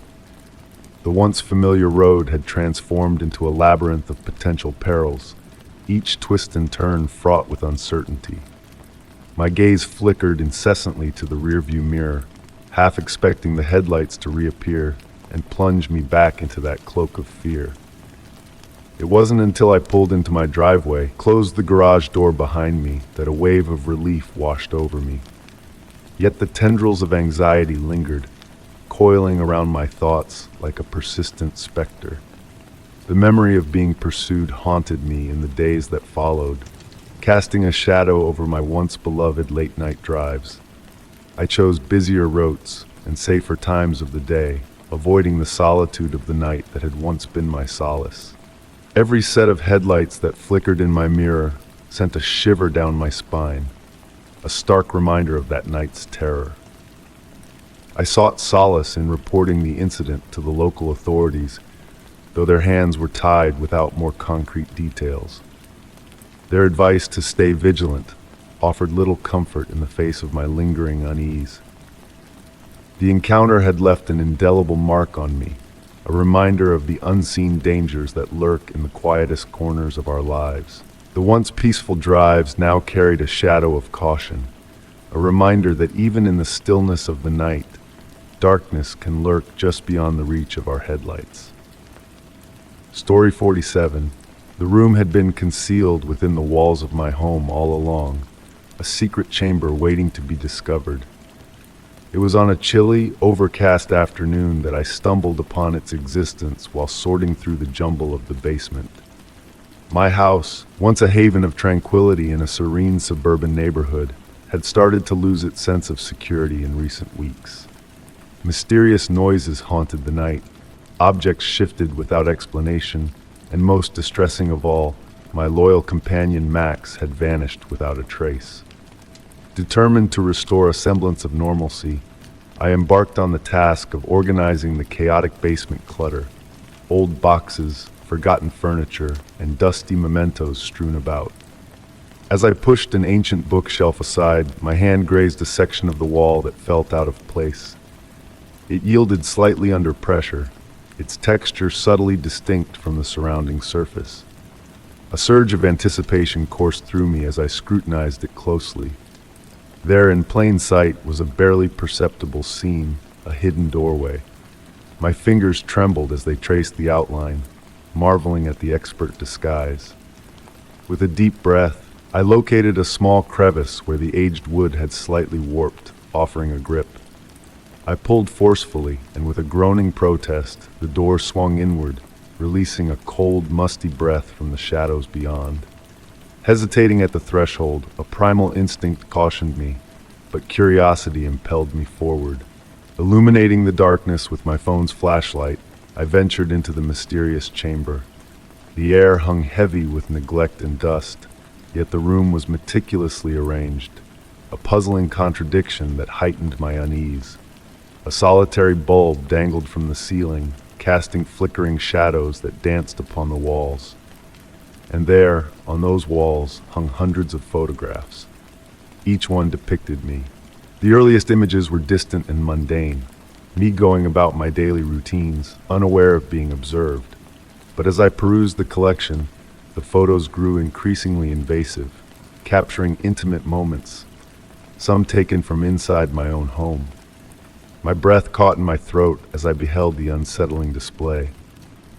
Scattered among the photographs were scraps of paper adorned with erratic scribbles, notes, observations, and unsettling musings about my life. It was as if the unseen observer not only watched me, but believed they comprehended me on a profound level. A weathered table stood at the room's center, strewn with notebooks detailing my existence with chilling precision. Private conversations, trivial habits, and personal insights laid bare. My hands trembled as I beheld a dusty camera connected to a decrepit monitor in the corner. I pressed play, and grainy footage revealed my life unfolding from multiple angles within my own sanctuary. The recordings dated back months, perhaps even years, portraying me in oblivious ignorance of the constant surveillance. Tears welled in my eyes, not from fear, but from the violation of my privacy. My sacred moments had been transformed into a twisted spectacle for an unseen audience. As I grappled with the shock, suspicions swirled in my mind. Who could be behind this insidious invasion? A stranger, a neighbor, someone familiar? A cryptic note found on Max's collar resurfaced in my memory, a foreboding hint that my haven was not as secure as believed. And then, a chilling realization dawned on me. What if this voyeurism was ongoing? What if they were still watching, lurking in the shadows? Panic surged within me. I could not remain in that place. Hastily sealing the hidden door, I raced upstairs, securing every entrance, my heart pounding with each frantic step. The authorities had to be informed. They had to uncover the truth. But a dreadful apprehension seized me. What if reporting this only exacerbated the situation? What if the watcher anticipated my actions? Despite my trepidation, I dialed 911. The phone rang, echoing in the tense silence, but before a connection was made, a faint sound drifted from below, the concealed door creaking open once more. I was not alone. Story 48, the first inkling that something was amiss crept in with the silence. Whiskers, my feline companion, usually the herald of my return with her gentle purrs and playful frolic, was conspicuously absent that day. The house enveloped me in an eerie hush as I called out for her, my voice reverberating through the stillness, yet met with no reply. The search began, a meticulous exploration of every nook and cranny, from beneath the bed to atop the windowsill, and even within the cozy confines of the closet, where she often sought solace in slumber. But Whiskers remained elusive, her presence a whisper in the fading light of dusk.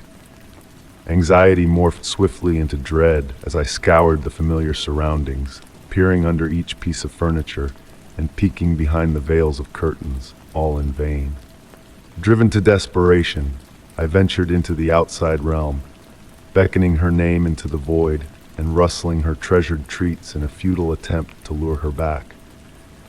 Yet the yard lay barren, the empty street mirroring the emptiness in my heart. Hours stretched into an evening of foreboding uncertainty. With the dawn of a new day, I plastered the neighborhood with posters bearing Whisker's image, those luminous green eyes and soft gray fur etched into the memory of all who beheld her gaze. Each flyer bore a plea for her safe return, my contact information a lifeline in the sea of uncertainty.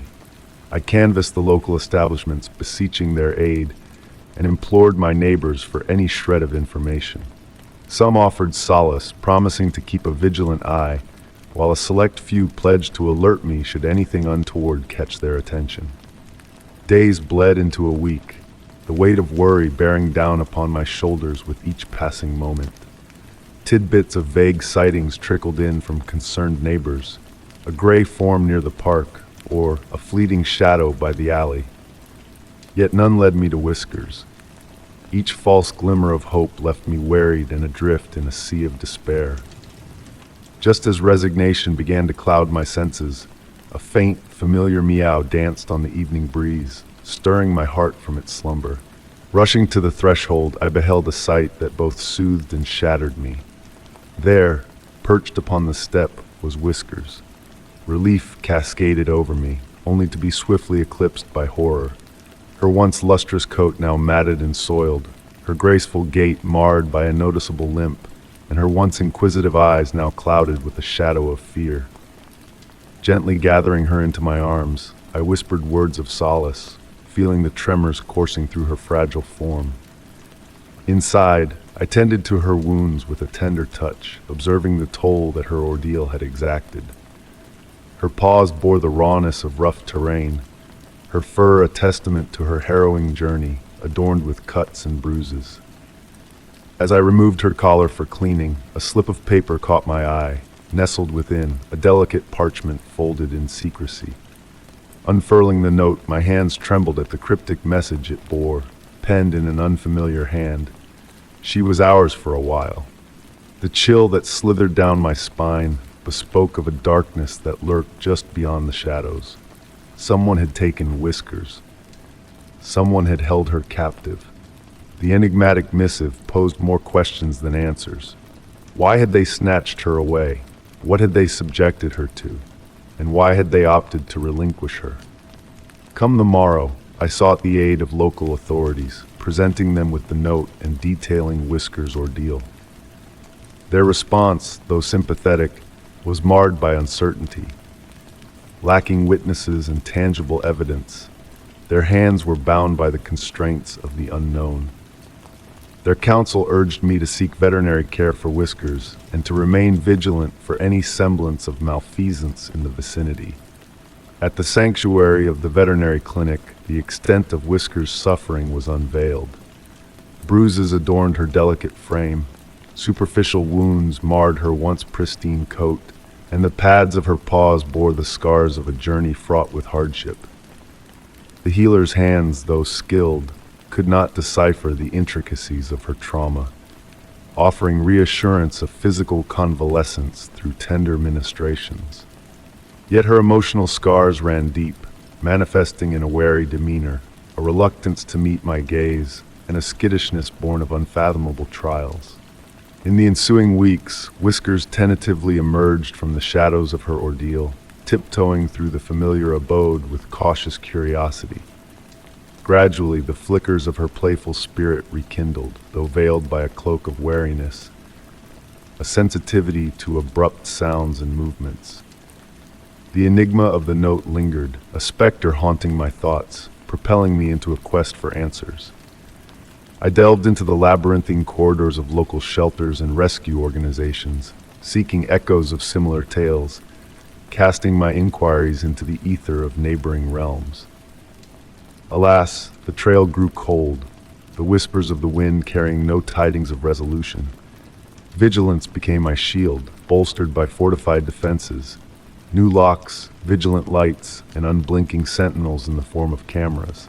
Though the specter of uncertainty loomed large, Whisker's convalescence unfurled as a testament to resilience.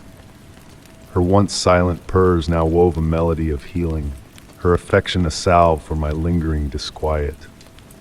Nestled beside me on the couch, her warmth a beacon in the night, she embodied the enduring bond that transcended words. Despite the shadows that lingered, a sense of gratitude enveloped me as I watched her slumber in her favored nook, her rhythmic breaths harmonizing with the stillness of the night. The mystery of her vanishing may forever elude the grasp of understanding, yet her return stood as a beacon of hope, a testament to the indomitable spirit that bound us together in shared solace. Story 49. In the hush of a November evening, a chill crept into the air, whispering secrets only the night could hear. Max, a steadfast companion since our college days, began to drift into the shadows of mystery, casting a veil over our once familiar bond. Our friendship, woven with late-night musings and shared laughter, now trembled under the weight of a hidden world I could scarcely comprehend. Subtle shifts in his demeanor sent ripples of unease through my core. His phone, a constant buzz of secrecy, drew him away into whispered conversations, his responses cloaked in a cloak of evasion. What was once a dance of easy banter now faltered, words becoming sparse like leaves in autumn, plans dissolving into mist. Then came the day when the world shifted, when the veil was lifted to reveal a truth I never dared to imagine. A quiet Saturday beckoned me to Max's door, a door left ajar like a crack in reality. Stepping inside, I found chaos where order once reigned, envelopes strewn, a bag heavy with ill-gotten gains, and a glint of steel on the floor. My heart clenched in disbelief. This was not the Max I knew. As I hid in the shadows of his unraveling world, I heard the echo of his footsteps, a drumbeat of impending revelation. His eyes, once warm with familiarity, now bore into the room with a sharpness that cut through the night. "What are you doing here?" His voice pierced the silence, unveiling a darkness I dared not confront. With trembling words, I tried to make sense of the chaos, but his stern gaze warned of dangers lurking beneath the surface. I retreated, leaving behind a shattered illusion of trust. Days turned to nights, laden with questions that lingered like a mist, clouding my thoughts with doubt. The city whispered of crimes unsolved, of shadows moving in the night with precision and purpose. A string of robberies unfolded, each tale weaving a thread back to Max's hidden world. The pieces fell into place like a puzzle of betrayal, leading me down a path of revelation I never wished to tread. Confrontation loomed like a storm on the horizon, emotions swirling in the darkness between us. Max's confession hung heavy in the air, a web of deceit unraveled before my eyes. I handle logistics, his words fell like stones, shattering the fragile remnants of trust. As he vowed to sever ties with his past, the rift between us deepened, a gulf of uncertainty widening with each passing day. I fortified my defenses, a sentinel in the night, guarding against the shadows that once lurked in the heart of friendship. Our conversations became echoes of a past lost to the whispers of betrayal, a melody tainted by the discord of secrets left unspoken. I yearned for the bond we once shared, for the simplicity of trust that now lay shattered at my feet. Though Max walked away from the darkness that gripped his soul, the scars of his hidden life lingered like shadows against the walls. I learned to navigate a world tinged with uncertainty, a world where the line between friend and foe blurred in the depths of the night. And as sleep carried me away on a river of dreams, I wondered if the shadows would ever truly fade, or if they would linger, a reminder of the mysteries that lay hidden within the hearts of those we thought we knew. Story 50. In the stillness of the night, the office transformed into a sanctuary of solitude, a place where time seemed to stretch endlessly. It was here, amidst the quiet hum of the fluorescent lights, that I found solace in my work, pouring my dedication and attention to detail into every task. The office had become my haven, my second home, where I toiled tirelessly, striving for perfection long after the day had faded into darkness. As the shadows grew longer, only a handful of dedicated souls remained, their presence barely a whisper in the vast expanse of the empty building. Among them was Gary, the unassuming janitor whose presence seemed to linger in the corners of my consciousness.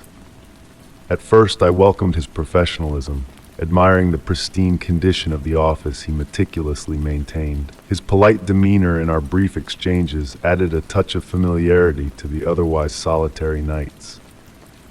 Yet, beneath the facade of routine, a subtle unease began to seep into my awareness. Gary's casual inquiries about my late hours and detailed knowledge of my schedule raised a sense of disquiet within me. His words, once harmless small talk, now carried a weight of intrusion, as if he held the key to a part of my life that should have remained private. One fateful evening, as I delved deep into a crucial project, Gary's presence loomed closer than ever before. His well-meaning advice to take breaks and his keen interest in my work bordered on the edge of discomfort, sending shivers down my spine. It was as though he saw beyond the surface, peering into a realm of my existence that should have remained hidden. With each passing day, the tension escalated, reaching its peak on a night when the veil of normalcy was shattered. As the clock struck midnight, a chilling revelation unfolded before my eyes. Through the glass window, I beheld Gary, his silhouette a dark specter against the dimly lit hallway, his intentions shrouded in mystery as he tampered with the lock of my office door. Panic gripped my heart as I recoiled from the unsettling sight, my mind racing with fear and uncertainty. Swiftly, I sought the aid of security, my voice a tremulous whisper in the stillness of the night. When they arrived, Gary had vanished, leaving behind a trail of questions and unease that lingered like a ghost in the shadows. In the aftermath of that harrowing night, the once familiar landscape of the office underwent a profound transformation. Security measures tightened, and Gary's presence was expunged, yet the scars of his intrusion ran deep. The boundary between safety and vulnerability had been breached, leaving a lasting imprint on my sense of security and trust. With each passing day, I navigated the labyrinth of emotions that followed, grappling with the aftermath of a violation that had shattered the illusion of safety. Counseling sessions offered a lifeline amidst the sea of uncertainty, guiding me through the turbulent waves of fear and mistrust that threatened to engulf me. Slowly, like a fragile bloom in the darkness, I began to rebuild the shattered fragments of my peace of mind. I embraced the newfound vigilance that now shadowed my every step, a silent reminder of the fragility of boundaries and the sanctity of personal space. Though the wounds of that night remained tender, I forged ahead, a survivor of an ordeal that had reshaped my perception of safety and security. As the days melded into weeks and the weeks into months, the memory of Gary's intrusion lingered like a haunting specter, a cautionary tale of how swiftly the line between sanctuary and vulnerability could blur. Yet, in the depths of that darkness, a glimmer of resilience emerged, a beacon of light guiding me towards a newfound sense of strength and empowerment in the face of adversity. Story 51. In the hazy moments of awakening, the world around me was a fuzzy enigma. A disorienting mist wrapped itself around my senses, obscuring my surroundings and leaving me in a state of bewildered uncertainty. My wrists were tightly bound behind my back, and a rough fabric veiled my sight, plunging me into darkness. A surge of panic threatened to engulf me, but I resisted, focusing on calming my racing heart. I needed to gather my wits before attempting to unravel the mystery that held me captive. The blindfold weighed heavily on my eyes, concealing any shred of light. With each steady breath, I gradually began to perceive my environment. The air carried a stale, almost tangibly metallic scent, hinting at an industrial presence. Beneath me, the unyielding surface felt cold and unforgiving, like weathered wood against my skin. Testing my restraints, I detected a subtle rustle in the room, a whisper of someone's past presence. Summoning my courage, I squirmed in search of a clue. After what seemed like an eternity of strained effort, my fingers brushed against a smooth, solid object, dusty and neglected. As I explored it with my bound hands, I realized it was a journal. Its leather cover, cool and worn, sent shivers down my spine. With awkward movements, I pried it open, relying on touch to guide me through the pages. A sliver of light pierced through the blindfold, offering a faint glimpse of the words inscribed within. The initial entry chilled me to the core. If you are reading this, it means you have chosen to survive. Follow the instructions meticulously to escape this place. Your time begins now. Accompanied by crude sketches of the room and cryptic symbols, the journal laid out the challenge ahead. Find the hidden key within this room. Solve the puzzles in the journal to reveal the clues. Failure diminishes your chances of survival. A lump formed in my throat. I was not merely confined, I was being tested.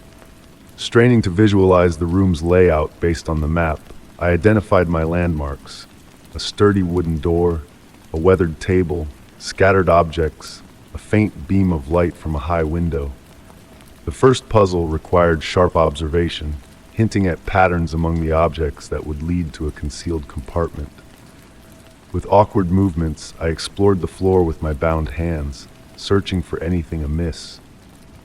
After agonizing moments, I discovered a loose floorboard beneath the table. Heart pounding, I pried it open to reveal a cold metallic object, the initial key. Excitement surged as I read the next directive in the journal. The key would unlock a drawer in the table, holding the next clue. Maneuvering toward the table, I fumbled with the lock, the click of success echoing in the room. Inside the drawer awaited a folded note. Decipher this riddle to unveil the combination for the box. According to the map, the box was concealed in a corner of the room. Sweat beaded on my forehead as I wrestled with the riddle, numbers and phrases swirling in my mind.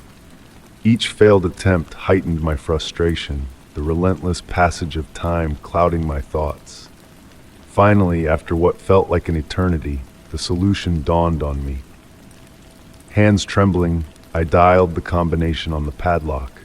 With a sense of relief, the lock sprung open, revealing a vial of liquid and another note. Spray this to reveal the hidden truths. Waste no time, I applied the liquid across the walls and floor. Gradually, faint markings emerged, symbols and arrows pointing me toward the next stage. The final clue, enigmatic in nature, required meticulous arrangement of objects to trigger a concealed mechanism. Every moment felt like an eternity as I toiled, the blindfold stifling, discomfort gnawing at me. The specter of failure loomed, yet the will to survive propelled me onward. At last, a sharp, mechanical click pierced the silence. A panel in the door slid open, revealing a dusty key. With trembling hands, I unlocked the door. It swung open with a creak, admitting a rush of fresh air as I stumbled into the hallway, discarding the blindfold. Blinking in the dim light, I surveyed my new surroundings, a corridor cloaked in peeling wallpaper and broken fixtures. Though cold and eerie, the expanse felt liberating after the oppressive enclosure of the room. I had conquered the initial trial. Standing there, clutching the journal tightly, I knew my journey was far from over. The hallway stretched before me, a dark and foreboding path promising further challenges. Yet, in that moment of fear mingled with the faint thrill of survival, I resolved to press on. The journal had guided me this far, and I was determined not to falter now. Story 52. On a cool autumn afternoon, I made up my mind to tackle the neglected backyard of my new abode, a charming old Victorian house with a past shrouded in secrets. The wooden floors creaked beneath my steps as I ventured outside, greeted by a wild tangle of weeds and bushes. The previous owner, an elderly woman, had left this place unattended for a year, her presence lingering in the dusty corners and faded wallpaper. Eager to escape the chaos of unpacked boxes inside, I grabbed a shovel and began to dig. The earth yielded beneath my efforts, releasing the earthy aroma of soil into the air. The rhythmic scrape of the shovel against the ground became a hypnotic lullaby, pulling me into a trance-like state. Lost in the repetitive motion, I envisioned a transformed yard, lush green grass, colorful blooms, a serene stone patio for warm summer nights. But my daydreams were shattered when the shovel struck something solid. Intrigued, I uncovered a weather-beaten wooden box buried in the dirt. Its surface bore the marks of time, and it was unexpectedly heavy. Heart-pounding, I opened it to reveal a blood-stained shirt and an old photograph nestled within yellowed newspaper. The shirt, a faded blue cloth marred by dark red stains, sent shivers down my spine. Why would such a grim item be hidden in my backyard? Setting it aside, I turned to the photograph. It depicted a younger version of myself, smiling beside a stranger in a dimly lit room filled with antiquated furniture. A chill crept over me, the scene unfamiliar yet hauntingly real. Flipping the photograph over, I hoped for answers, but the back remained blank. Sitting back, I pondered the enigma before me. Was this a twisted prank or a darker secret left behind by the old owner? Determined to unravel the mystery, I delved into the house's history.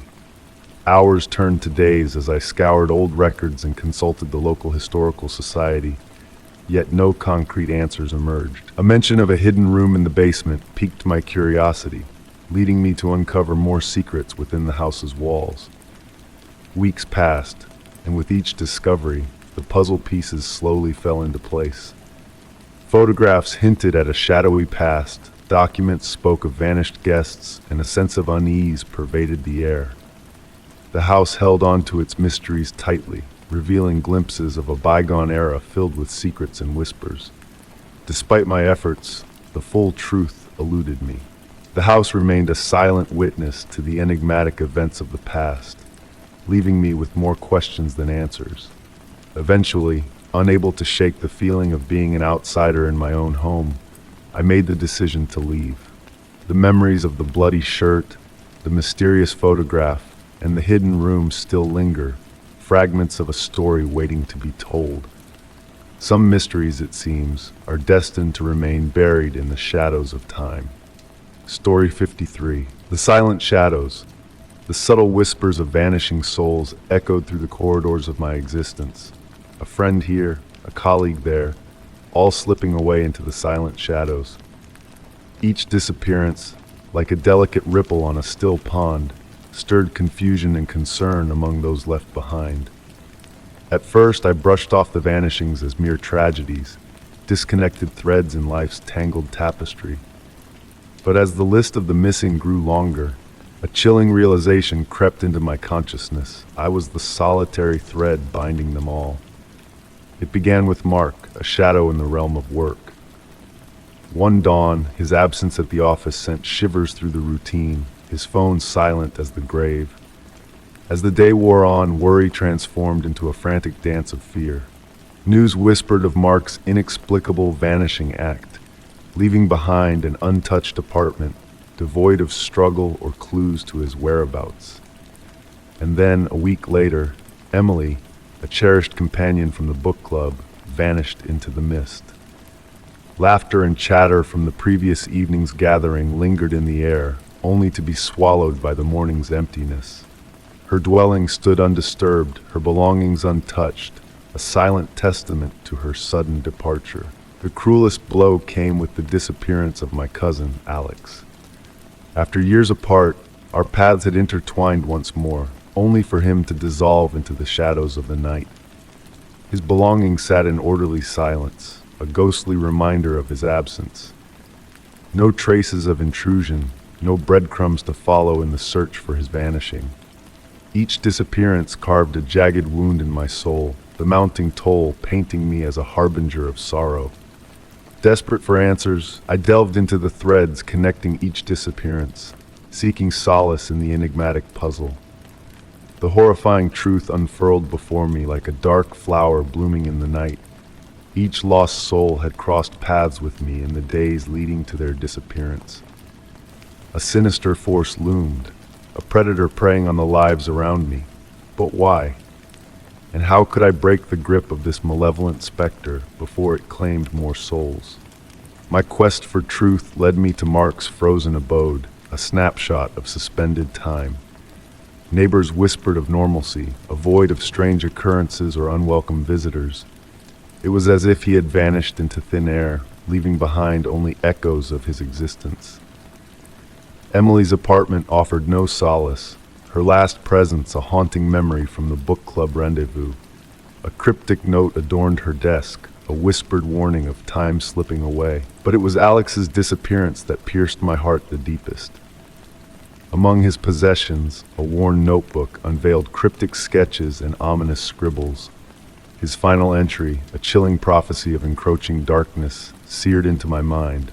Time was running out. The evidence painted a grim portrait. Someone orchestrated these vanishings, with me as the final piece of the puzzle. Haunted by shadows, I retraced my recent encounters, eyes peeled for hidden motives. Rachel, a figure from the past, emerged as a specter of suspicion, her sudden interest in my life a beacon of warning. A meeting was arranged, words exchanged, but her denials rang hollow, a veil of deception masking a deeper truth. With wary eyes watching, I fortified my fortress, a maze of cameras and vigilant eyes guarding against the encroaching darkness. But the disappearances persisted, a relentless tide sweeping away those in my orbit. A harrowing message awaited me one twilight, a photograph of my sanctuary. A chilling reminder that the predator lurked in the shadows, waiting for its final strike. My sanctuary became a fortress, layers of defenses shielding me from the unseen threat. A private eye joined the fray, yet the whispers of a watcher lingered, a ghostly presence haunting my every step. Driven by a primal need for truth, I burrowed deeper into the shadows, seeking patterns and connections in the tapestry of vanishing souls. The trail led to a forgotten manor on the edge of the world, a place half remembered, a specter from a distant dream. A decrepit house stood frozen in time, ivy tendrils embracing its decaying form. A chill crept my spine, a sense of foreboding as I crossed the threshold. Dust danced in the still air, memories long forsaken clinging to the walls. And there, in the dim light, a tableau of horror awaited. A wall adorned with photographs of the lost souls and me, the common thread in this macabre tapestry. Dates and notes etched beneath each image painted a grim portrait of connectivity, of a sinister force weaving its web around me. A voice, familiar yet foreign, whispered from the shadows, "You have arrived at last." Heart thundering, I turned to face the specter of my undoing, only to be met with a revelation beyond comprehension. Story 54. In the midst of a turbulent chapter in my life, where identity theft, enigmatic messages, and unsettling occurrences had upended my sense of security, I found myself adrift, yearning for a return to normalcy. Seeking refuge from the chaos, I sought solace within the hushed halls of the local library, hoping that the tranquil atmosphere and the nostalgic aroma of aged books would offer respite from my tumultuous thoughts. One serene autumn afternoon, while perusing the mysteries section, my hand alighted upon a weathered, leather-bound tome tucked away on the shelves. Its spine was creased, the title faded into obscurity. Intrigued, I carried it to a nearby table, the whispered rustle of its pages beckoning me to uncover its secrets. Within the brittle pages of the book, a loose bundle of yellowed, handwritten sheets slipped out, landing on the table with a soft, reverberating thud.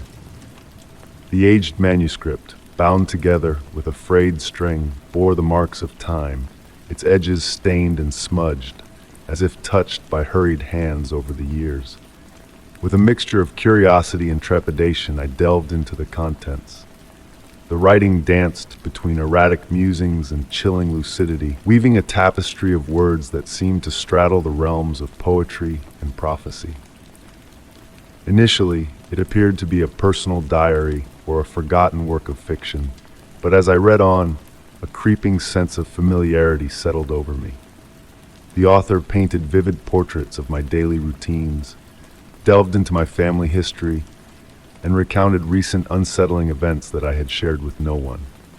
As I pored over the pages, a shiver traced its way down my spine. The manuscript didn't merely recount past occurrences, it foretold events yet to come. It spoke of the identity theft, the cryptic messages, even my harrowing sojourn at a remote cabin.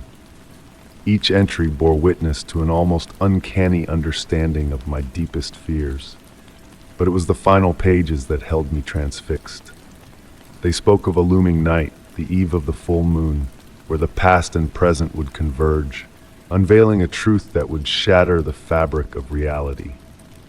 The last entry bore tonight's date, a foreboding proclamation of revelations awaiting in the shadows. My heart raced in my chest. How could this forgotten manuscript, concealed within a library book, possess such intimate knowledge of my life, and even foretell the future? Desperate for elucidation, I turned to the head librarian, Mrs. Carter, an elderly guardian of knowledge who had witnessed the passage of time within the library's walls.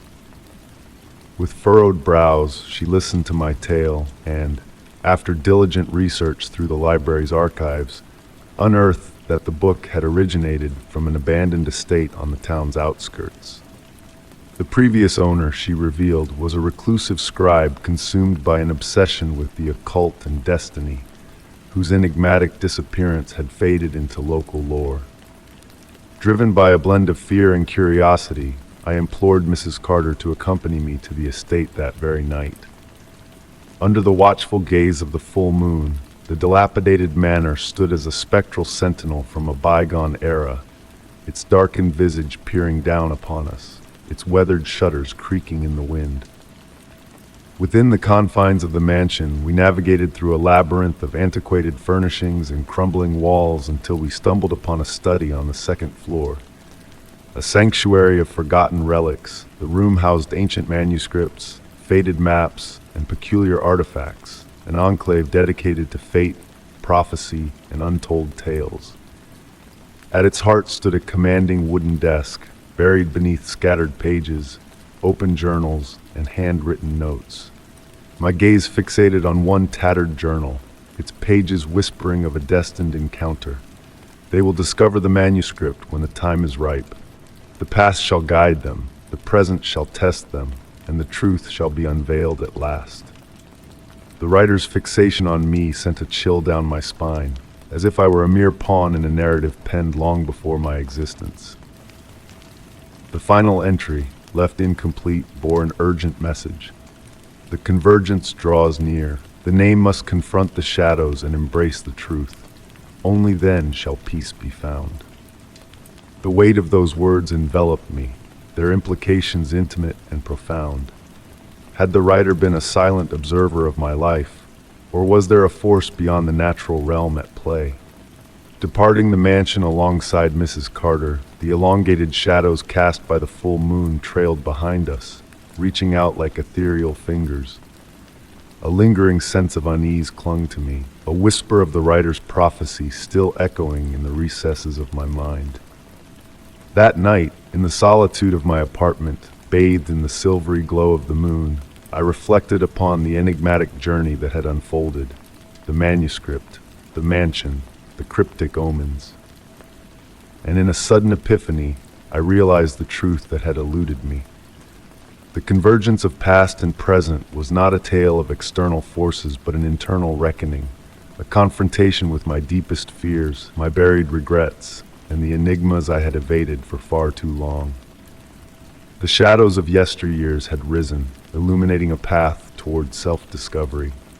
The writer's predictions had guided me toward a truth I could no longer evade, that sometimes the only escape from darkness lay in facing it unflinchingly. As the echoes of the past faded into the nocturnal stillness, a sense of serene acceptance washed over me. The future remained veiled in uncertainty, yet for the first time in months, fear no longer held sway.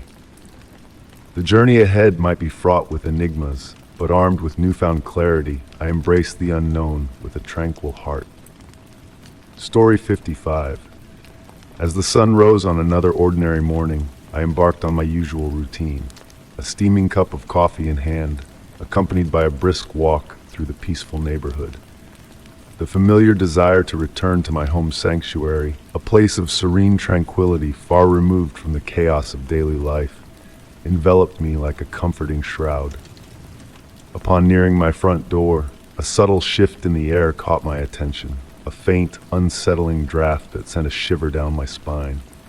My heart skipped a beat as my gaze fell upon the door, slightly ajar, the once sturdy lock now a twisted remnant of its former self. The barrier of security I had relied upon had been breached, leaving me frozen in disbelief, my breath suspended in the air. With trembling hands, I reached for my phone and dialed 911. The urgency in my voice barely contained as I relayed the intrusion to the operator. Their reassurance that help was on its way provided little solace as I stood outside, the weight of uncertainty pressing down upon me. Time seemed to stretch endlessly as I waited on the porch, my mind consumed by a whirlwind of unanswered questions.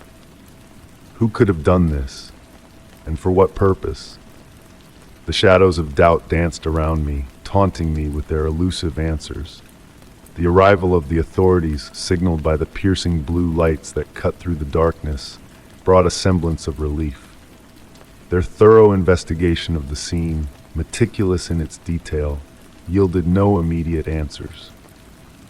The absence of physical evidence of a break-in only deepened the mystery, leaving me unsettled and vulnerable. As the officers combed through the house, I ventured inside, my senses heightened to every subtle shift in the environment. It was then that I noticed the subtle disturbances, the telltale signs of an unwelcome presence. Personal items moved, photographs askew, and cherished belongings scattered about haphazardly. The violation of my most intimate spaces, the invasion of my inner sanctum, left me reeling with a sense of profound unease. The sanctity of my home had been shattered, replaced by a haunting awareness of unseen eyes watching my every move. In the days that followed, I sought to regain a sense of normalcy, a semblance of control in the wake of the violation. Repairs were made, security measures heightened, yet the lingering sense of unease persisted, a constant companion in the quiet moments of solitude. Each creak of a floorboard, every rustle of the wind through the trees, served as a stark reminder of the breach that had occurred. The emotional scars ran deep, far beyond the surface-level repairs that sought to mend the physical damage. The slow progress of the investigation offered little closure, leaving me to grapple with the aftermath on my own.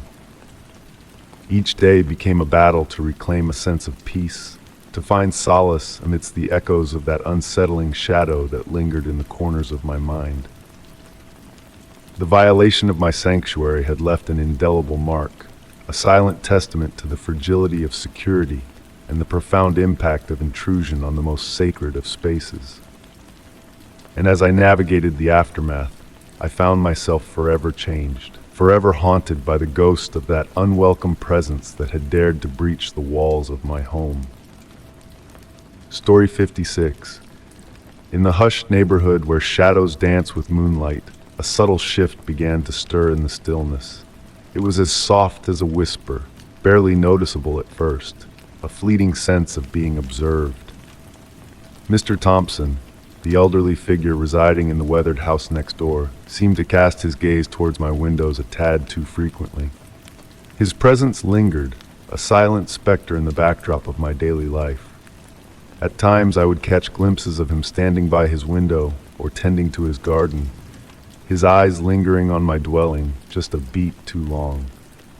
I brushed it off as mere coincidence, a quirk of an aging mind perhaps, a harmless curiosity about the neighbor living beside him. But as days melted into nights, the feeling grew, wrapping tendrils of unease around my thoughts. Whenever our eyes met through the glass, his gaze would dart away swiftly, feigning interest in mundane tasks. The charade became palpable, his furtive glances sending shivers down my spine. One evening, As the world outside slipped into darkness and shadows played their nocturnal games, a sight froze my heart. Through the sliver of my blinds, I glimpsed Mr. Thompson standing just beyond his threshold, his stare fixed upon my window like a moth drawn to a flame. The realization dawned upon me like a chill in the air. I could no longer ignore the sensation of being watched. Summoning a flicker of courage, I ventured outside, the night air crisp against my skin, and approached his porch with measured steps. "Mr. Thompson," my voice rang out, a blend of steadiness and tension. Startled, he turned towards me, a fleeting expression of surprise and guilt flickering across his features. "Oh," he murmured. "Good evening. Is there something I can assist you with?" I hesitated, then voiced my growing apprehensions. "I've noticed your frequent glances towards my windows. Is there a reason behind this scrutiny?" His response tumbled forth in a rush of apologies, hands wringing nervously as he sought to explain. "I didn't mean to unsettle you. I was merely concerned, worried about your safety." His words held a semblance of kindness, a thread of genuine care woven within, yet they failed to quell the deep-rooted unease that now thrived within me. Days rolled by, the routine unchanged. His presence felt omnipresent, a silent observer in the periphery of my existence, his eyes always finding their way back to my abode. The feeling of being under his watchful eye seeped into every crevice of my life, casting a shadow over simple tasks and mundane moments. I found myself checking the windows incessantly, peering through the veiled protection of blinds in search of his lurking figure. Even the most ordinary activities felt exposed, the weight of his invisible gaze a heavy burden upon my shoulders. Determined to reclaim my sanctuary, I fortified my refuge with thicker curtains and sturdier blinds, a feeble attempt to shield myself from his prying eyes. Yet the sensation of being observed persisted, a relentless specter that refused to dissipate, no matter the barriers I erected. Faced with mounting discomfort, I resolved to confront him once more. Steeled with resolve, yet gripped by a knot of anxiety, I returned to his doorstep, the words tumbling forth in a mixture of firmness and unease. His guarded expression softened as I expressed my need for privacy and boundaries, a plea for the ceaseless surveillance to end.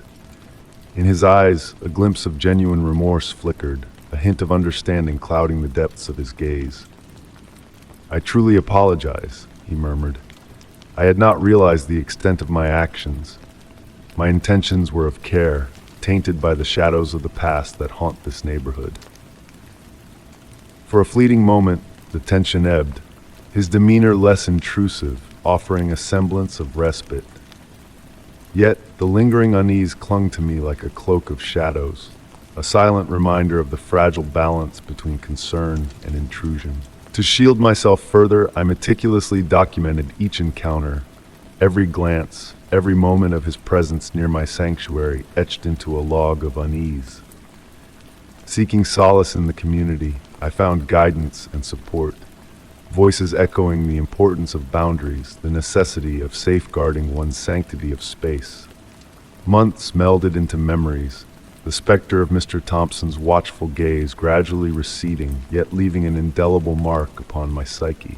The experience had etched a cautionary tale upon my soul, a reminder of the delicate dance between vigilance and intrusion, between care and discomfort. As time unfurled its tapestry, I pondered the enigma of Mr. Thompson's intentions, whether born of genuine concern or shrouded in darker motives, a mystery never to be unraveled. The memory of his watchful eyes lingers still, a phantom presence in the recesses of my mind, a poignant testament to the sanctity of privacy and the peace it bestows. Story 57. The park opposite my apartment had always been my haven, a sanctuary of tranquility that beckoned me each evening.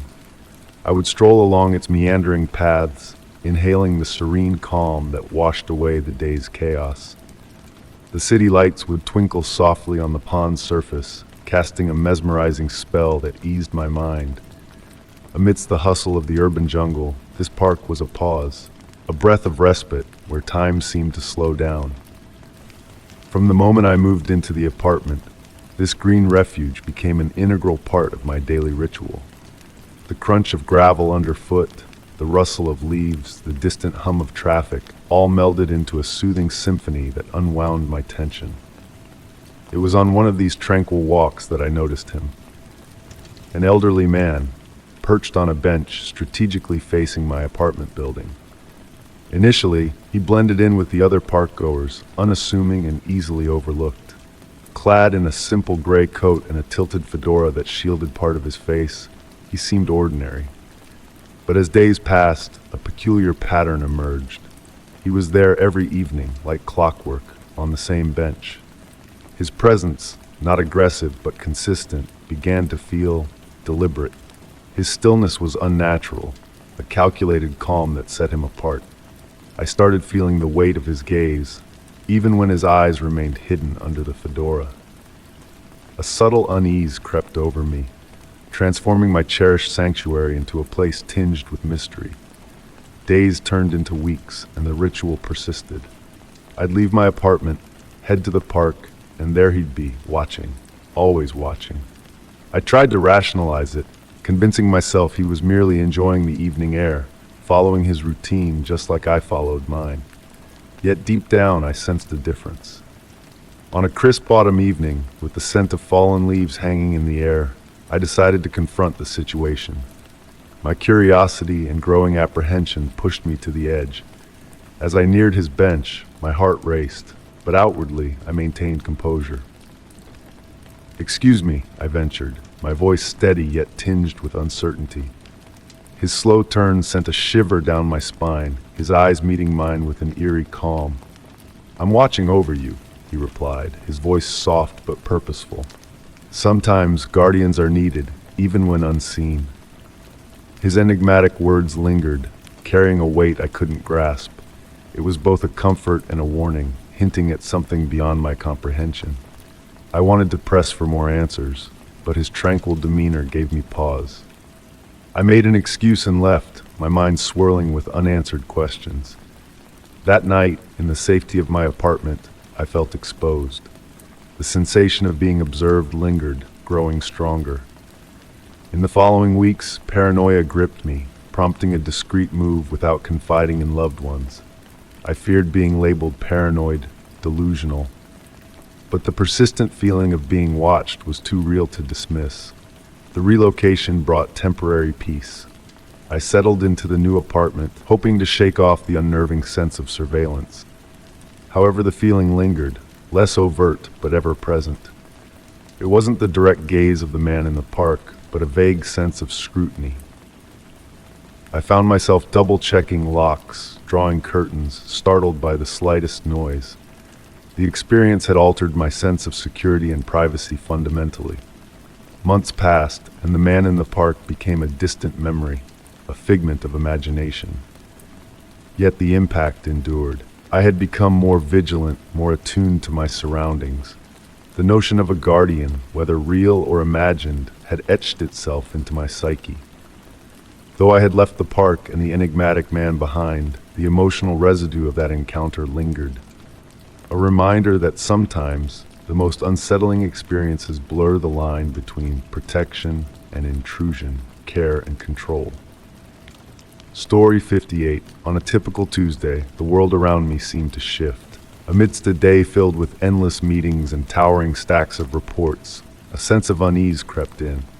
Anticipating a quiet evening of relaxation, the tranquility I sought was shattered when my phone erupted with an unusual flurry of notifications, sending shivers down my spine.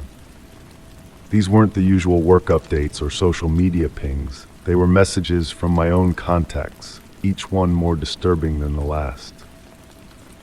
My friend Sarah's message, tinged with concern, questioned my safety and referenced a danger I was unaware of. The panic that gripped me intensified with each new revelation. It was evident that my phone had been compromised, my personal contacts weaponized to deliver ominous messages, leaving me feeling isolated and vulnerable. Attempts to reach out to Sarah and my colleague Dave were futile. as my phone's connection had been severed, rendering me voiceless in my own life. Turning to my laptop for solace, I sought to explain the inexplicable through hastily drafted emails. Yet before I could hit send, a mysterious email materialized in my inbox, devoid of a subject line and cloaked in anonymity. Against my better judgment, I delved into its contents, finding a single link that beckoned me to unravel its enigmatic promise. With bated breath, I clicked, only to be led down a digital rabbit hole unveiling a trove of personal information, a chilling reminder that I was under a watchful gaze. The realization dawned on me like a shadowy specter. Someone was not only hacking my devices, but actively stalking me, infiltrating the sanctity of my private world.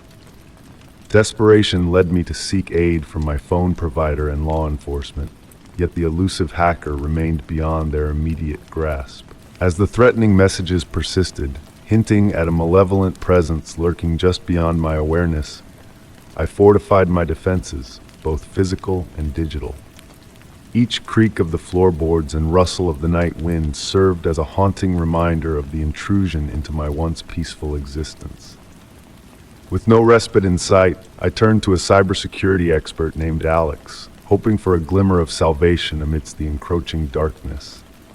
Days blurred into sleepless nights, as Alex delved into the intricate web of digital footprints left by the elusive hacker, his expertise a beacon in the swirling storm of uncertainty. In a moment of clarity, a revelation pierced the veil of confusion. The messages, sent at precise intervals, hinted at a meticulously orchestrated scheme. Armed with this newfound insight, I devised a risky gambit to lure the hacker out of the shadows, playing a dangerous game of cat and mouse in the digital realm. As the tension mounted and the stakes soared, a breakthrough emerged. A faint trail leading to a remote server, a sliver of hope amidst the vast expanse of cyber anonymity. With the authorities now on high alert, a race against time ensued, culminating in the unmasking of the hacker, a solitary figure with a penchant for control, their digital machinations aimed at usurping my sense of security.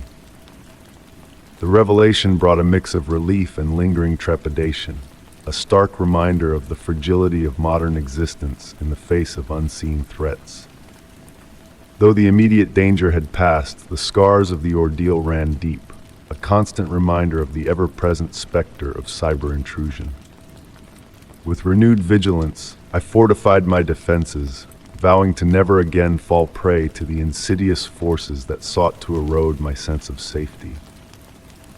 The journey had changed me, instilling a sense of resilience in the face of an uncertain digital frontier, where the boundaries between security and vulnerability blur with each passing moment. And so, armed with newfound knowledge and unwavering resolve, I embraced the ongoing battle for privacy and peace of mind in a world where shadows lurk at every click and keystroke. Story 59. The gentle glow of my phone lit up the darkness. A notification, a friend request from Jessica Mitchell. Her name was unfamiliar, but in my quest to expand my social circle after moving to a new city, I welcomed the chance for connection. With a flicker of hesitation, I let my thumb linger over the accept button before giving in to curiosity. A simple tap, and Jessica became a new link in my digital world. Soon after, a message from her appeared in my inbox, dripping with an overly friendly tone for a stranger. "Hey there, thank you for accepting my friend request. I've been eager to reach out and get to know you better. I hope your transition has been smooth." I crafted a cautious yet polite response, introducing myself and expressing gratitude for her warm greeting. Our initial conversations flowed naturally, discussing shared interests, local eateries, and the challenges of acclimating to a different environment. Jessica exuded a sense of genuine interest in my life, a comforting presence amidst the solitude I had been grappling with since my relocation. However, as days melted into nights, her messages delved into increasingly intimate territory. Inquiries about my family, my pastimes, and even specific details about my newly acquired home crept into our exchanges. Initially, I answered openly, assuming her intentions were rooted in friendliness and camaraderie. Then came the shift. One evening, as I absent-mindedly scrolled through updates, a new message from Jessica appeared, accompanied by a photograph of my living room. A surge of adrenaline pulsed through me as I gazed at the image, every detail mirroring the familiar surroundings of my own abode. The realization that someone had trespassed into my sanctuary gnawed at my insides. The caption beneath the intrusive image read, "Your space looks cozy. I adore the new sofa." Panic knotted my stomach as I frantically typed a response, demanding to know the origins of the photograph. Her reply was swift, dismissive, brushing off my concerns with a casual reassurance. "Oh, no need to fret. I simply wanted to say hello and let you know I care." Dread coiled tighter within me, an ominous presence lingering in the periphery of my thoughts. Days later, another message arrived. This time, a snapshot of my kitchen, capturing a different angle, showcasing the remnants of my morning routine. The caption, laced with an unsettling familiarity, hinted at a level of intrusion that transcended mere curiosity. Realization crashed over me like a tidal wave. Someone was watching, observing my every move within the confines of my own home. Confronting Jessica head-on, I demanded answers, seeking validation for the violation of my privacy. Her responses danced around my inquiries, cloaked in ambiguity and evasion. She spun a tale of a mistaken photo sent by a friend from a photography studio, an implausible narrative that failed to pacify my rising unease. Despite attempts to distance myself, Jessica's persistence only intensified. Her messages evolved from friendly overtures to veiled demands, clawing at the fringes of my peace of mind. With a growing sense of foreboding, I scrutinized my home's security measures, finding no evidence of intrusion or tampering. Conversations with neighbors yielded no leads, no hint of a lurking presence. Efforts to sever ties with Jessica proved futile as she continued her relentless pursuit, her messages morphing from concern to coercion, a shadow creeping over the fragile boundaries of my newfound solitude. The breaking point arrived with a chilling video, an eerie recording of me captured from within the confines of my own living space. The vantage point suggested a hidden camera, perched high above, capturing my movements with eerie precision. Her accompanying words, a twisted blend of faux concern and veiled threats, shattered the remnants of my security. In a flurry of fear and desperation, I sought refuge in the arms of law enforcement, recounting the harrowing ordeal. Investigations ensued, tracing Jessica's digital footprint to a dead end, a faceless entity cloaked in anonymity and deceit. Despite fortifying my defenses, the pervasive sense of surveillance lingered, a ghostly presence haunting my every waking moment. After a prolonged silence, Jessica resurfaced, offering a hollow apology shrouded in convoluted justifications. Her words, tainted with regret and delusion, failed to assuage the wounds she had inflicted. With a heavy heart, I severed ties, blocking her from my digital realm, determined to forge ahead, rebuilding the shattered fragments of my sense of security. Yet, the scars remained etched in the recesses of my mind, a constant reminder of the fragility of trust and the darkness that can lurk beneath seemingly innocuous connections. The experience left an indelible mark, a haunting echo of a reality where a simple notification could unravel the fabric of safety and expose the sinister depths hidden within the digital shadows. Story 60. On an ordinary Tuesday, a letter arrived, its plain white envelope blending seamlessly with the rest of the day's mail. There was no stamp, just the name of a medical clinic I didn't recognize. The official appearance, complete with a professional seal, immediately stirred a mix of anxiety and curiosity within me. With trembling fingers, I tore it open, revealing a cover letter addressed to me, thanking me for a recent visit. Yet, I had never set foot in that clinic, never even heard its name whispered in passing. Perplexed, I turned to the next page, where detailed medical records lay in wait. The report detailed serious conditions: diabetes, high blood pressure, a heart irregularity, conditions that had never been a part of my health narrative. Each entry came with recommended treatments and prescriptions that would have posed a serious threat had I blindly followed them. As I read and reread the letter, searching for a clue or contact information, I found nothing of use. The clinic's name and logo appeared legitimate, but under closer scrutiny, they felt like a facade crafted to deceive. Determined to unravel the mystery, I promptly reached out to my primary care physician. After a thorough check of my records, the nurse assured me that my health information was accurate and that there had been no recent communication with the mysterious clinic. "Could this be a scam?" she cautiously inquired. After the call, I turned to the internet, searching for any trace of the clinic's existence. No website, no reviews. It was as though the clinic had materialized solely for the purpose of that letter. Desperate for answers, I drove to the address listed, only to find a dilapidated building in a desolate part of town, a ghostly reminder of what once was. The door was locked, and a passerby informed me that nothing had occupied that space for years. "You might have been scammed," he remarked solemnly. The realization sank in, a knot tightening in my stomach. The sender of the letter had gone to great lengths to make it seem authentic. But why me? Returning home, a whirlwind of thoughts consumed me. Had my identity been stolen? Was this a cruel prank? Amidst the chaos of my mind, one name floated to the surface: Rachel. She had been a part of a recent community group, her friendly demeanor masking a subtle inquisitiveness that now felt more like a warning sign. Recalling her probing questions, I decided to confront her. Under the guise of casual conversation, I brought up the mysterious letter.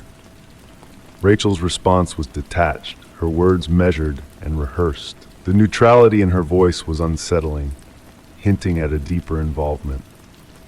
Suspicions solidified into certainty, and I enlisted the help of a seasoned private investigator named Paul. He delved into the clinic's connections while I fortified my home with added security measures. A week later, Paul's findings sent shivers down my spine.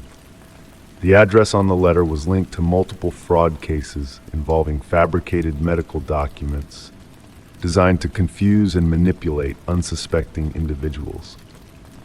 Paul's investigation uncovered a chilling revelation. Rachel's name surfaced in connection with the fraud cases. Though no direct evidence tied her to the scheme, there was enough suspicion to warrant a confrontation. Face to face with Rachel, I observed her carefully. Her practiced confusion and feigned concern failed to mask the flicker of recognition in her eyes. The twisted web began to unravel, exposing a personal vendetta hidden beneath the surface. A breakthrough came when an encrypted email linked to the clinic was traced back to Rachel's former employer, a tech firm specializing in data management. The pieces fell into place, leading to Rachel's arrest. Motivated by obsession and driven by jealousy, she had meticulously orchestrated a campaign of psychological sabotage, preying on my vulnerabilities. As Rachel was led away in handcuffs, a chilling calmness lingered in her eyes, a silent promise of unfinished business. The scars left by the ordeal ran deep. Though the immediate threat had been neutralized, the sense of being watched lingered like a shadow. I fortified my defenses, working with experts to safeguard my personal information. Life slowly resumed its course, but the fear of manipulation and deception haunted me. The letter may have marked the beginning, but the fear it ignited seemed destined to linger, a reminder of the fragility of reality and the darkness that can lurk beneath its surface. Story 61. In the midst of a hectic life, a week-long retreat beckoned, a chance to step away from the mundane and embrace solitude. A quaint cottage, deep within the sheltering embrace of the forest, called out to me from the screen, promising peace and rejuvenation. Reviews whispered of its enchanting allure a haven far removed from the chaos of the city. Without a second thought, I secured my reservation, eager for the solace that awaited me. Upon arrival, the cottage unfolded before me just as the digital images had painted it. A cozy sanctuary awaited, complete with a crackling fireplace and expansive windows framing the verdant tapestry of the woods. The living room exuded warmth, its vintage furnishings adding to the nostalgic charm that enveloped the space. Days drifted by in a haze of leisurely strolls along meandering paths, sunlight filtering through the foliage, while evenings found me nestled by the fire, lost in the pages of a book. Silence reigned supreme, broken only by nature's soft whispers, the rustle of leaves, the gentle hoot of an owl. It was a scene of perfect tranquility until fate unveiled a truth that shattered the illusion. One hushed afternoon, a glimmer caught my eye, hidden behind the smoke detector on the ceiling. A subtle gleam, barely perceptible, yet it beckoned to me with a silent urgency. Intrigue seized me, propelling me to fetch a ladder and a tool, determined to unravel the mystery. With a twist, I exposed a tiny camera concealed within the smoke detector, its wire disappearing into the wall. A surge of dread and resolve coursed through me as I traced the cable to a neglected hallway closet. There, camouflaged amidst forgotten blankets, lay a recording device, meticulously arranged, designed to evade notice. A sickening realization settled in my core. I had been under surveillance, perhaps from the moment of my arrival. Trembling, I documented the evidence, capturing the betrayal through the lens of my camera. Shock gave way to anger as I grappled with the violation. Who had orchestrated this deceit, and to what end? With a trembling hand, I dialed the property owner, confronting him with the unsettling truth. Stammering denials and awkward excuses followed his uneasy response. "I know nothing of this," he insisted, his attempts at reassurance feeble. His arrival brought no solace, his flustered demeanor failing to dispel my growing unease. Despite his promises to rectify the situation, the sanctity of the cottage had been irreversibly marred.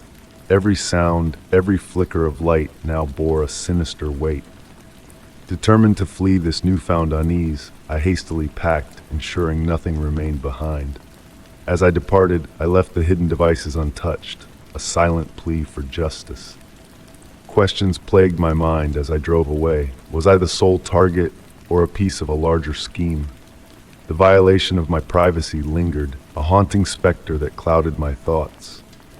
Returning home, I sought solace in the arms of the law, presenting my evidence to the authorities in a quest for justice. Their assurances did little to dispel the unease that gripped me.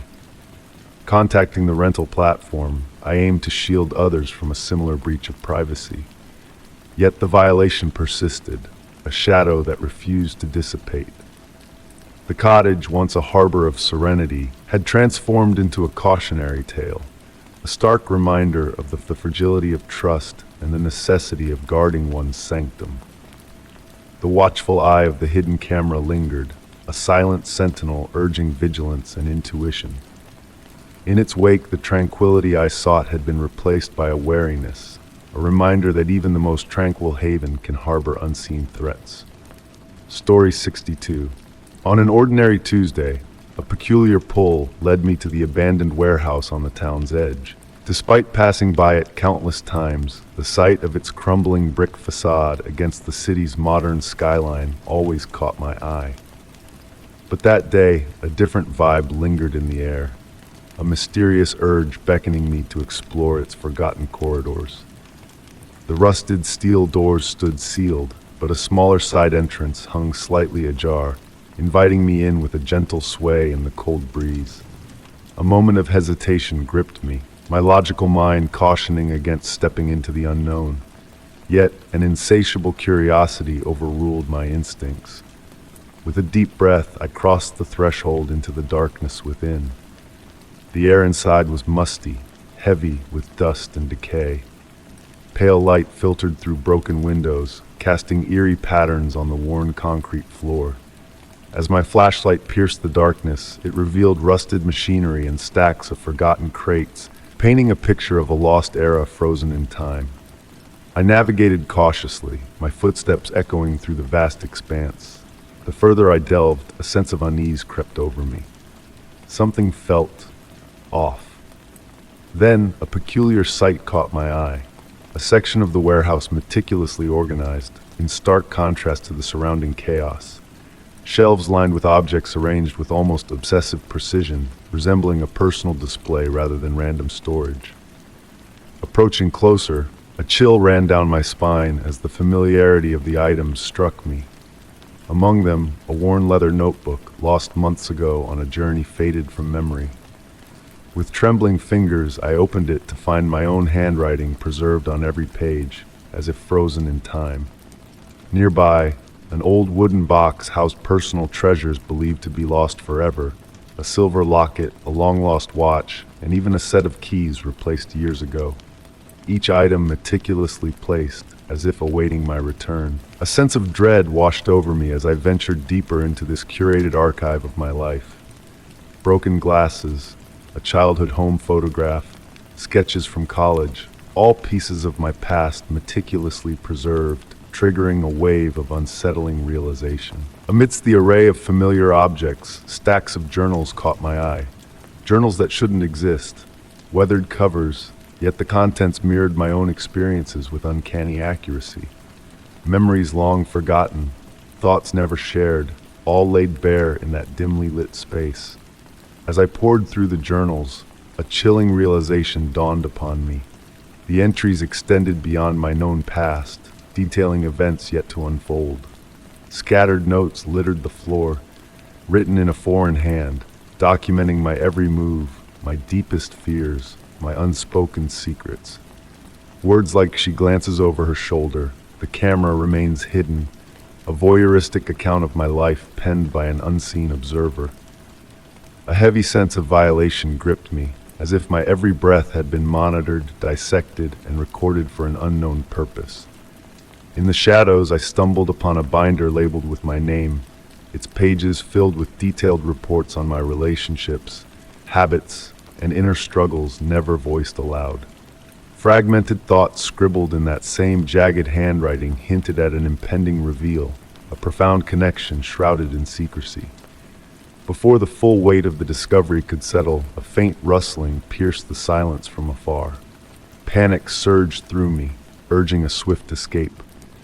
Clutching the leather notebook, I sprinted towards the entrance, heart racing in my chest. Emerging into the cold daylight, I gasped for air, the warehouse looming ominously behind me, a silent witness to the intrusion of my privacy. Its dark interior pulsated with a haunting energy, a repository of stolen memories and hidden motives. Who had watched me? Why had they meticulously gathered the shards of my life in that clandestine sanctuary? The answers eluded me, buried within the labyrinth of objects left behind. The warehouse, once a forgotten relic, now mirrored fragments of my past I never intended to reveal. And the unsettling truth lingered. Someone was still watching, their presence a phantom in the recesses of my mind. The abandoned warehouse had transformed into a twisted reflection of my existence, a dark enigma waiting to be unraveled. Story 63.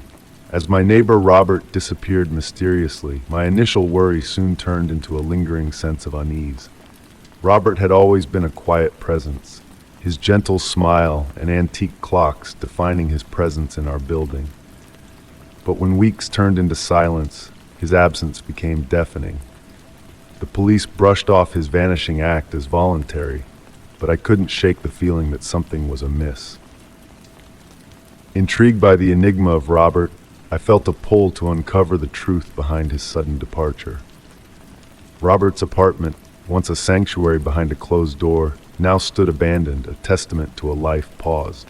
Dust-covered furniture, untouched books, and the steady ticking of his clocks painted a picture of a man who had simply vanished into thin air. Driven by curiosity, I decided to explore further.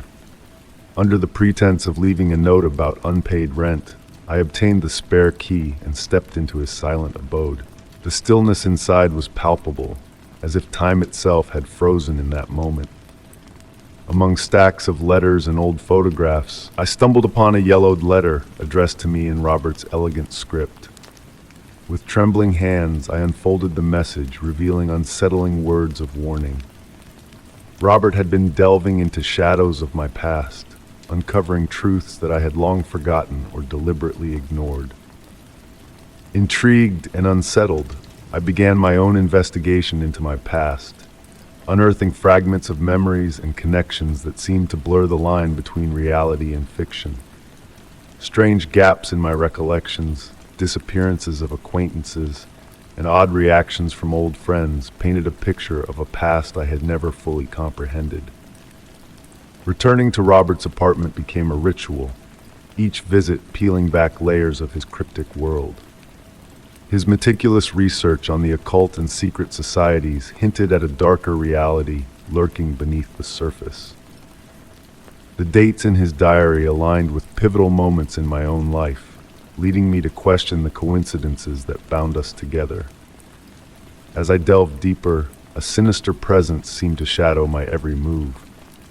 The sense of being watched grew stronger, shrouding my once ordinary life in a cloak of dread.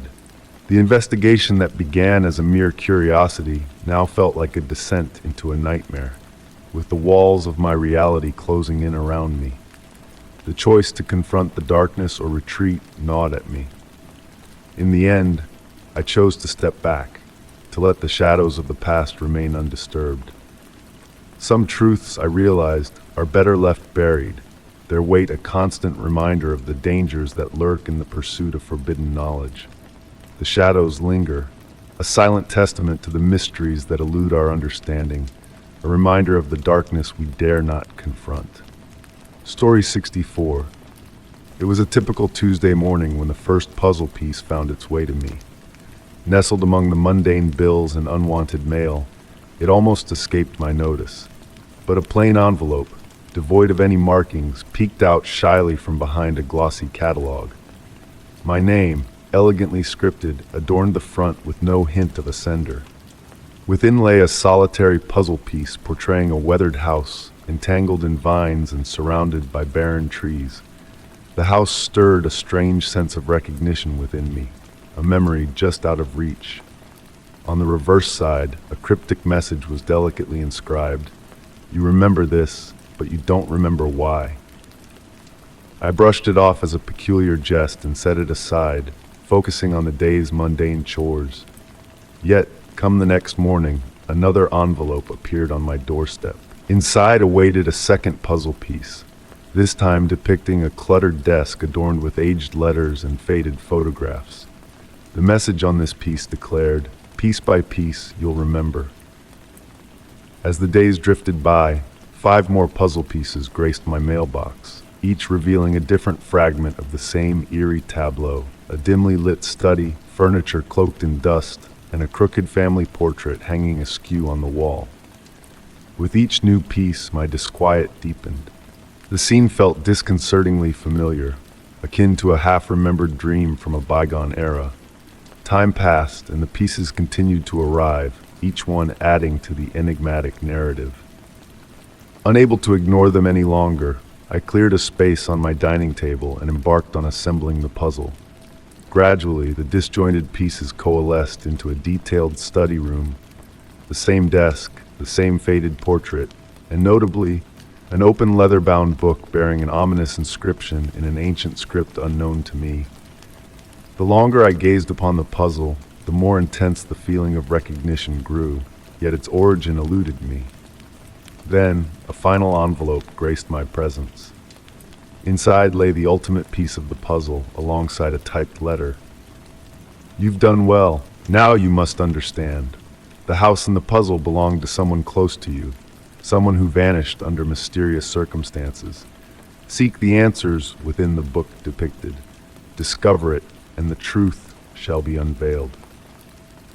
I sat motionless, heart racing. The letter dispelled any notion of a mere prank.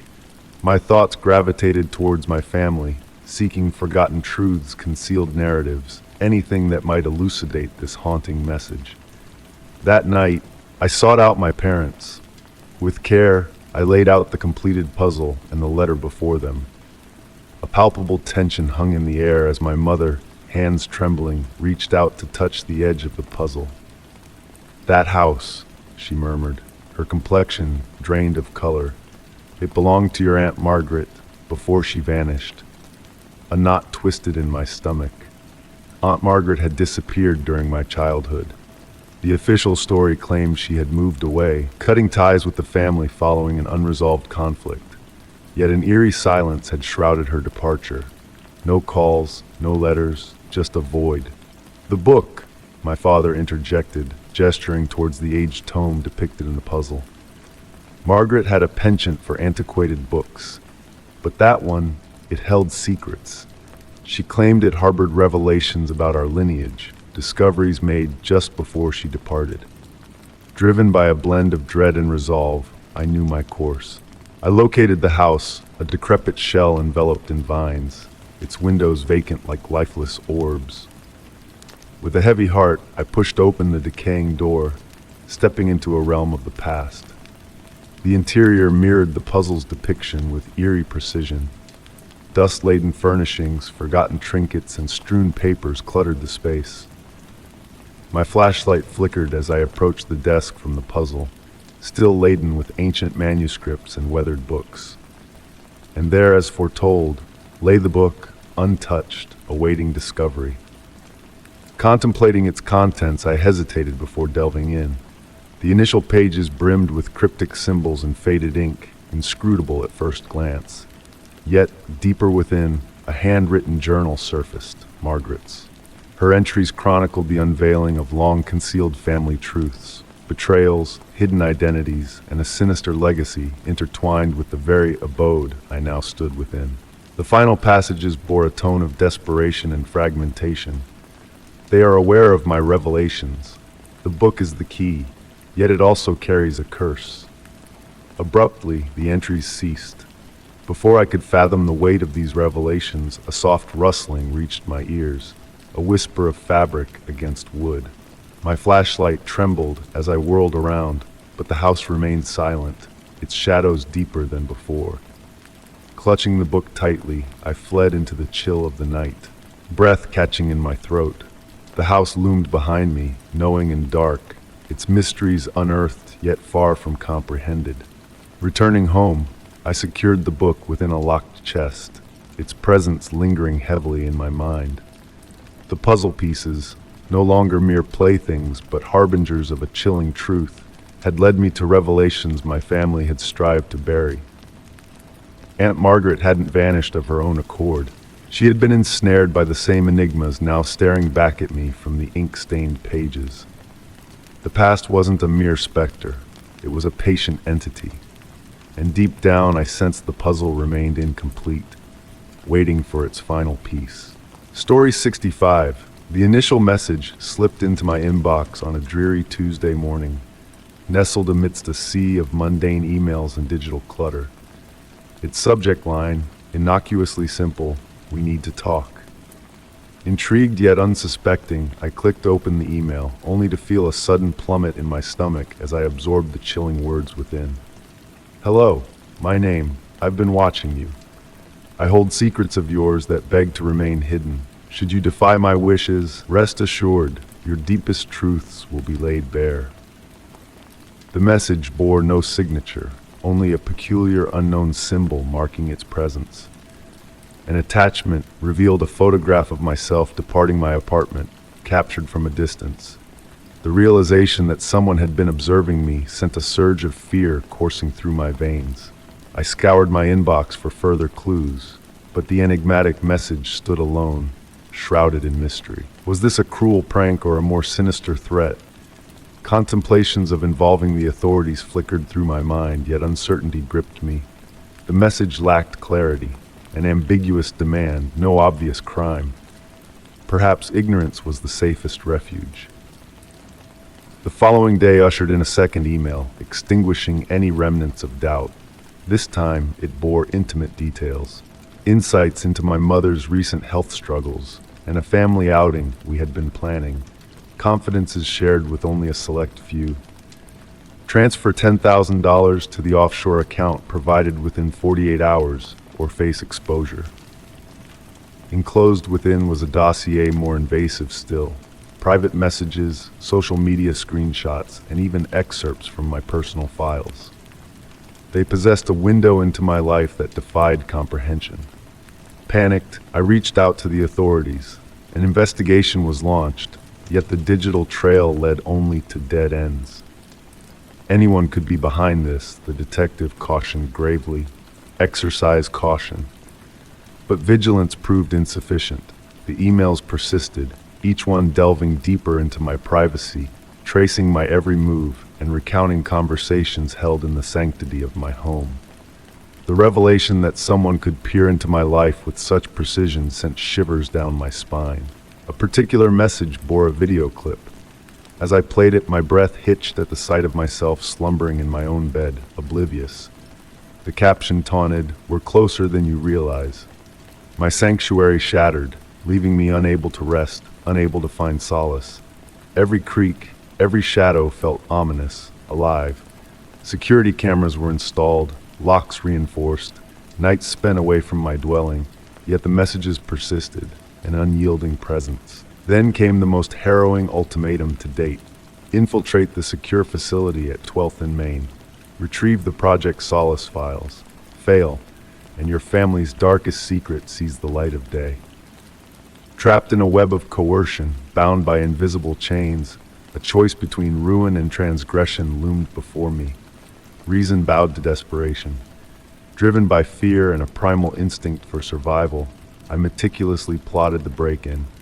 Clad in shadowy attire, I ventured into the secure building under the cloak of night. Heart hammering, I navigated the shadowed corridors, every rustle, every flicker a potential threat. At long last, I seized the targeted file and fled, heart in my throat. The emails persisted, escalating in demands. The subsequent task struck close to home, sabotaging a public event where I was scheduled to speak. Compliance meant the ruin of my career, the tarnishing of my reputation, and the severing of professional ties. Yet defiance promised grim consequences. A pawn in a malevolent game, my autonomy slipped further from reach. A call broke the silence, the number masked. Trembling, I answered, "Hello." The voice on the other end, distorted yet disturbingly familiar, spoke with cold precision. "You've performed admirably thus far," they intoned smoothly, "but our business remains unfinished." A flicker of memory ignited, a familiarity in the timbre, in the cadence. Someone known, someone trusted. Breath caught in my throat as realization dawned. "It's you." A pregnant pause, then a deliberate, chilling chuckle. "You catch on slowly."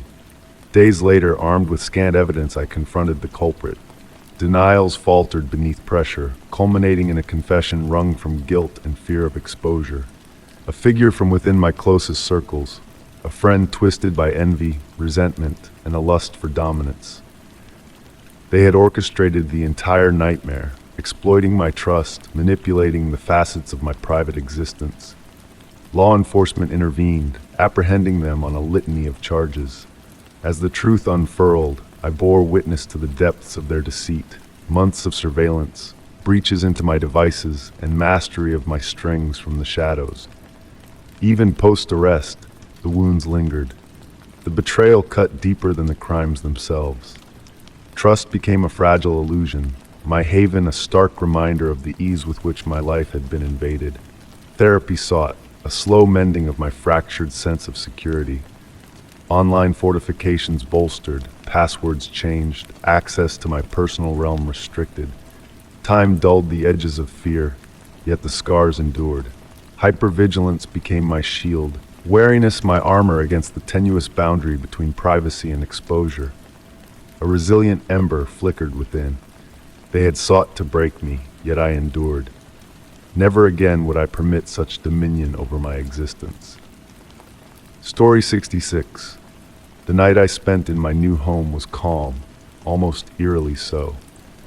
Tucked away on the edge of town, the house exuded an old-world charm, its wooden floors whispering secrets with every step and its high ceilings amplifying even the faintest of sounds. It was a sanctuary I had long yearned for, a refuge from the relentless chaos of my work life.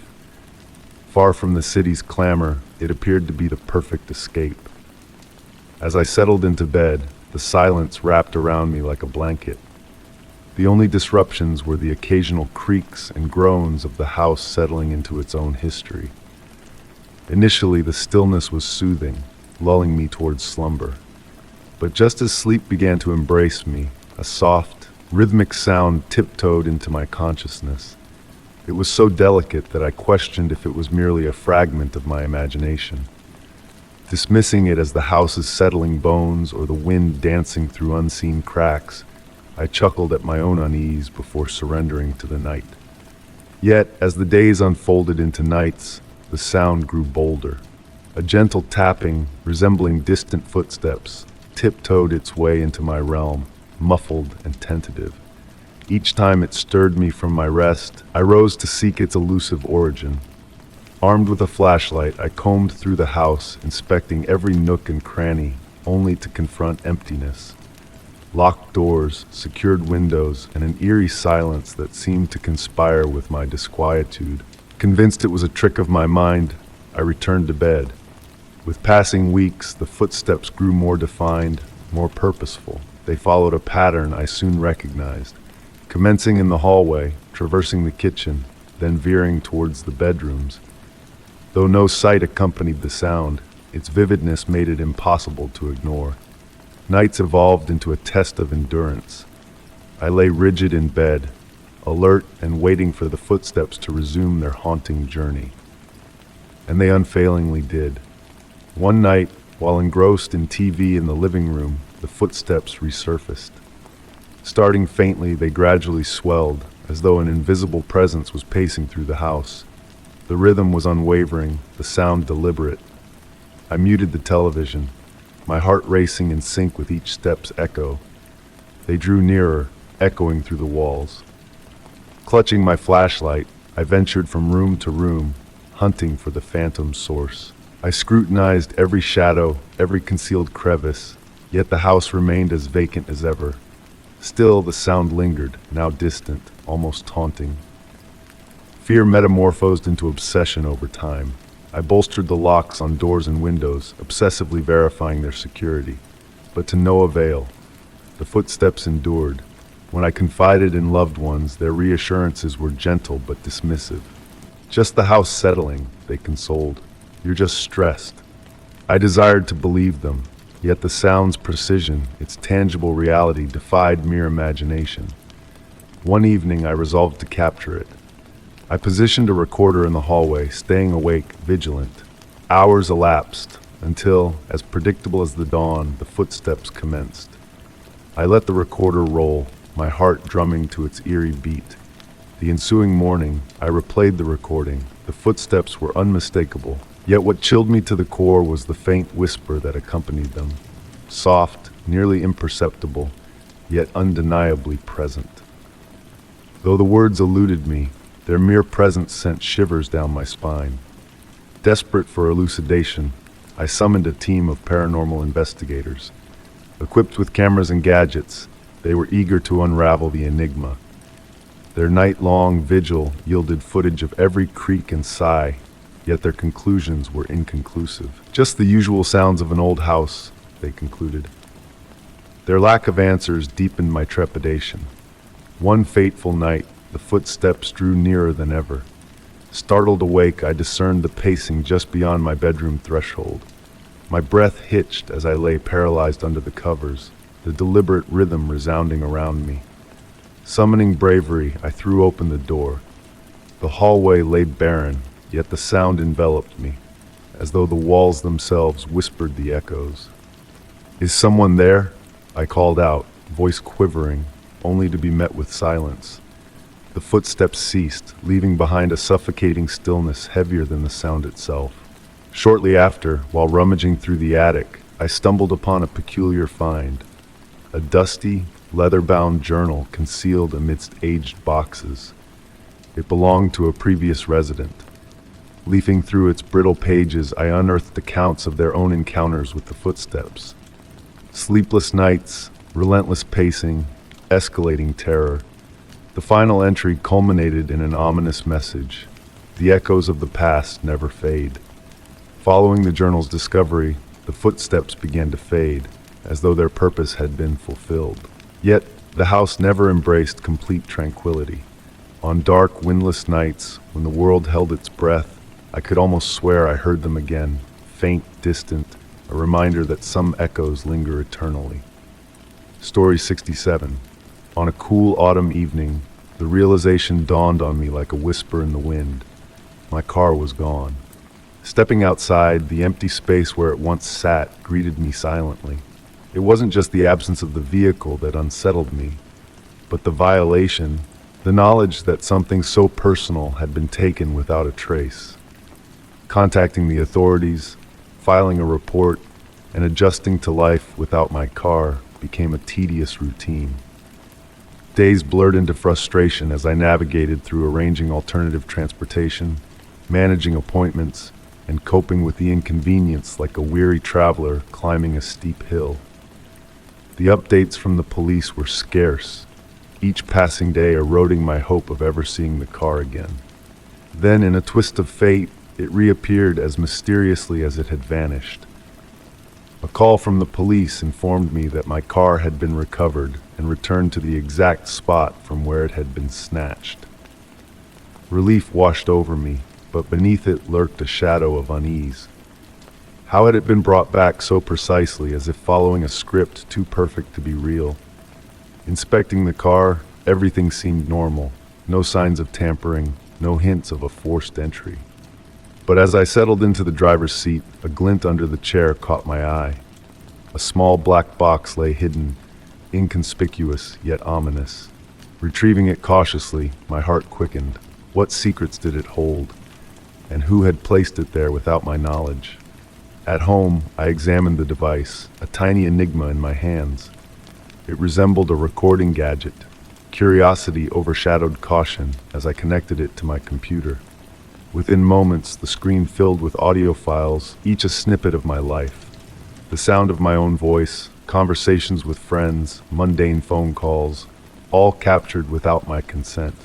A chilling realization crept over me as I listened to the mosaic of my private world woven together by unseen hands. Questions swirled in my mind like autumn leaves in a gentle breeze. Who was behind this intrusion? Why were they listening to me? Was I a target or a mere pawn in a game of shadows? The police, though thorough, found no leads in the unmarked device. Their advice offered little solace against the growing paranoia that gripped my days and haunted my nights. Every stranger on the street, every sideways glance, felt like a threat looming in the shadows.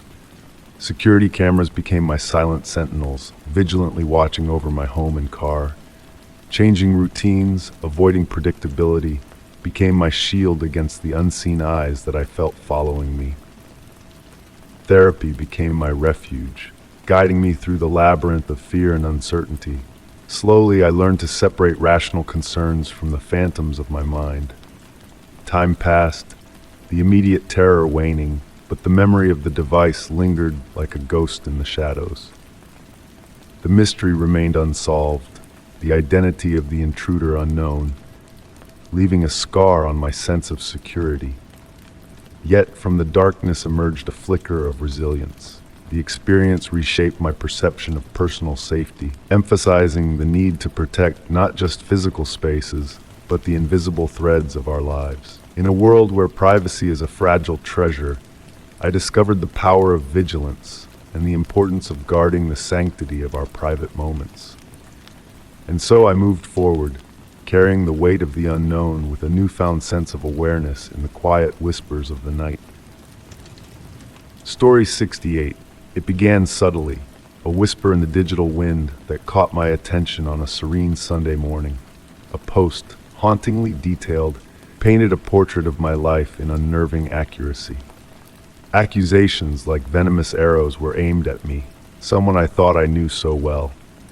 At first, disbelief clouded my mind, a shield against the piercing reality of the words before me.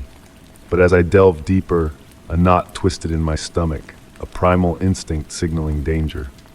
The post unraveled my existence, exposing intimate details, conversations veiled in secrecy, and places only a confidant would recognize.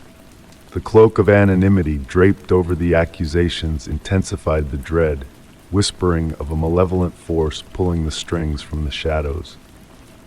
Frantically, I sifted through the comments, seeking solace in the sea of words. Some offered support, but the majority echoed with condemnation, spreading the poison further. It wasn't just an assault on my reputation. It was a meticulously crafted plot to dismantle my very being.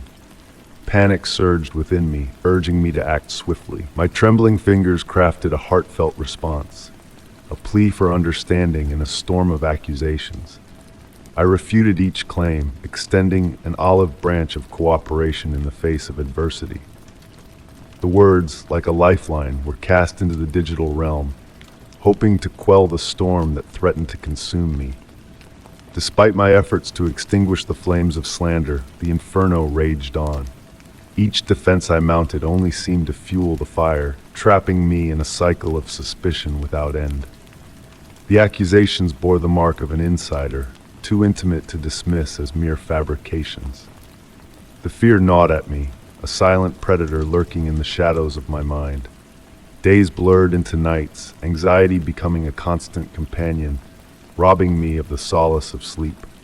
Seeking refuge in the arms of the law, I enlisted the aid of a legal ally, gathering every fragment of evidence that could vindicate me.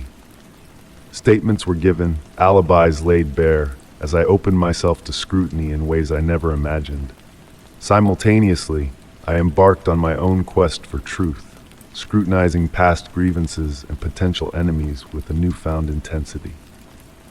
One figure emerged from the shadows of suspicion, a former friend with whom tensions had simmered to a boil before our abrupt parting. The pieces of the puzzle seemed to align, pointing accusatory fingers at their direction. Confrontation ensued, tensions thick in the air as suspicions were laid bare, met with vehement denial and offers of assistance in the pursuit of justice. Despite the veneer of sincerity, doubt lingered like a ghost in the room, haunting my every thought. Weeks stretched into uncertainty, the investigation a labyrinth with no clear exit in sight. The trail of breadcrumbs led to encrypted accounts, a maze of digital footprints that seemed to vanish into thin air. Just when hope began to wane, a whisper of a breakthrough emerged. An anonymous tip unveiled a trove of incriminating evidence, a digital testament to the orchestrated smear campaign that had ensnared me in its web of deceit. The revelation was a blow to my very core. The puppet master behind the curtain was unmasked, a former employee, harboring a venomous cocktail of jealousy and resentment, thirsting for revenge with a calculated precision that left me reeling. Arrests were made, justice served, but the scars of betrayal ran deep, etched into the tapestry of my life. As the dust settled, the journey of rebuilding commenced, a slow and arduous path marred by the lingering shadows of doubt.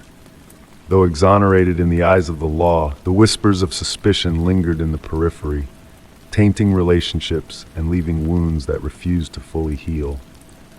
Lessons etched in pain and resilience colored my perspective, a stark reminder of the fragility of trust and the enduring power of deceit.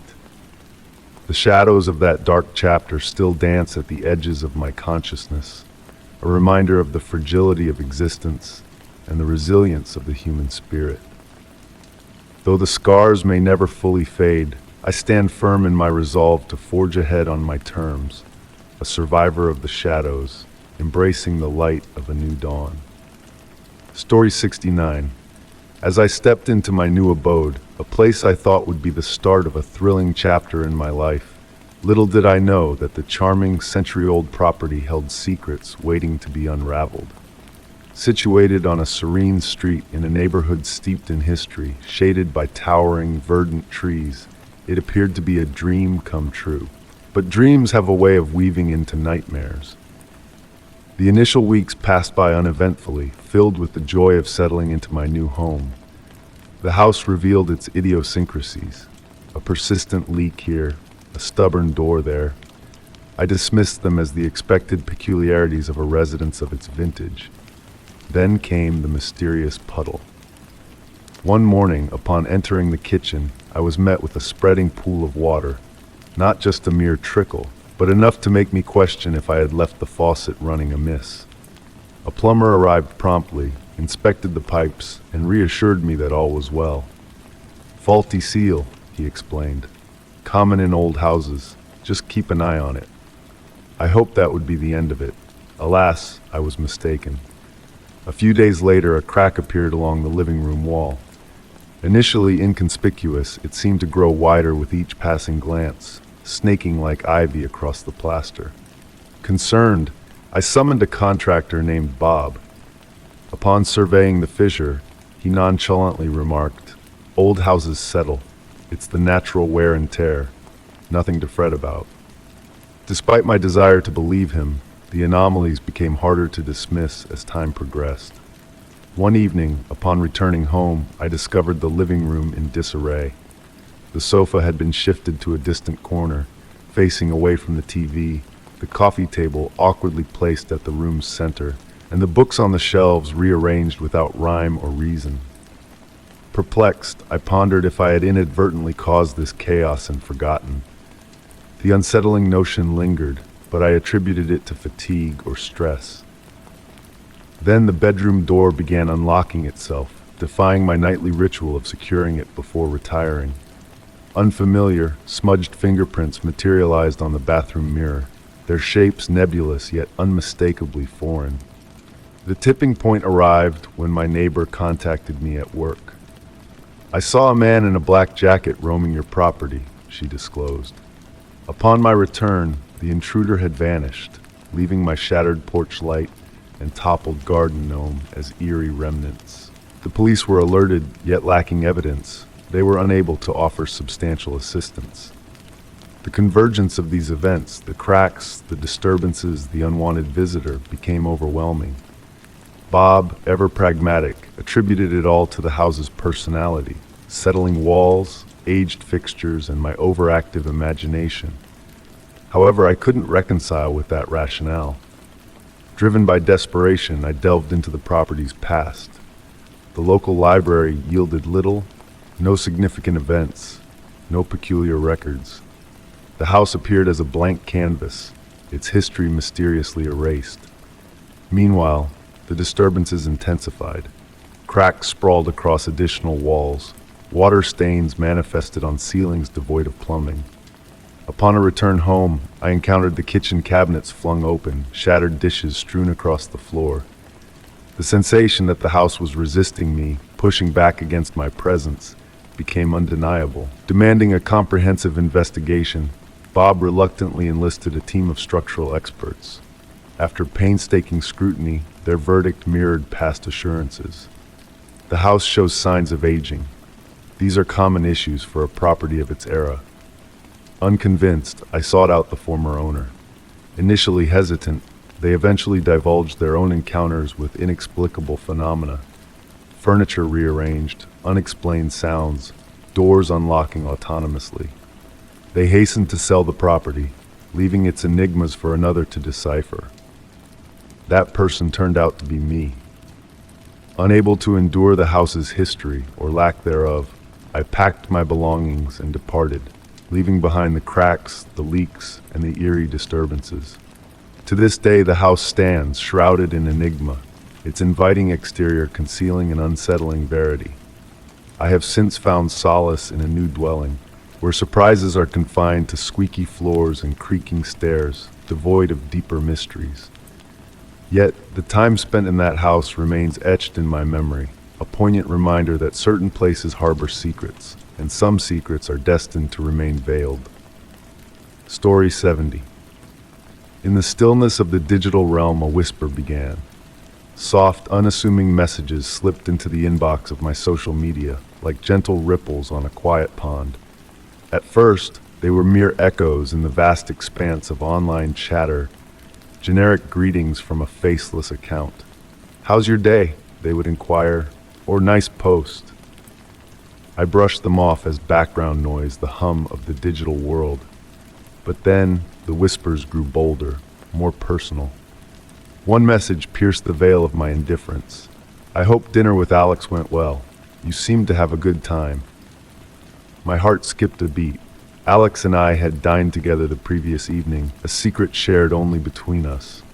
I hadn't breathed a word of it online, to anyone. The message hung in the air, vague yet unsettling. I tried to shake off the unease, attributing it to chance, to a glitch in the virtual web. Yet a seed of doubt had been planted in my mind, blossoming into a creeping sense of disquiet. Taking a stand against the unseen intruder, I altered my digital defenses, changing passwords in hopes of warding off the encroaching presence. It seemed a rational course of action, a shield against the unknown. But the messages persisted, growing bolder, more intimate. One day, a missive arrived that chilled me to the core. "I saw you at the coffee shop yesterday. You were engrossed in that new book you adore." I had kept my coffee shop visit to myself, as well as my latest literary obsession. Yet here was a voice from the shadows, recounting my every move. The sender remained a spectral figure, shrouded in anonymity, leaving no trace to follow. Reporting the mysterious account yielded no solace, no reprieve. The whispers evolved, delving into the recesses of my private world. They recounted conversations held in confidence, moments unshared with the digital void. "I'm relieved you and Lisa settled your disagreement. You seemed lighter after your heart-to-heart." The words struck a nerve. I had confided in no one about that particular exchange, locking it away in the vault of my thoughts. Seeking answers, I turned to those closest to me, only to find blank stares reflecting my own bewilderment. As the messages escalated, a cloak of vulnerability enveloped me, suffocating in its intimacy. Consulting a cybersecurity expert proved futile, as no trace of conventional intrusion could be found. The specter haunting me seemed to transcend mere technology, its presence a phantom weight on my every move. Paranoia set in, altering my routines, casting shadows over once familiar paths. I withdrew, sealing off avenues of exposure in a bid to evade the unseen gaze that followed me like a silent specter. But the whispers persisted, each one a nail in the coffin of my privacy. "I've noticed your absence from the gym. I trust all is well. Perhaps a break is in order." The level of detail struck a nerve, exposing the raw nerve of my vulnerability. The realization that my every step was shadowed, my every breath monitored, sent shivers down my spine. Anxiety gnawed at my sanity, casting a pall of scrutiny over my existence. Then came the chilling ultimatum, a harbinger of dread. "I know where you reside. I'll be watching."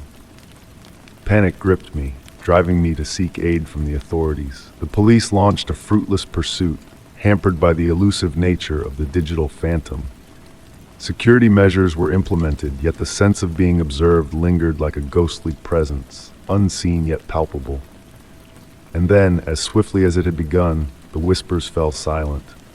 The specter vanished into the digital ether, leaving behind a void of unanswered questions.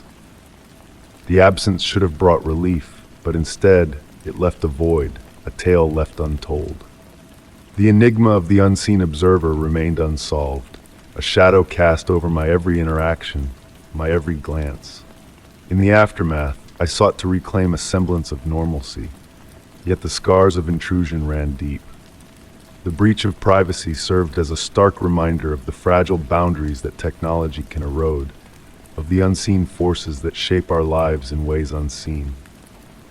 Time has dulled the sharp edges of fear, yet the memory lingers, a cautionary tale of the hidden perils that lurk in the digital shadows.